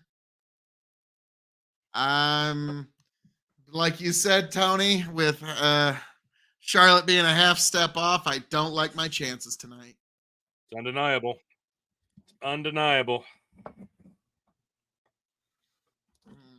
Both Asuka and Charlotte on the canvas. Bianca slowly climbing to the top. Asuka's up first, knocks Bianca off. She falls to the outside. Asuka positions herself up, gets to the middle rope. Charlotte jumps up, hits her with a forearm. Asuka on the outside.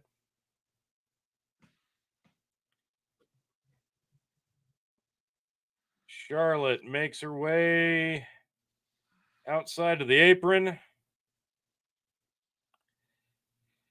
Climbs to the middle rope. Nope, to the top rope. And moonsault. And gets one person. Barely. Oh, herself. Asuka hits a kick, throws Charlotte back in. Asuka gets to the top, dives off. Was supposed to be a DDT. Didn't work. Bianca breaks up the cover. That was like a move you wanted to do back in the day. And I was like, Tony, that's not going to work. And I did it better. I was about to say, but also a lot less safer.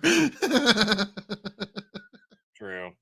That didn't work at all. Yeah, that was just kind of a forearm kind of being over the general area of the back of the head dash neck. She jumped off the top, hit a forearm to the back of Charlotte's head. Charlotte rolled through, and Bianca had to break up the pin. Not good. Asuka misses the kick. Bianca gets her up for the KOD.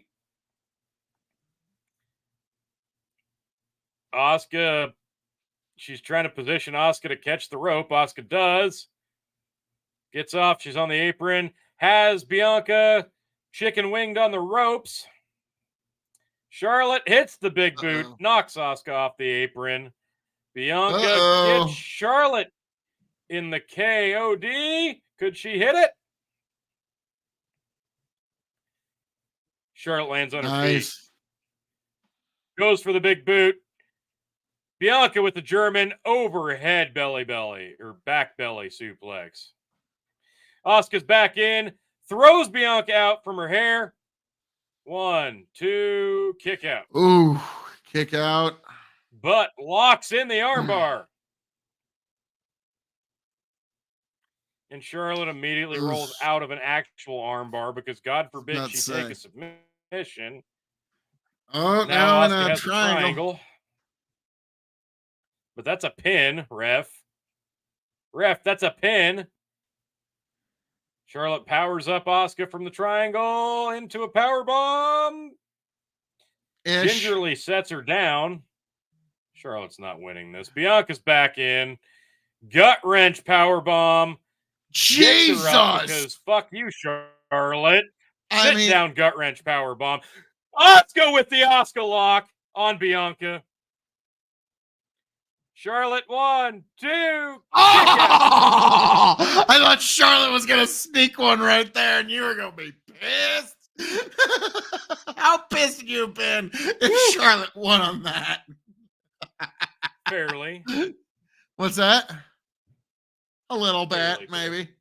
But that was well done. That was a even if Charlotte good... gets the W, she's not leaving with the belt. No. I'm convinced of that. Too obvious. Too obvious. Charlotte's not leaving with the belt tonight, no matter what happens in the match.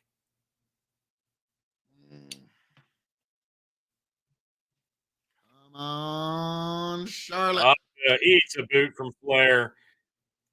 And Bianca misses a strike. Charlotte hits her with the knee, throws her face first in the middle turnbuckle. Charlotte standing tall for the time being. Both the other women down. Charlotte assessing the situation. Oh, no. She's going to do something stupid. She's going to do a double moonsault, I'm guessing, because that's stupid. Yep, top rope, moonsault. Nails both women. 1, 2, double kick out. Go figure. How could I not pin both of them? Weird. Now she's going to try a double figure 8. Says, fuck that, Asuka. Kicks her twice. Bianca gets thrown off the top rope to the outside. Injures her knee.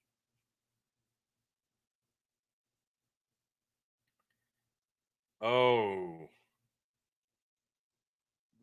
All right. I think I know where this is going. If that's a work. It's a work. Probably a work. You didn't see no black X, did you? Nope. Oh, good backslide pin. 1, 2. Oh, wait a minute. 3 plus a ref. 4, 2 refs. It's a work. They may be calling an audible. Charlotte sitting on the top. Asuka hits her. So it makes sense when Charlotte not locks in the figure 4 on her. She already had an injury. Now the knee's hurt. So yeah. So Tony, are you ready for your soon-to-be champion Phil KOE? Asuka can still spit the mist. Chill out. All comes down to this. Phil KOE, Tony G for the Revolutionary Wrestling Podcast Championship, like it always was. Oh, Superplex. Asuka to Charlotte. Well done. Well done. They are carrying Bianca out gingerly. It's a work. She's looking back at the match like, no, I can't leave.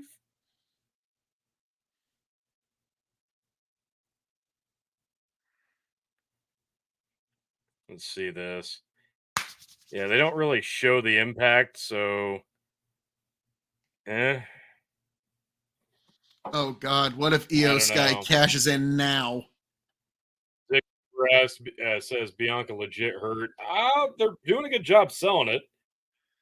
I don't think she is. I think it's part of the plan, but I think she's going to mankind it. I don't think she's legit hurt, but Asuka firing back, forearms, elbow strikes, kick to the midsection on Charlotte, front kick, back elbow, bounces off the ropes, spear from Charlotte to Asuka. Cover, 1, 2, kick out. Charlotte stunned. Can't believe it. That was a good spear. Now they've got me on the drama. What's going to happen here? What's going to happen here? I still think it's probably going to be Charlotte in the end. Going to be a good finish either way.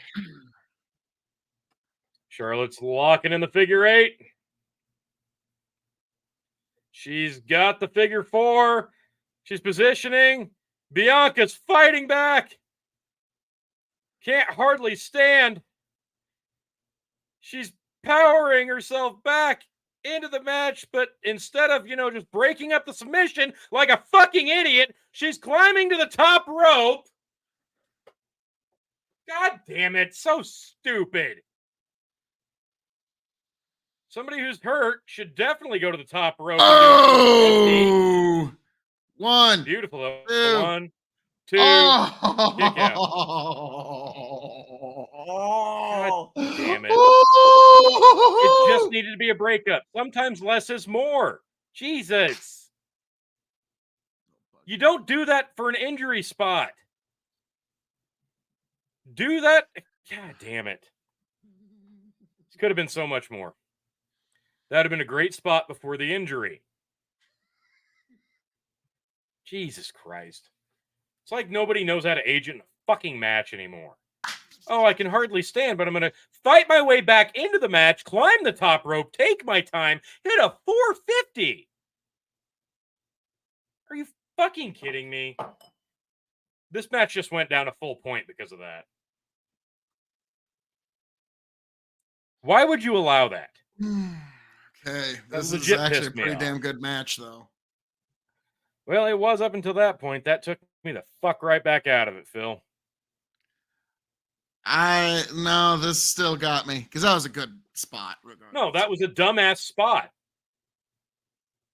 Come on, bitch! Spot. Nice.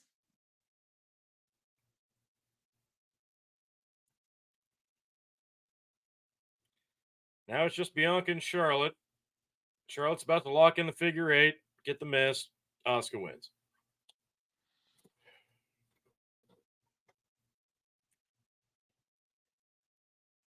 Okay, she gets Charlotte up for the KOD, and guess what? The knee's going to give out.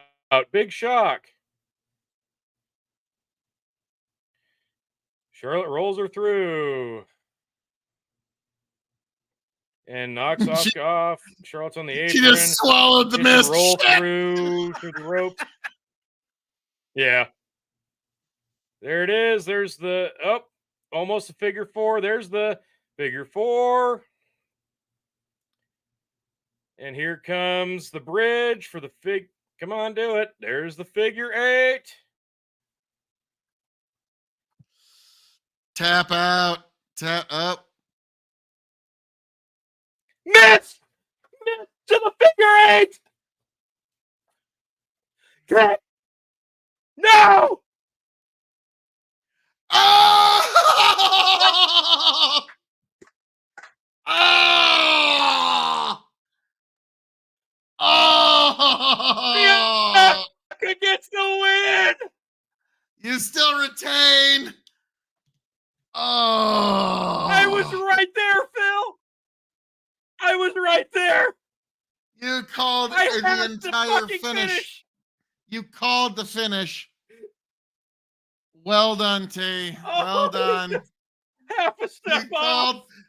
Now, everybody within the sound of my voice, this is why it's very frustrating to watch WWE with Tony, because suddenly a guy will just be standing there, and then Randy Orton hasn't been around in 8 months, and suddenly here he's coming down to hit the RKO right now. And here is Io Sky. Oh my God! Blast Charlotte with a briefcase. Blast off with a briefcase. Bailey dives into the ring, hits Bianca. No, gets blasted by Bianca. Io grabs the briefcase, hits the injured knee on Bianca, blasts her in the face of the briefcase.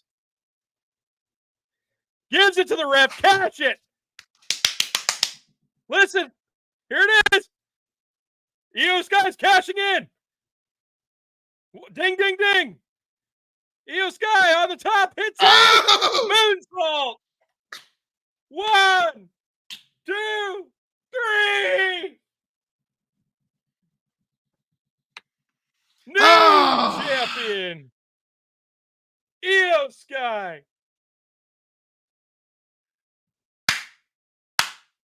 Oh, so I was half right on this match. There.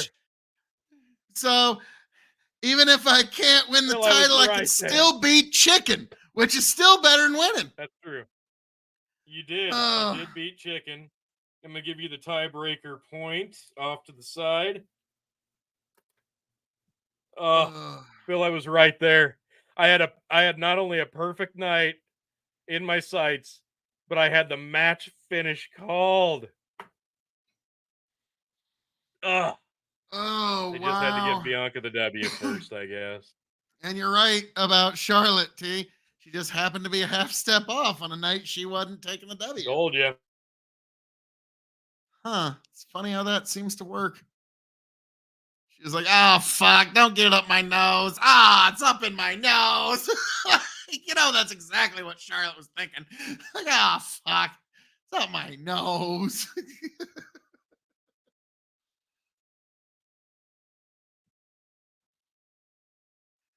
Man, Bianca, they could just count on her to be ready and willing champion. But in this case, I really thought they were going to have Charlotte do this because it made more sense just because it padded a record a little more.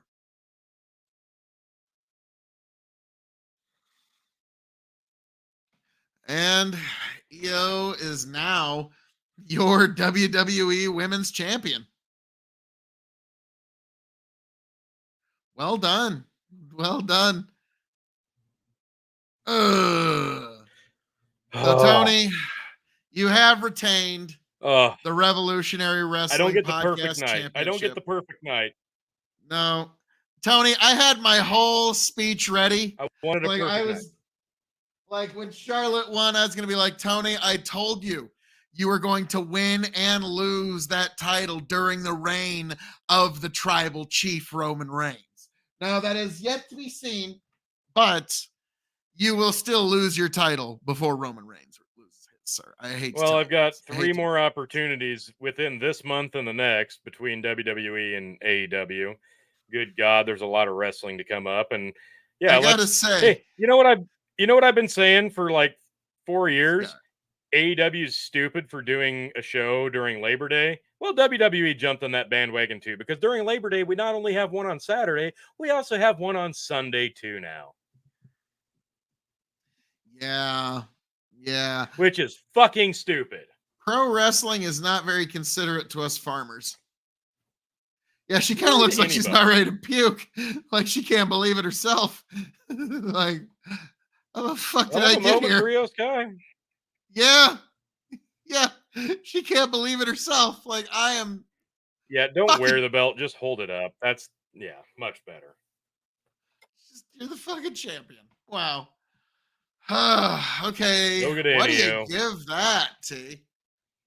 That was It was a pretty good match, even 375 though to Charlotte 4. sandbagged. Which one? I'm I'm gonna gonna go go 3.5. 375. I'm gonna go 375 because yes, Charlotte was sandbagging there. Maybe a little. I'll go 3.5. Maybe a lottle. Uh, so this may be a little. Okay, maybe a lottle. So Tony, Maybe a are you lot. liking Jay's chances here? No, this is all Roman Reigns. It's over in terms of this title. Oh, we got to watch this first. Have you seen this yet, Phil? No, I have not. This is an Rewind. advertisement for. No, I'm watching it. This is an Okay. advertisement for what looks like. Uh, oh, nice twisted metal. Nice. Like, there are parts of me that want to watch that on marathon, and there's parts of me that don't want to touch that with a 10-foot pole. I have been a fan of that series since its inception. It was one of the main reasons I bought a PlayStation over an N64. And now I don't know if I can bring myself to watch that show for the same You're either reason. gonna love it or hate it, and there's gonna be I'm no in probably gonna between. hate it. Yeah, I'm probably gonna hate it. Well, it's probably not gonna be Twisted Metal Black, the show. Oh, it's not gonna be that. It's gonna be more like Twisted Metal 2, which would be great. But once they start doing Twisted Metal 3 or 4, then I'm out.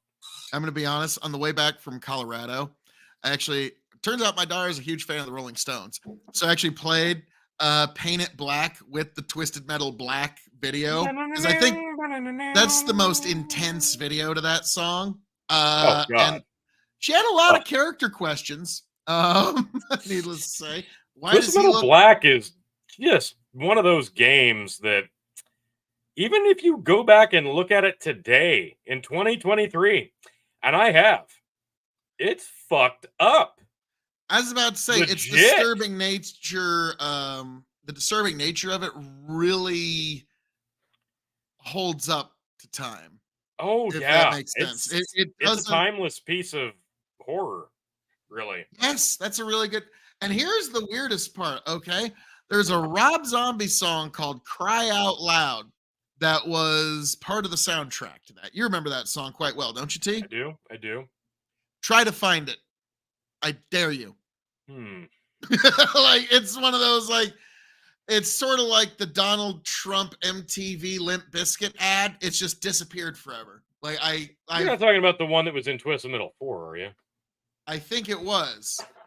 Cry So aloud. Yeah, you know the one I'm talking about. I do, and that was the theme song Imagine during. all the children. Yes. Yeah, it's and yeah, That was try to find it.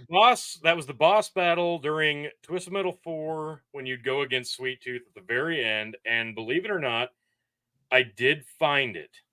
I'm going to tell you what it is just momentarily. Hold the phone. It took me a long time to find it.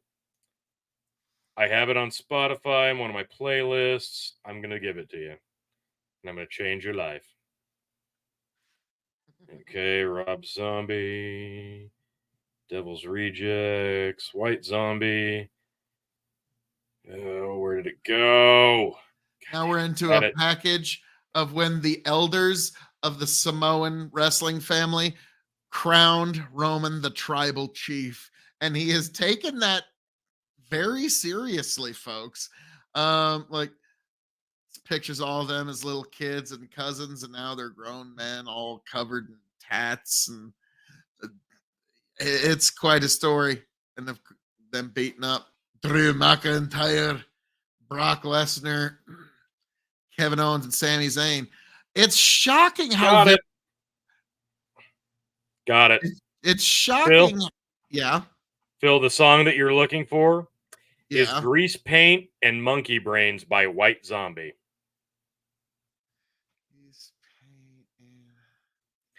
Grease Paint and Monkey Brains by White Zombie. All right, hang on. I'm gonna hit pause here or hit mute on my mic. Yeah, Phil doesn't want to get a strike, but yes, we're talking about the Rob Zombie song that was the boss battle in Twisted Metal 4 when you go up against Sweet Tooth. It is a White Zombie song, Grease Paint and Monkey Brains. Great song.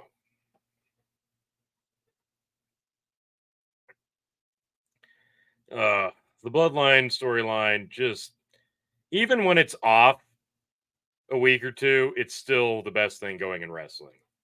And that's truly a testament to how good the booking has been. It's Sweet. Just, yeah, they're firing on all cylinders. Thanks. I'm gonna be Got it? there was yep, I got it. I was looking all over for it. And so it's one of those songs that didn't have the chorus in its title, so of course I was gonna have a hard time. But yep. Because like YouTube and everything didn't know Twisted Metal Black Boss Battle song. Like it was a little hard to find. Yeah. Now Yep. Solo Sikoa. Nope, that was before Black. It was Twisted Metal 4. Nice. Oh, Solo Sikoa with his thumb strike of doom. Which you gotta give him credit. He's got a great finish. He could just do that forever. So long as he can swing one arm. Yeah, that's not a Hulk Hogan leg drop. Oh, Hulk Hogan's. Are you kidding? Hulk Hogan's jealous of that finish. This was beautiful. Roman takes a knee after giving Jay the lay, cries a tear, a legitimate tear, and low blow. What a piece of business. Like the Bloodline is the best episodic storytelling WWE has done in years. Oh, it's not even close. So we're at the last match of SummerSlam, folks. Oh, Jimmy's in the hospital. They put a Band-Aid on his boo-boo and everything, Tony. Oh. Anything goes. I want to know what tribal combat is. Guess we're about to find out. Oh.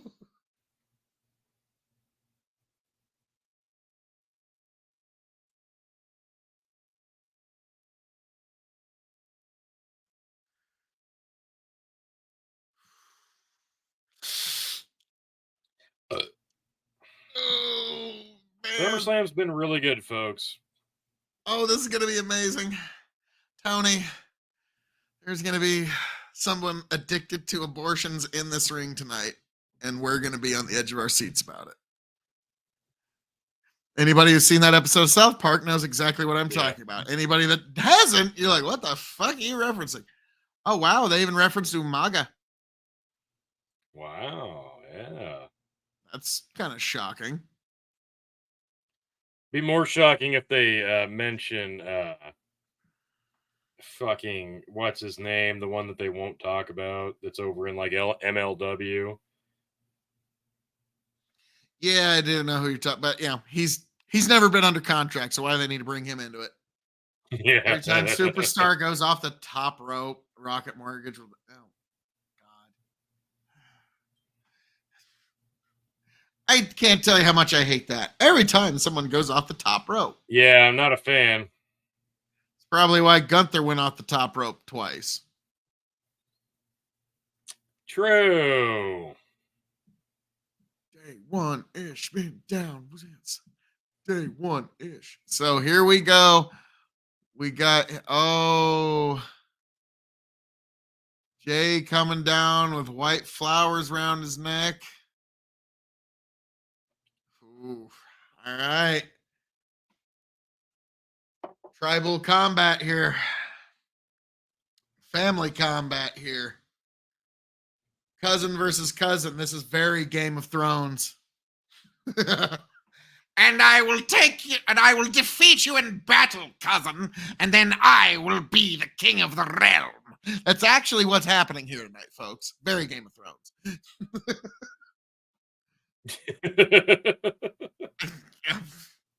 Sorry, not wrong on that, am I? All right. So we got a man who's been down since day one-ish. Very committal language. Very committal language. One-ish. Day one-ish. Yes. It's committal by one-ish. Oh, I was so looking forward to just shoving it in your face the whole time as the tribal chief came down, Tony. You have no idea how beautiful it was going to be. Like, because you know me, Tony. I'm always very modest and humble in victory. Yeah, you're the most humble motherfucker I've ever met. Basically, pretty much. I know I'm a million times as humble as thou art. I'm the pious guy, the little omelets want to be like on my knees day On my and night, knees, day scoring and night, points for scoring the points afterlife. for the afterlife. Oh, wow. I don't know if that sounded like it was in sync on your end, folks, but it was beautiful on ours.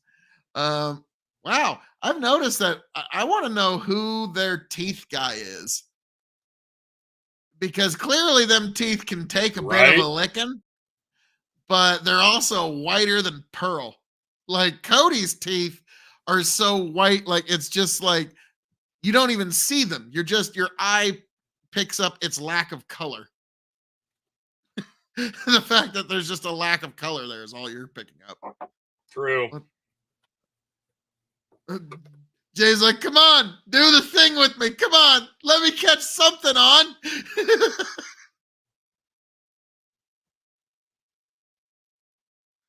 Ford Field is into it. Oh, Jay. It'll be a good match. It's going to be a really good match. It's only the match they've been having since they were 10. Precisely. And who is the one that was in Hell in a Cell with Roman? Was that Jimmy or Jay? Oh, Jimmy. So both of them have had their chance at the top with Roman here. Yeah, no. Roman passes the salt. Give him credit there. It's been like 3 years. Hang on. Roman title reign defenses. Let's find out. We got time. I was about to say, it's not like this is going to be.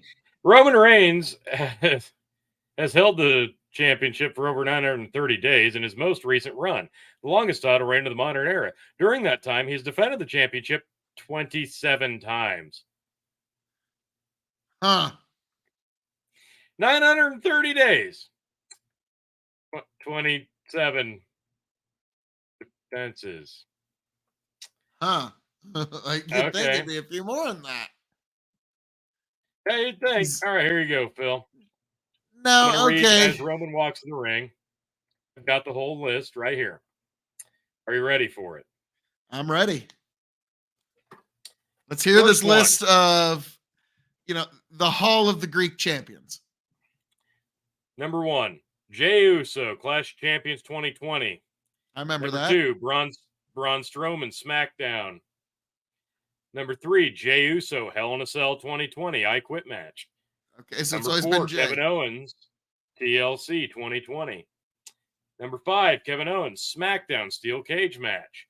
Number 6, Royal Rumble 2021, Kevin Owens, Last Man Standing.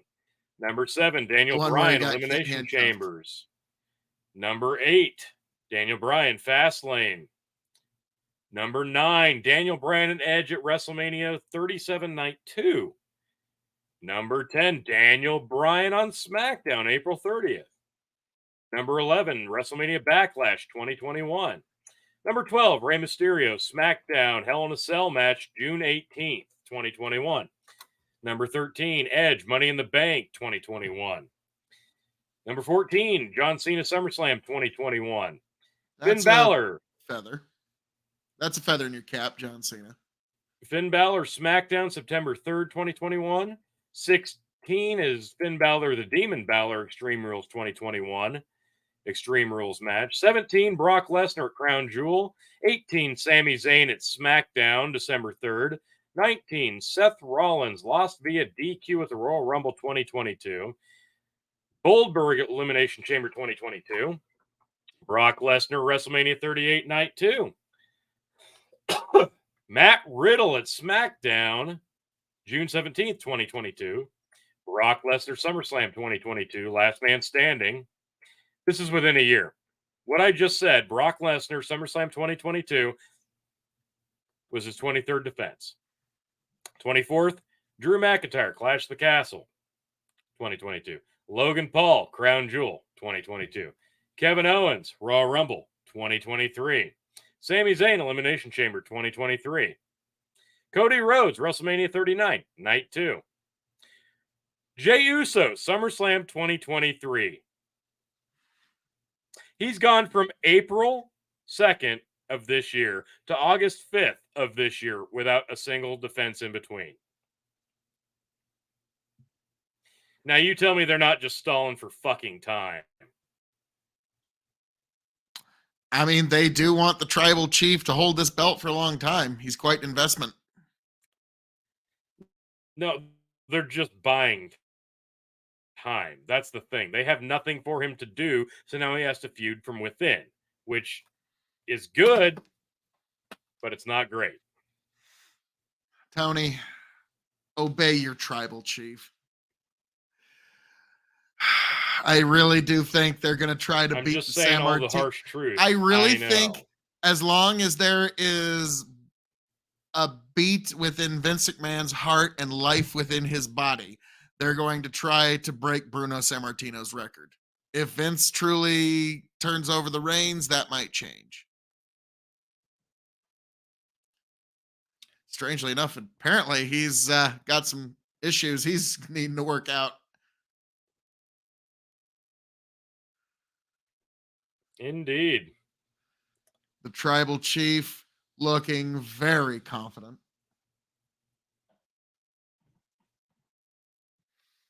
Because he's also confident. Who's going to win. He's also confident he's in the ring with a guy that's not going to shoot on him and try to take the belt. It's his own cousin, so, you know. Fact.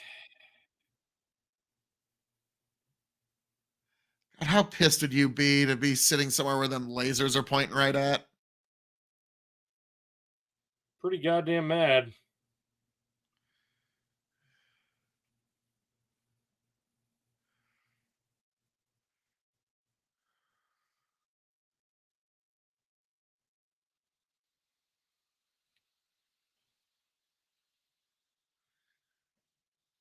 SummerSlam. You have some acknowledgement that you must do. I'm afraid you will, Detroit. There's a little bit. Acknowledge me.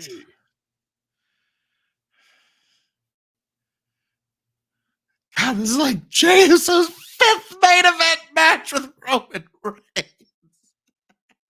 At least his 3rd. At least.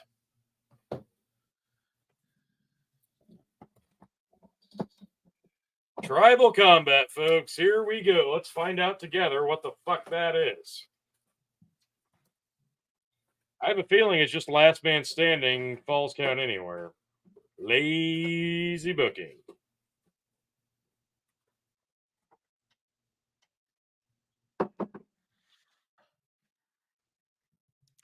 California. I don't know about all that. California love. Roman just spears him 3 times, and that's the match. Dude. Watch McMahon Like, lose control again, just long enough to save the Martino record. No. It ain't gonna happen. It's not gonna happen. He's gonna lose at Mania 40, and it's all gonna be Nope. fine. You're gonna hate They it. can't do it. They can't do it twice, because if they do it twice, literally fuck everybody else, and just you're done. You're just done. Like, the product is done at that point. It's a fool me once, shame on you. Fool me twice, shame on me. And people give up on everything. That, like, no, you can't do it, because it does damage the product badly. I just told you they've gone from April to August with 0 defenses in between, Phil. That's not a good look. You know I'm not wrong. Tony, you're looking at your Make up tribal any chief excuse right you here, want. right now. No, you're looking at your tribal chief right fucking here. The 15-time reigning, defending, undisputed Revolutionary Wrestling Podcast champion. And I'm telling you, Roman goes down at Mania 40. Oh, we'll have to put a wager on for that, T. Yeah, Something a fuck little. Well, tell me how you really feel, T. I think you're holding back too much. Definitely.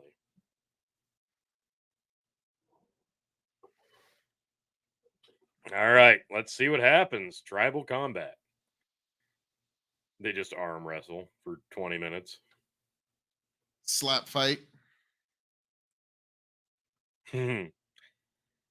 Roman holding a tribal lei. Jay wearing the white lei. Roman holding the red. Can't quite make out what they're saying. If you win, I give these to you, not him or him. Ah.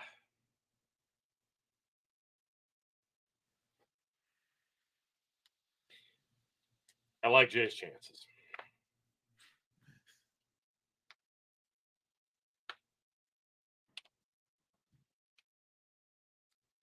Tribal combat.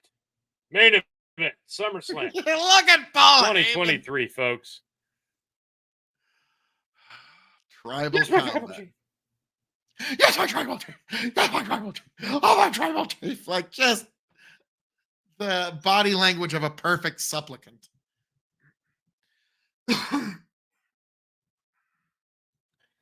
Bandit says, I look at my tribal chief when I look in the motherfucking mirror. Fact. Oh. It's Bandit. Fucking straight.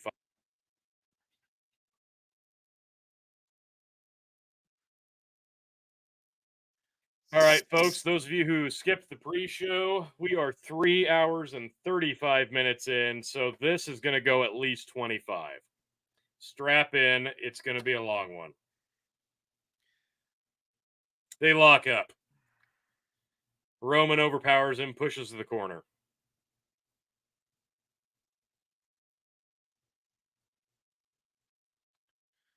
Shoves him. Jay shoves back. Roman smiles with them pearly whites in the center of the ring. Jay looks intense. Those are some like pearly always. whites. Yeah, something flew off of Jay when they locked up, and initially I think an earring or something came off, which, kind of stupid to wear jewelry. Yeah, don't wear bling. Referee just picked something up and threw it out of the ring. So yeah, he lost an earring, and his ear's probably gonna be bleeding. But yeah, I don't get why wrestlers think they should wear jewelry. Mortal Like, Kombat.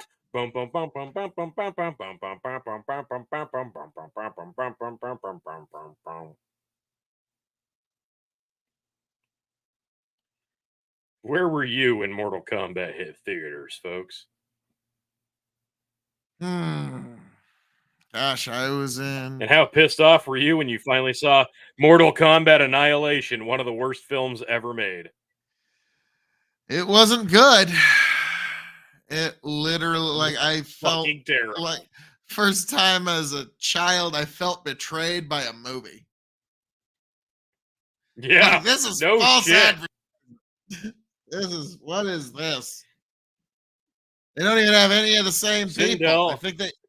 I think Liu Kang was They it. That was the one guy. Yeah, they had to recast most of the cast, and Sindel had one of the worst lines in movie history. Now you will die, with all the conviction of a fucking manic.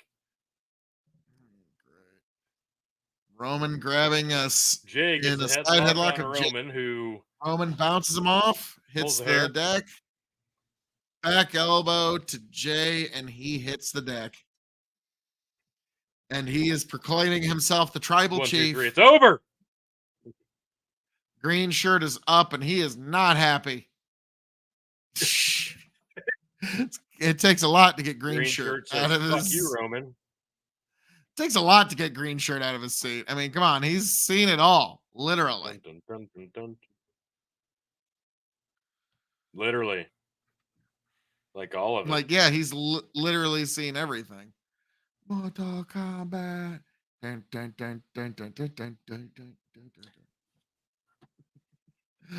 All right. So Jay's down, Roman's above, just kind of stalking him in his custom Romans. They're not even Jordans, they're custom Romans. This is going really, really slow. Like, they're taking their sweet ass time because they know that they've got at least 20 more minutes to go. Yep. Bandit asks, was Annihilation the one with the bullshit dragon? Yes, that was the one where Liu Kang and Shao Kahn everybody was into dragons at the end. Yes, that was the one. Everybody turned into dragons. Yeah, that was Fucking way more terrible satisfying than just having the two guys punch each other to, some sort of conclusion. Oh, and did you like Scorpion and Sub-Zero from the first movie? You did? Well, here's a 3-minute fight, and then you don't see them again in the rest of the movie. I was about to say, tried did to you forget like those movies? Yes, so did I. You like Scorpion Sub-Zero? Yeah. Hell, I'm sorry. This movie is not for you. Again.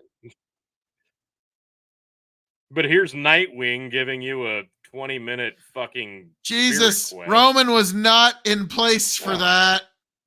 Did you see this? No. Watch Jimmy this. hits Roman a suicide dive. Roman's over by that barricade. Jesus, Jay had to fly to make any contact. And Roman's wasn't watching him. That wasn't safe at all. Like, Roman could have fucked a rib up. That wasn't a good spot. No. Now, granted, it got saved, but Roman into the steps. That's a bad on Jay. I don't know. Something's not right here. Roman's a main event guy. He knows to milk things. Jay isn't. What's that? No. I was talking the ref. The ref just kneeled down and whispered to Roman. I'm wondering if that's not the reason he was out of place.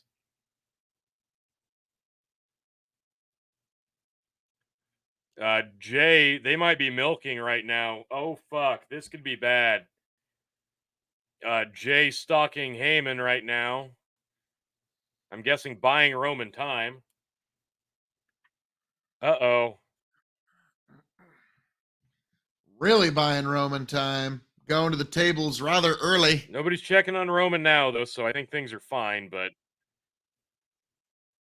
Yeah, I think he might have got the wind knocked out of him at the very least. I'm kind of worried now. I'm hoping that's all it is. Look at Paul just grovel. He's your blood. He's your tribal chief. He's your tribal chief. He loves you. God. Like, wow. I mean, green shirt guy. Green shirt guy's even getting into it in the background. Okay, Roman's back in. Okay, Roman's up. Roman's up. Hits Jay. Pops him off the steps. Oh, man. Second, he was probably worried he dislocated a rib or something. All right, but just needed a minute. That's what I was thinking. Uh-oh. Oof. That's scary when you got a long-term champ like chief. This. He loves you. Like, Jesus, Paul just groveling. Like just the most pathetic, but Paul is just perfect. amazing. It's just amazing. Yes, my tribal chief. I'm so sorry, my tribal chief. Nice. I love you, my tribal chief. You, Jay you are insecurity my out of the corner to Roman. Paul Pops up to Heyman. the top, bounces over top of Roman. Roman ducks, throws him back into the corner. His head bounces off the middle rope. My tribal chief, you are my sunshine. My only sunshine. You make me happy when things are sad. Like, Make yeah, me happy. Oh, You'll never know, my tribal chief, how much I love you. Please don't take my lay away. Why did they recast Raiden? Raiden. They don't know that there can be only one. Yeah, no, that was one of the things that pissed me off the most. They didn't When have they the recast money Raiden. to get the original actors in most cases. Yeah, Like they blew all the money on Liu Kang in the budget. they couldn't get Chris Lambert, so they had to recast him. Yep. And they got a guy with the exact opposite voice because Chris Lambert talks like this. And then the other guy talks like this. And ethnicity. Mm. And he wasn't even the same ethnicity. Drive-by. Weren't both actors white? Mortal Kombat Annihilation is a fucking travesty. Chris Lambert and the other guy. Chris Lambert's not. The second guy, I don't think. The second guy might have been Mexican, honestly. Okay, I remember him with blonde hair, so I thought he was white. So, but it's been like 20 years since I've seen this movie. Got white hair. It's actually been more. He than wasn't 20 white. Years. Yeah, probably. Tony looks up that like this dude's got blonde hair and blue eyes. Motherfucker. They recast Sonya Blade because it used to be Veronica Vaughn from Billy Madison. They found some bimbo to replace her. So that ruined that. They killed off Johnny Cage in the first 5 minutes. That ruined that. Jax was terrible. Wasn't a lot redeemable about that movie. No, there was like nothing. Couldn't even get Shang Tsung to come back because he saw how much of a stinker this was. Oh. And now big insecurity. Yep, Jey Uso is getting ready. Mortal Kombat Annihilation cast. Jesus Christ, Tony. They got Katana back. She was the same actor. Liu Kang was the same. Who the okay, James Reamer was Raiden. Oh, just Roman wearing He's Jay played out numerous with roles a in a 40-year career. Most White notably dude, eh? Ajax and the Warriors. Oh, nice. Warriors, It didn't look like one in Mortal come Kombat. out and play. It's really the only line that's worth quoting from that movie. What? That it's you, Warriors. All right. Roman is just wearing Jay out with a kendo stick.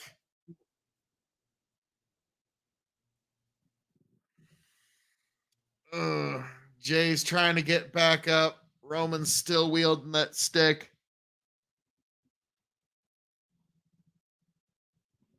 Everyone's just saying, Roman, you suck. You suck. You suck.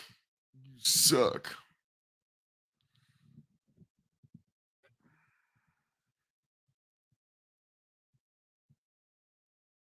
All right. Smack. Smack. Roman's picking him up by the neck with the I don't think it was kendo over his stick. head. I think he got it.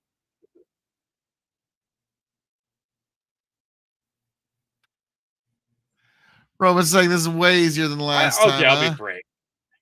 Oh, picking him up by the Tribal kendo Combat. stick by the neck. Oh, Like Jay there blank. a rule? Is there a No. rule on how fast Tribal Combat can play out? No.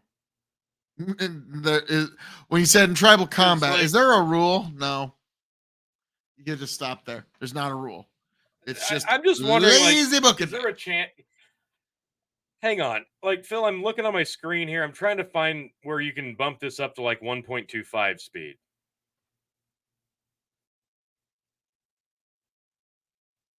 Can't find it. It's not there. I would just leave it because you and I are kind of synced up. Synced up or not, like, I feel like this needs to hit a different gear. Ouch. True. God damn This it. is moving a bit slow. Roman Reigns. No, kind of this is just finding his pace methodical in the for the Roman point of Reigns being match. methodical. Like, there's nothing, like, they're not Roman's doing going. anything new here. Tony, he's going for the punch. They've just gone back to the power well. Like, of the punch. Tony. I didn't expect this to be like a retelling. Jay now wearing out Roman Reigns with the kendo stick. The crowd's coming alive now. Oh, the kendo stick's falling apart. And he's going to get one more good. Oh, wow. Okay, that's a new use from these guys before. Oh, wow. Main event Jay. That's what they're going to start calling him now. Because like it or not, he's main evented a WrestleMania and he's main evented a SummerSlam now. He did. Well deserved. He's a great talent. Just really hope this finishes strong.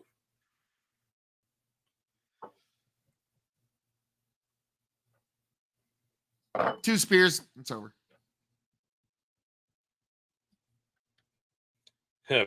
Bandit asks, kendo sticks fall apart? Not usually, but in wrestling, all the time. If you wear them out like that, yeah. If you hit somebody like 48 times, maybe. Oh! Big Jay Superman. came off the That top. Was good. Jay flies off the top. Jay with a kick out. Peacock. No, I just need to move forward a few seconds.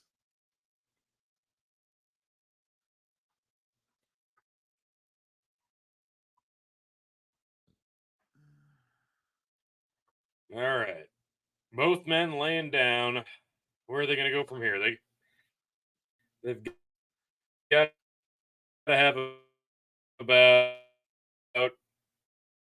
9 minutes left. Roman stands back up. There's been nothing like innovative. I don't know. I'm not.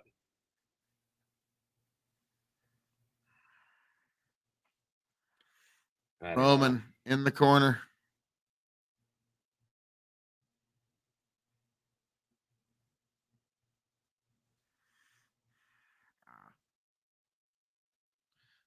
Roman getting ready.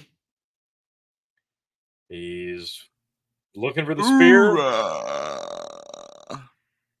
Ooh. Oh. Misses the spear. Go figure. Roll up. Oh. Big super kick. Jay falls. Oh, such a big super kick. Now he's climbing to the top quickly, like he should be. Big splash. 1, 2. Kick out to it. Oh, that was fucking close. Good series. Good series. Good series. I honestly, if like Jimmy doesn't show up in this and cost Jay the match, I will be disappointed. You think Roman needs help? Why don't you believe in the ability of the tribal chief, Tony? Well, he hasn't defended the title since WrestleMania. Because a worthy challenger has yet to arise. Oh, wow. So Jay pulls in a chair. Every bit of furniture we can get. There's a table still on the outside, directly behind Jay, and they keep showing it on the camera, so it's not like we don't know that's coming.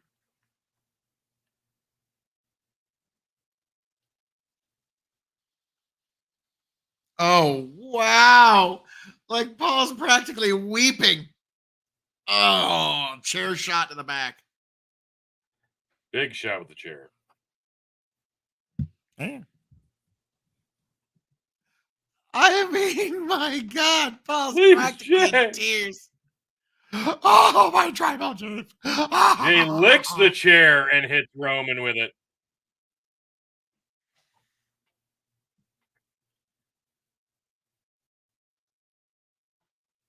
Can we please just acknowledge that Paul Heyman's pinstripe suits are the greatest thing ever? They are amongst some of the greatest things in existence. I will definitely give you that. Oh, for fuck's sake. Jesus fucking Christ. Sake. Okay. 2, 3. Just about hit Roman with 5, a few. and 6. Jay throws in at least 8 more chairs. Okay. Now Jesus, we're like he getting reaches out of the ring and pulled out another 7 chairs. It's like Jay's looking like he's considering giving Paul Heyman a super kick.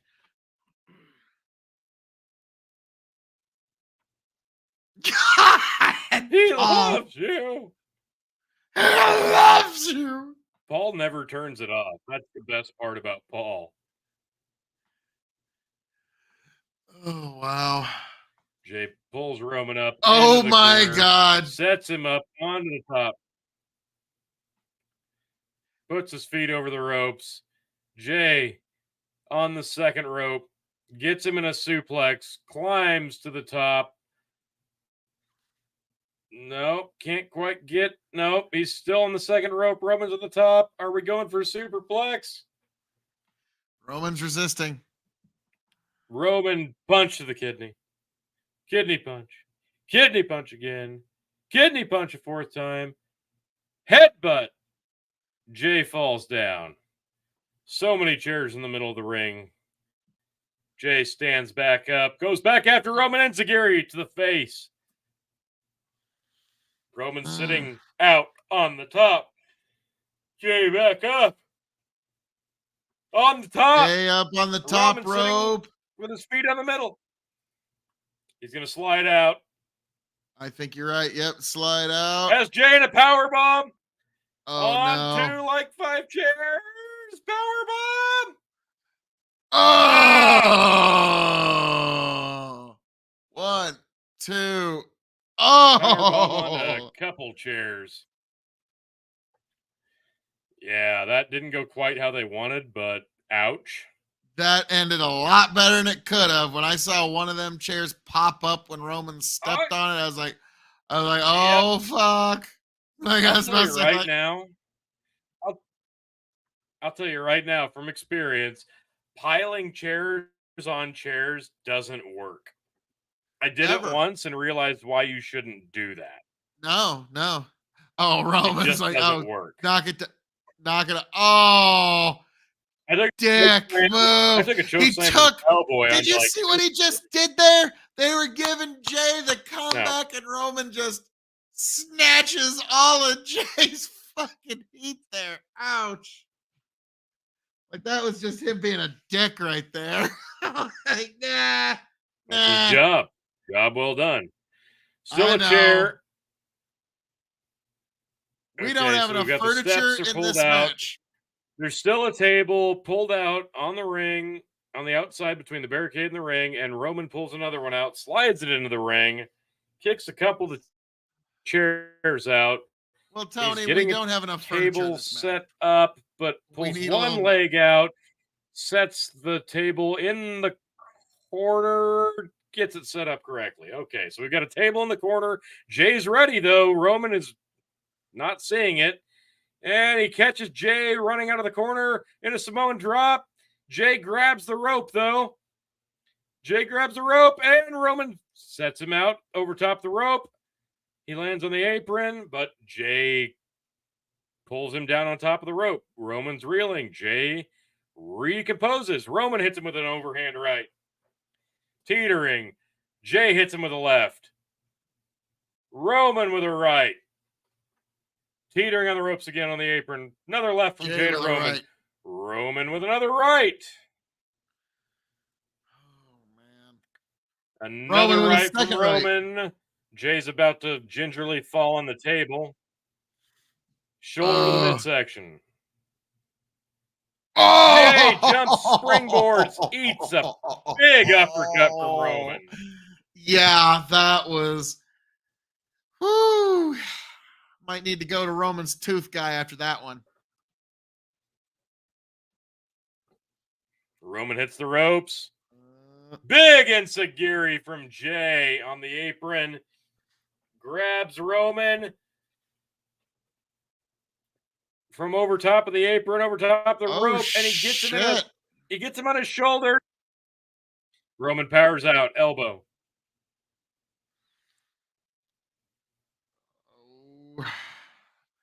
Roman's gonna find a way to put him through that. Oh, shit! Nope. Oh! Whoa! Jay gets him up over top of the fucking rope, and they Samoan drop through the table on the outside. Well done. Well done. That was. Refresh your feed.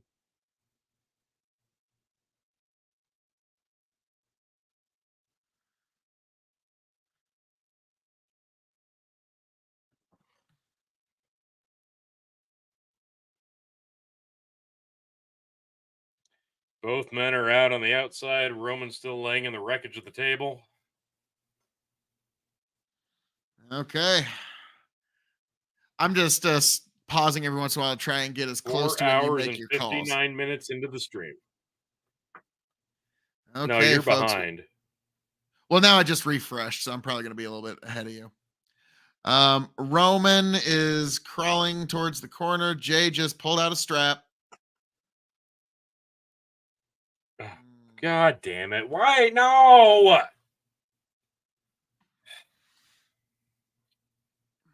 We don't have to put a hat on a hat. Whacking with the strap. God, Jericho and Adam Cole. Roman's bleeding out of his elbow like a motherfucker. Roman is bleeding like you wouldn't believe. I mean, Roman's bleeding all over creation. Like, yeah, don't go out into the crowd. You're bleeding all over the place, Roman. He is.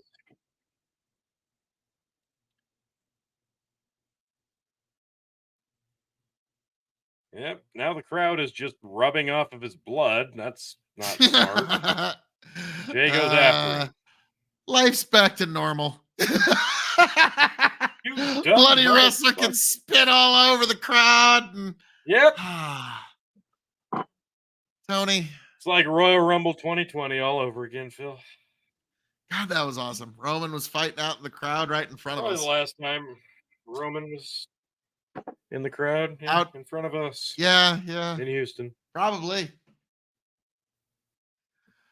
The halcyon days of 2020 before COVID. Uh-oh. Oh, look, there's an announce table out in the middle of the crowd.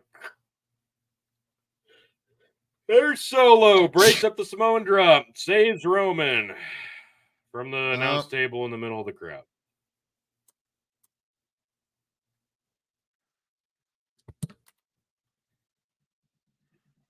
Yep, Solo's beating the piss out of Jay.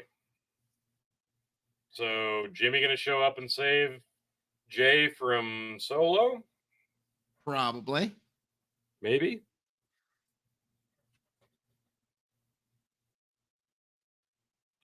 Solo got Jay in the rock bottom, puts him through the table. Rock bottom.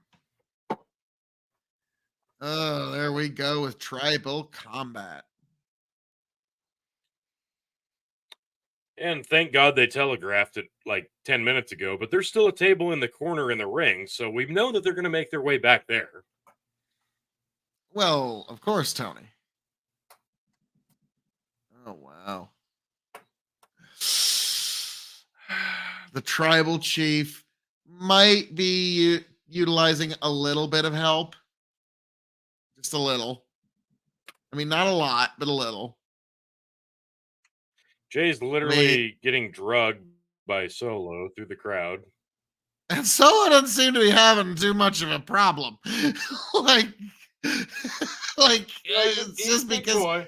Jay didn't want to have all the shit from the arena on his back, which he already does. Oh no, that's his tattoos. Okay, I thought that he had a lot of dust on his back from the arena. Like, ew, Yep. dust him off. No, those Yeah, are he can't do tattoos. stuff. Yeah, no, that like I'm sure Jay's mama told him before he got the first one. Them are permanent. You can't get rid of them. You sure about that? Solo dumps him over the barricade. He's back near the ring. Solo joins him, picks him up, and throws him back into the ring. Okay, we can finally get going again. All right. Now Solo's Roman gonna go in says, there. let's go. Beat the shit out of him for me. He's gonna spike him. So it's Solo versus Jay now. That great. Picks up lifeless Jay for rock bottom and hits it. So All the right, tribal this chief is- might be utilizing a little bit of the Phil KOE championship retention strategy. It's not great. This is not You know, great. do a little bit of the initial, and then the minute things start to not go your way, have your other man come in and just start waffle stomping. It works every time, Tony. All right, so It Solo's increases your picking chances Jay of retaining. up. Taking his sweet, sweet time.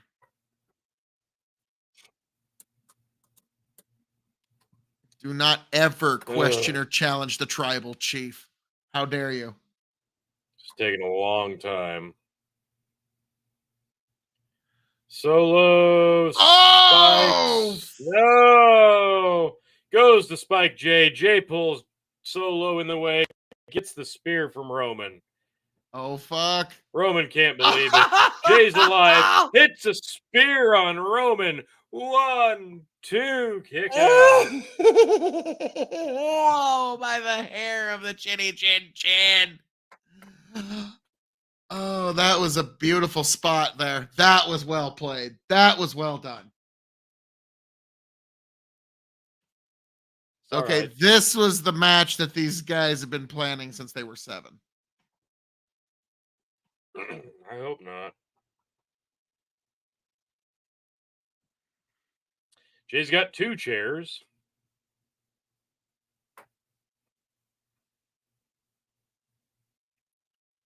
Dual wielding chairs. What's he gonna do? Throws one down. That's Obviously. probably smart. Smack Solo. Max Solo. Smacks Roman. Smacks Roman. Smack Solo. Ouch to Solo. And he jabs it into Roman's chest 3, 4, 5 times.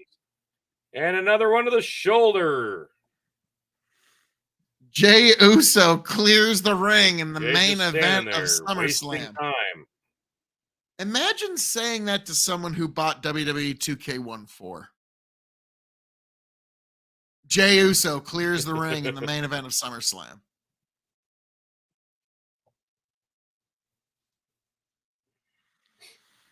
All right. Roman is outside the ring. Jay's got a chair stalking hard. Oh, Last Roman no eats a super kick from Solo. Yep. Solo is doing his job. It's being a good end line.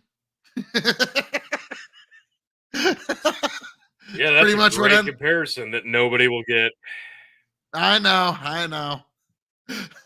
Only I get that reference. That's Yep. thank God.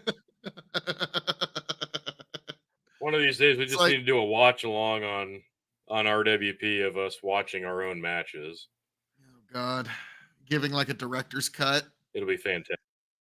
Yeah, pretty much. I remember when we did the top 10 video games of all time, we kept referencing Endline. And I'm like, I bet he really wishes we wouldn't. Yeah. Stop it.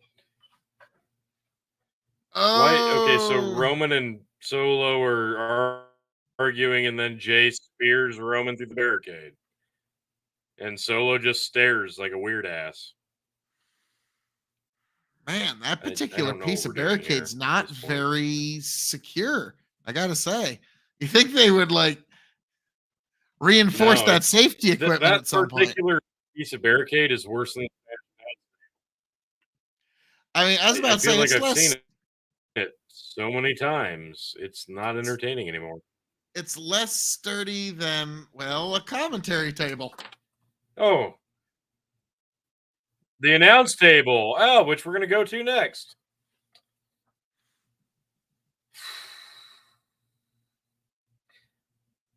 And he gets Jay up for the rock bottom to go through the announce table. Jay counters, hits a super kick.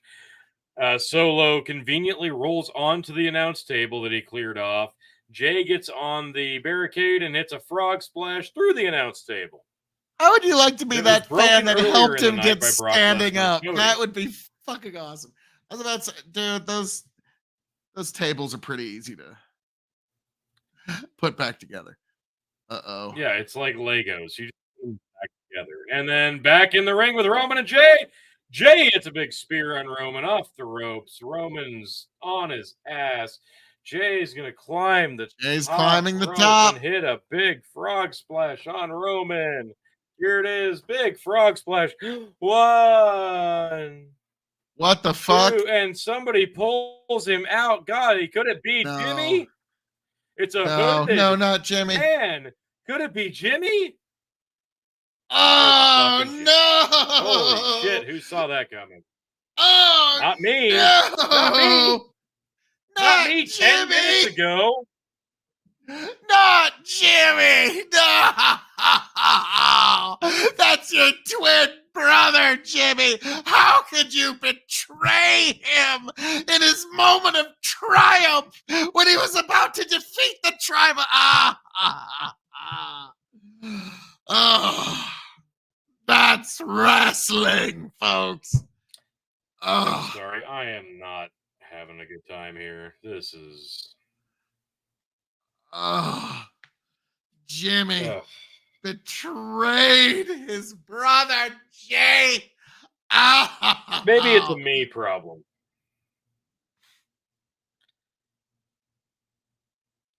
The crowd. The crowd was chanting, "Fuck you, Jimmy!" And then Jimmy just delivers a super kick, throws Jay back into the ring. Oh my God! Why? Why? The Usos are no more. One of the greatest tag teams in WWE history. He puts himself in front of the table in the corner. Here it is. Now Roman sees what's going on. Spear through the table. 1, 2, 3. The table. Disgusting.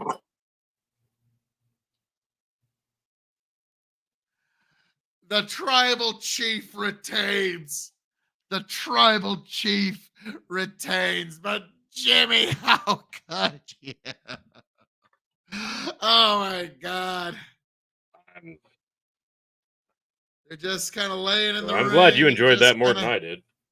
They're laying in the ring, just kind of taking it in. Like, dude, we're fucking main eventing SummerSlam, dude. Oh, yeah, the afterglow. Ooh. The afterglow. Yep. But and who could have possibly seen this coming? Now, Tony, you don't fucking count because you see all of it coming. So fuck you. Me, fucking 15 minutes ago on this stream. Go back and watch. No, you don't count. I've already established you don't count. I fucking count. You're Ken enough. I literally fucking said this. I fucking said this. You're bored, Tony? Phil Gin. Says Bandit. No. I don't even have my gin right now. So. Nice try, Bandit. Not this I will show. honor. I Not will that honor. show. I was about to say I will honor that though. Next big bucking. But Oh my. Solo. Like the whole bloodline was involved here. That took for fucking ever. I'm sorry. It's Jesus. So they started this with 4 hours and 35 minutes on the stream, including the pre-show. It's 5:12 now. So we'll go off the air at 5:15, meaning they went for 4:45, 4:55, 5:05. Yeah, 40 minutes, including entrances. This took 40 fucking minutes. All right? Oh, what do you give it, T? 40 minutes. What Zigmover says, "Wow, Roman wins by interference again." I know, and only his second defense since WrestleMania. Actually, never mind. Zigmover. First defense since WrestleMania. Zigmover, I didn't see that on my bingo card. I know, me either.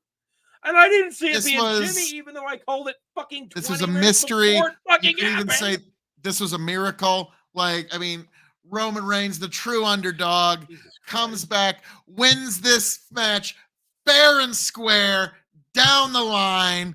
Just, he did what he had to do. He overcame adversity and made sure he was able to raise his finger, raise the belt, and declare himself the true tribal chief of this family, the true tribal chief of the Samoan wrestling family. Once and for all, Tony, it's definitive, right down the line. Nobody could have done it more fair than Roman. Dude, it's not even me using my clairvoyance at this point. Like, I'm staring at this match going, Jesus, this is the most obvious thing. We knew Roman was going to win before the match started. We knew that. And then as soon as the match started, this is slow. This is not great. And then I said, oh, wonder if Jimmy's going to interfere. And then I said, oh, wonder if Jimmy's going to interfere and cost Jay the match by interfering on Roman's match. And that's exactly what happened 15 fucking minutes later. This was as predictable as the time. Jesus Christ. I'm sorry. This match was not good.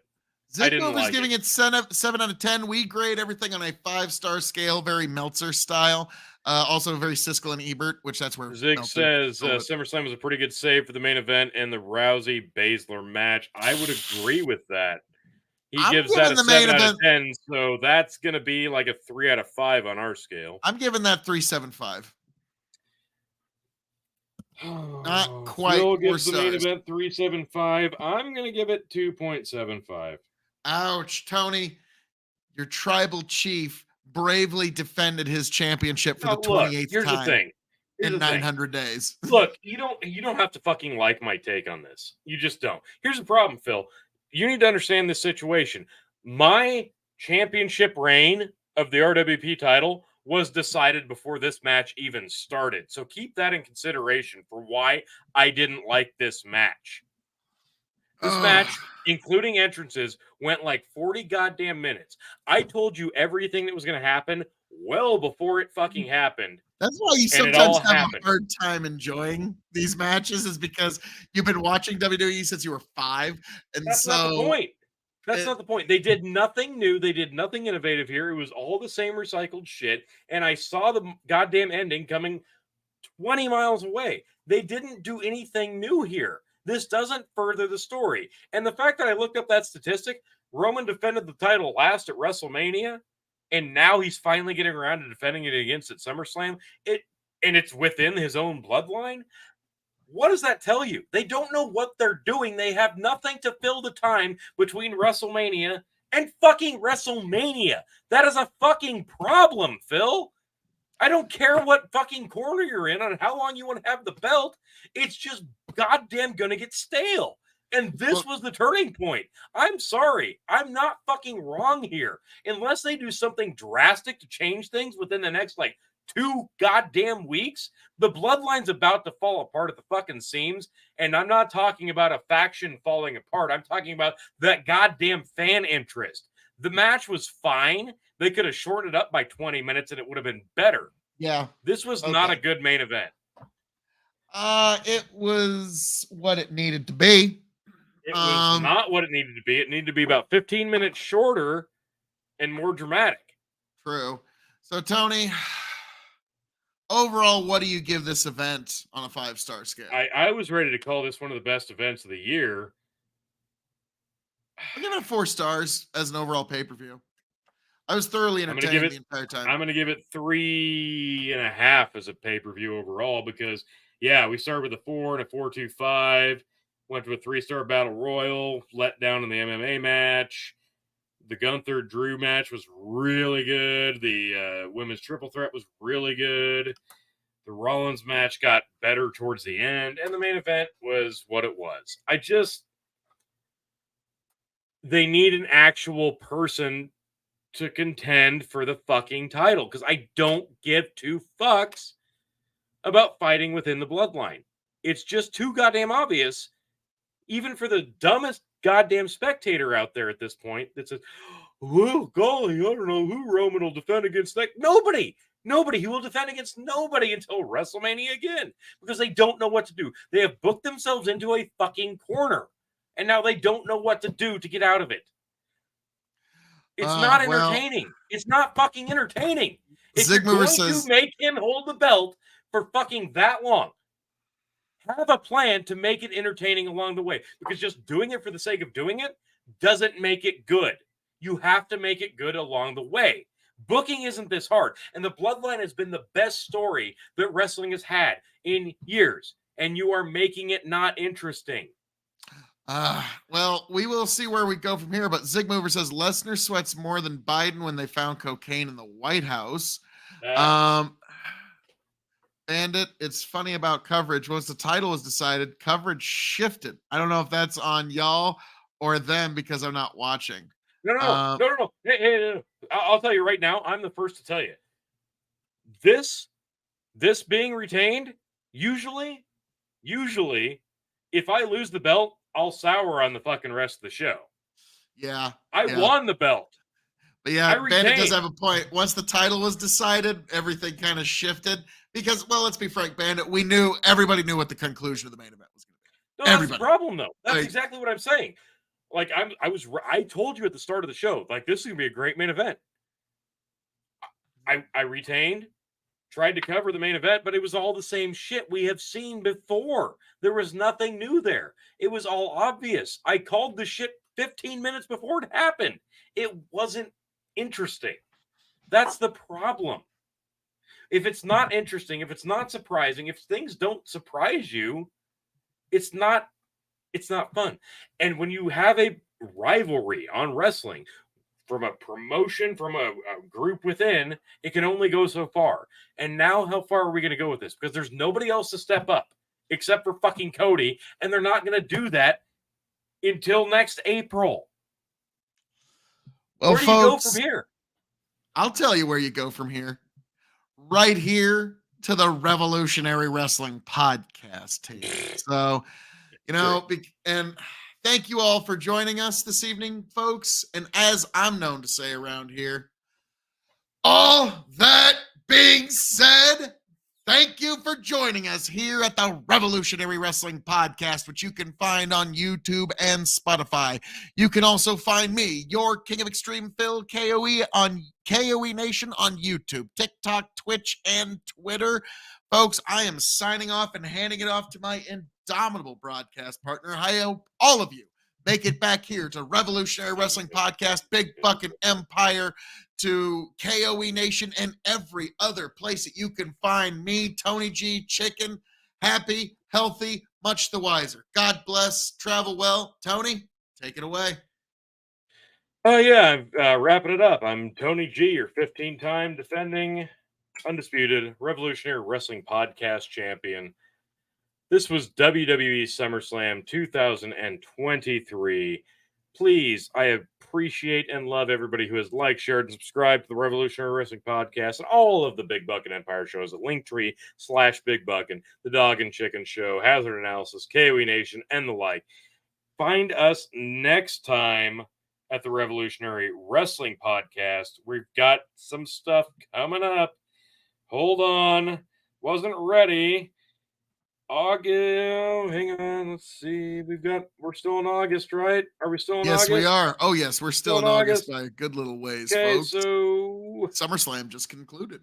SummerSlam's done. Payback, I believe, is on. Tried to do this on a whim.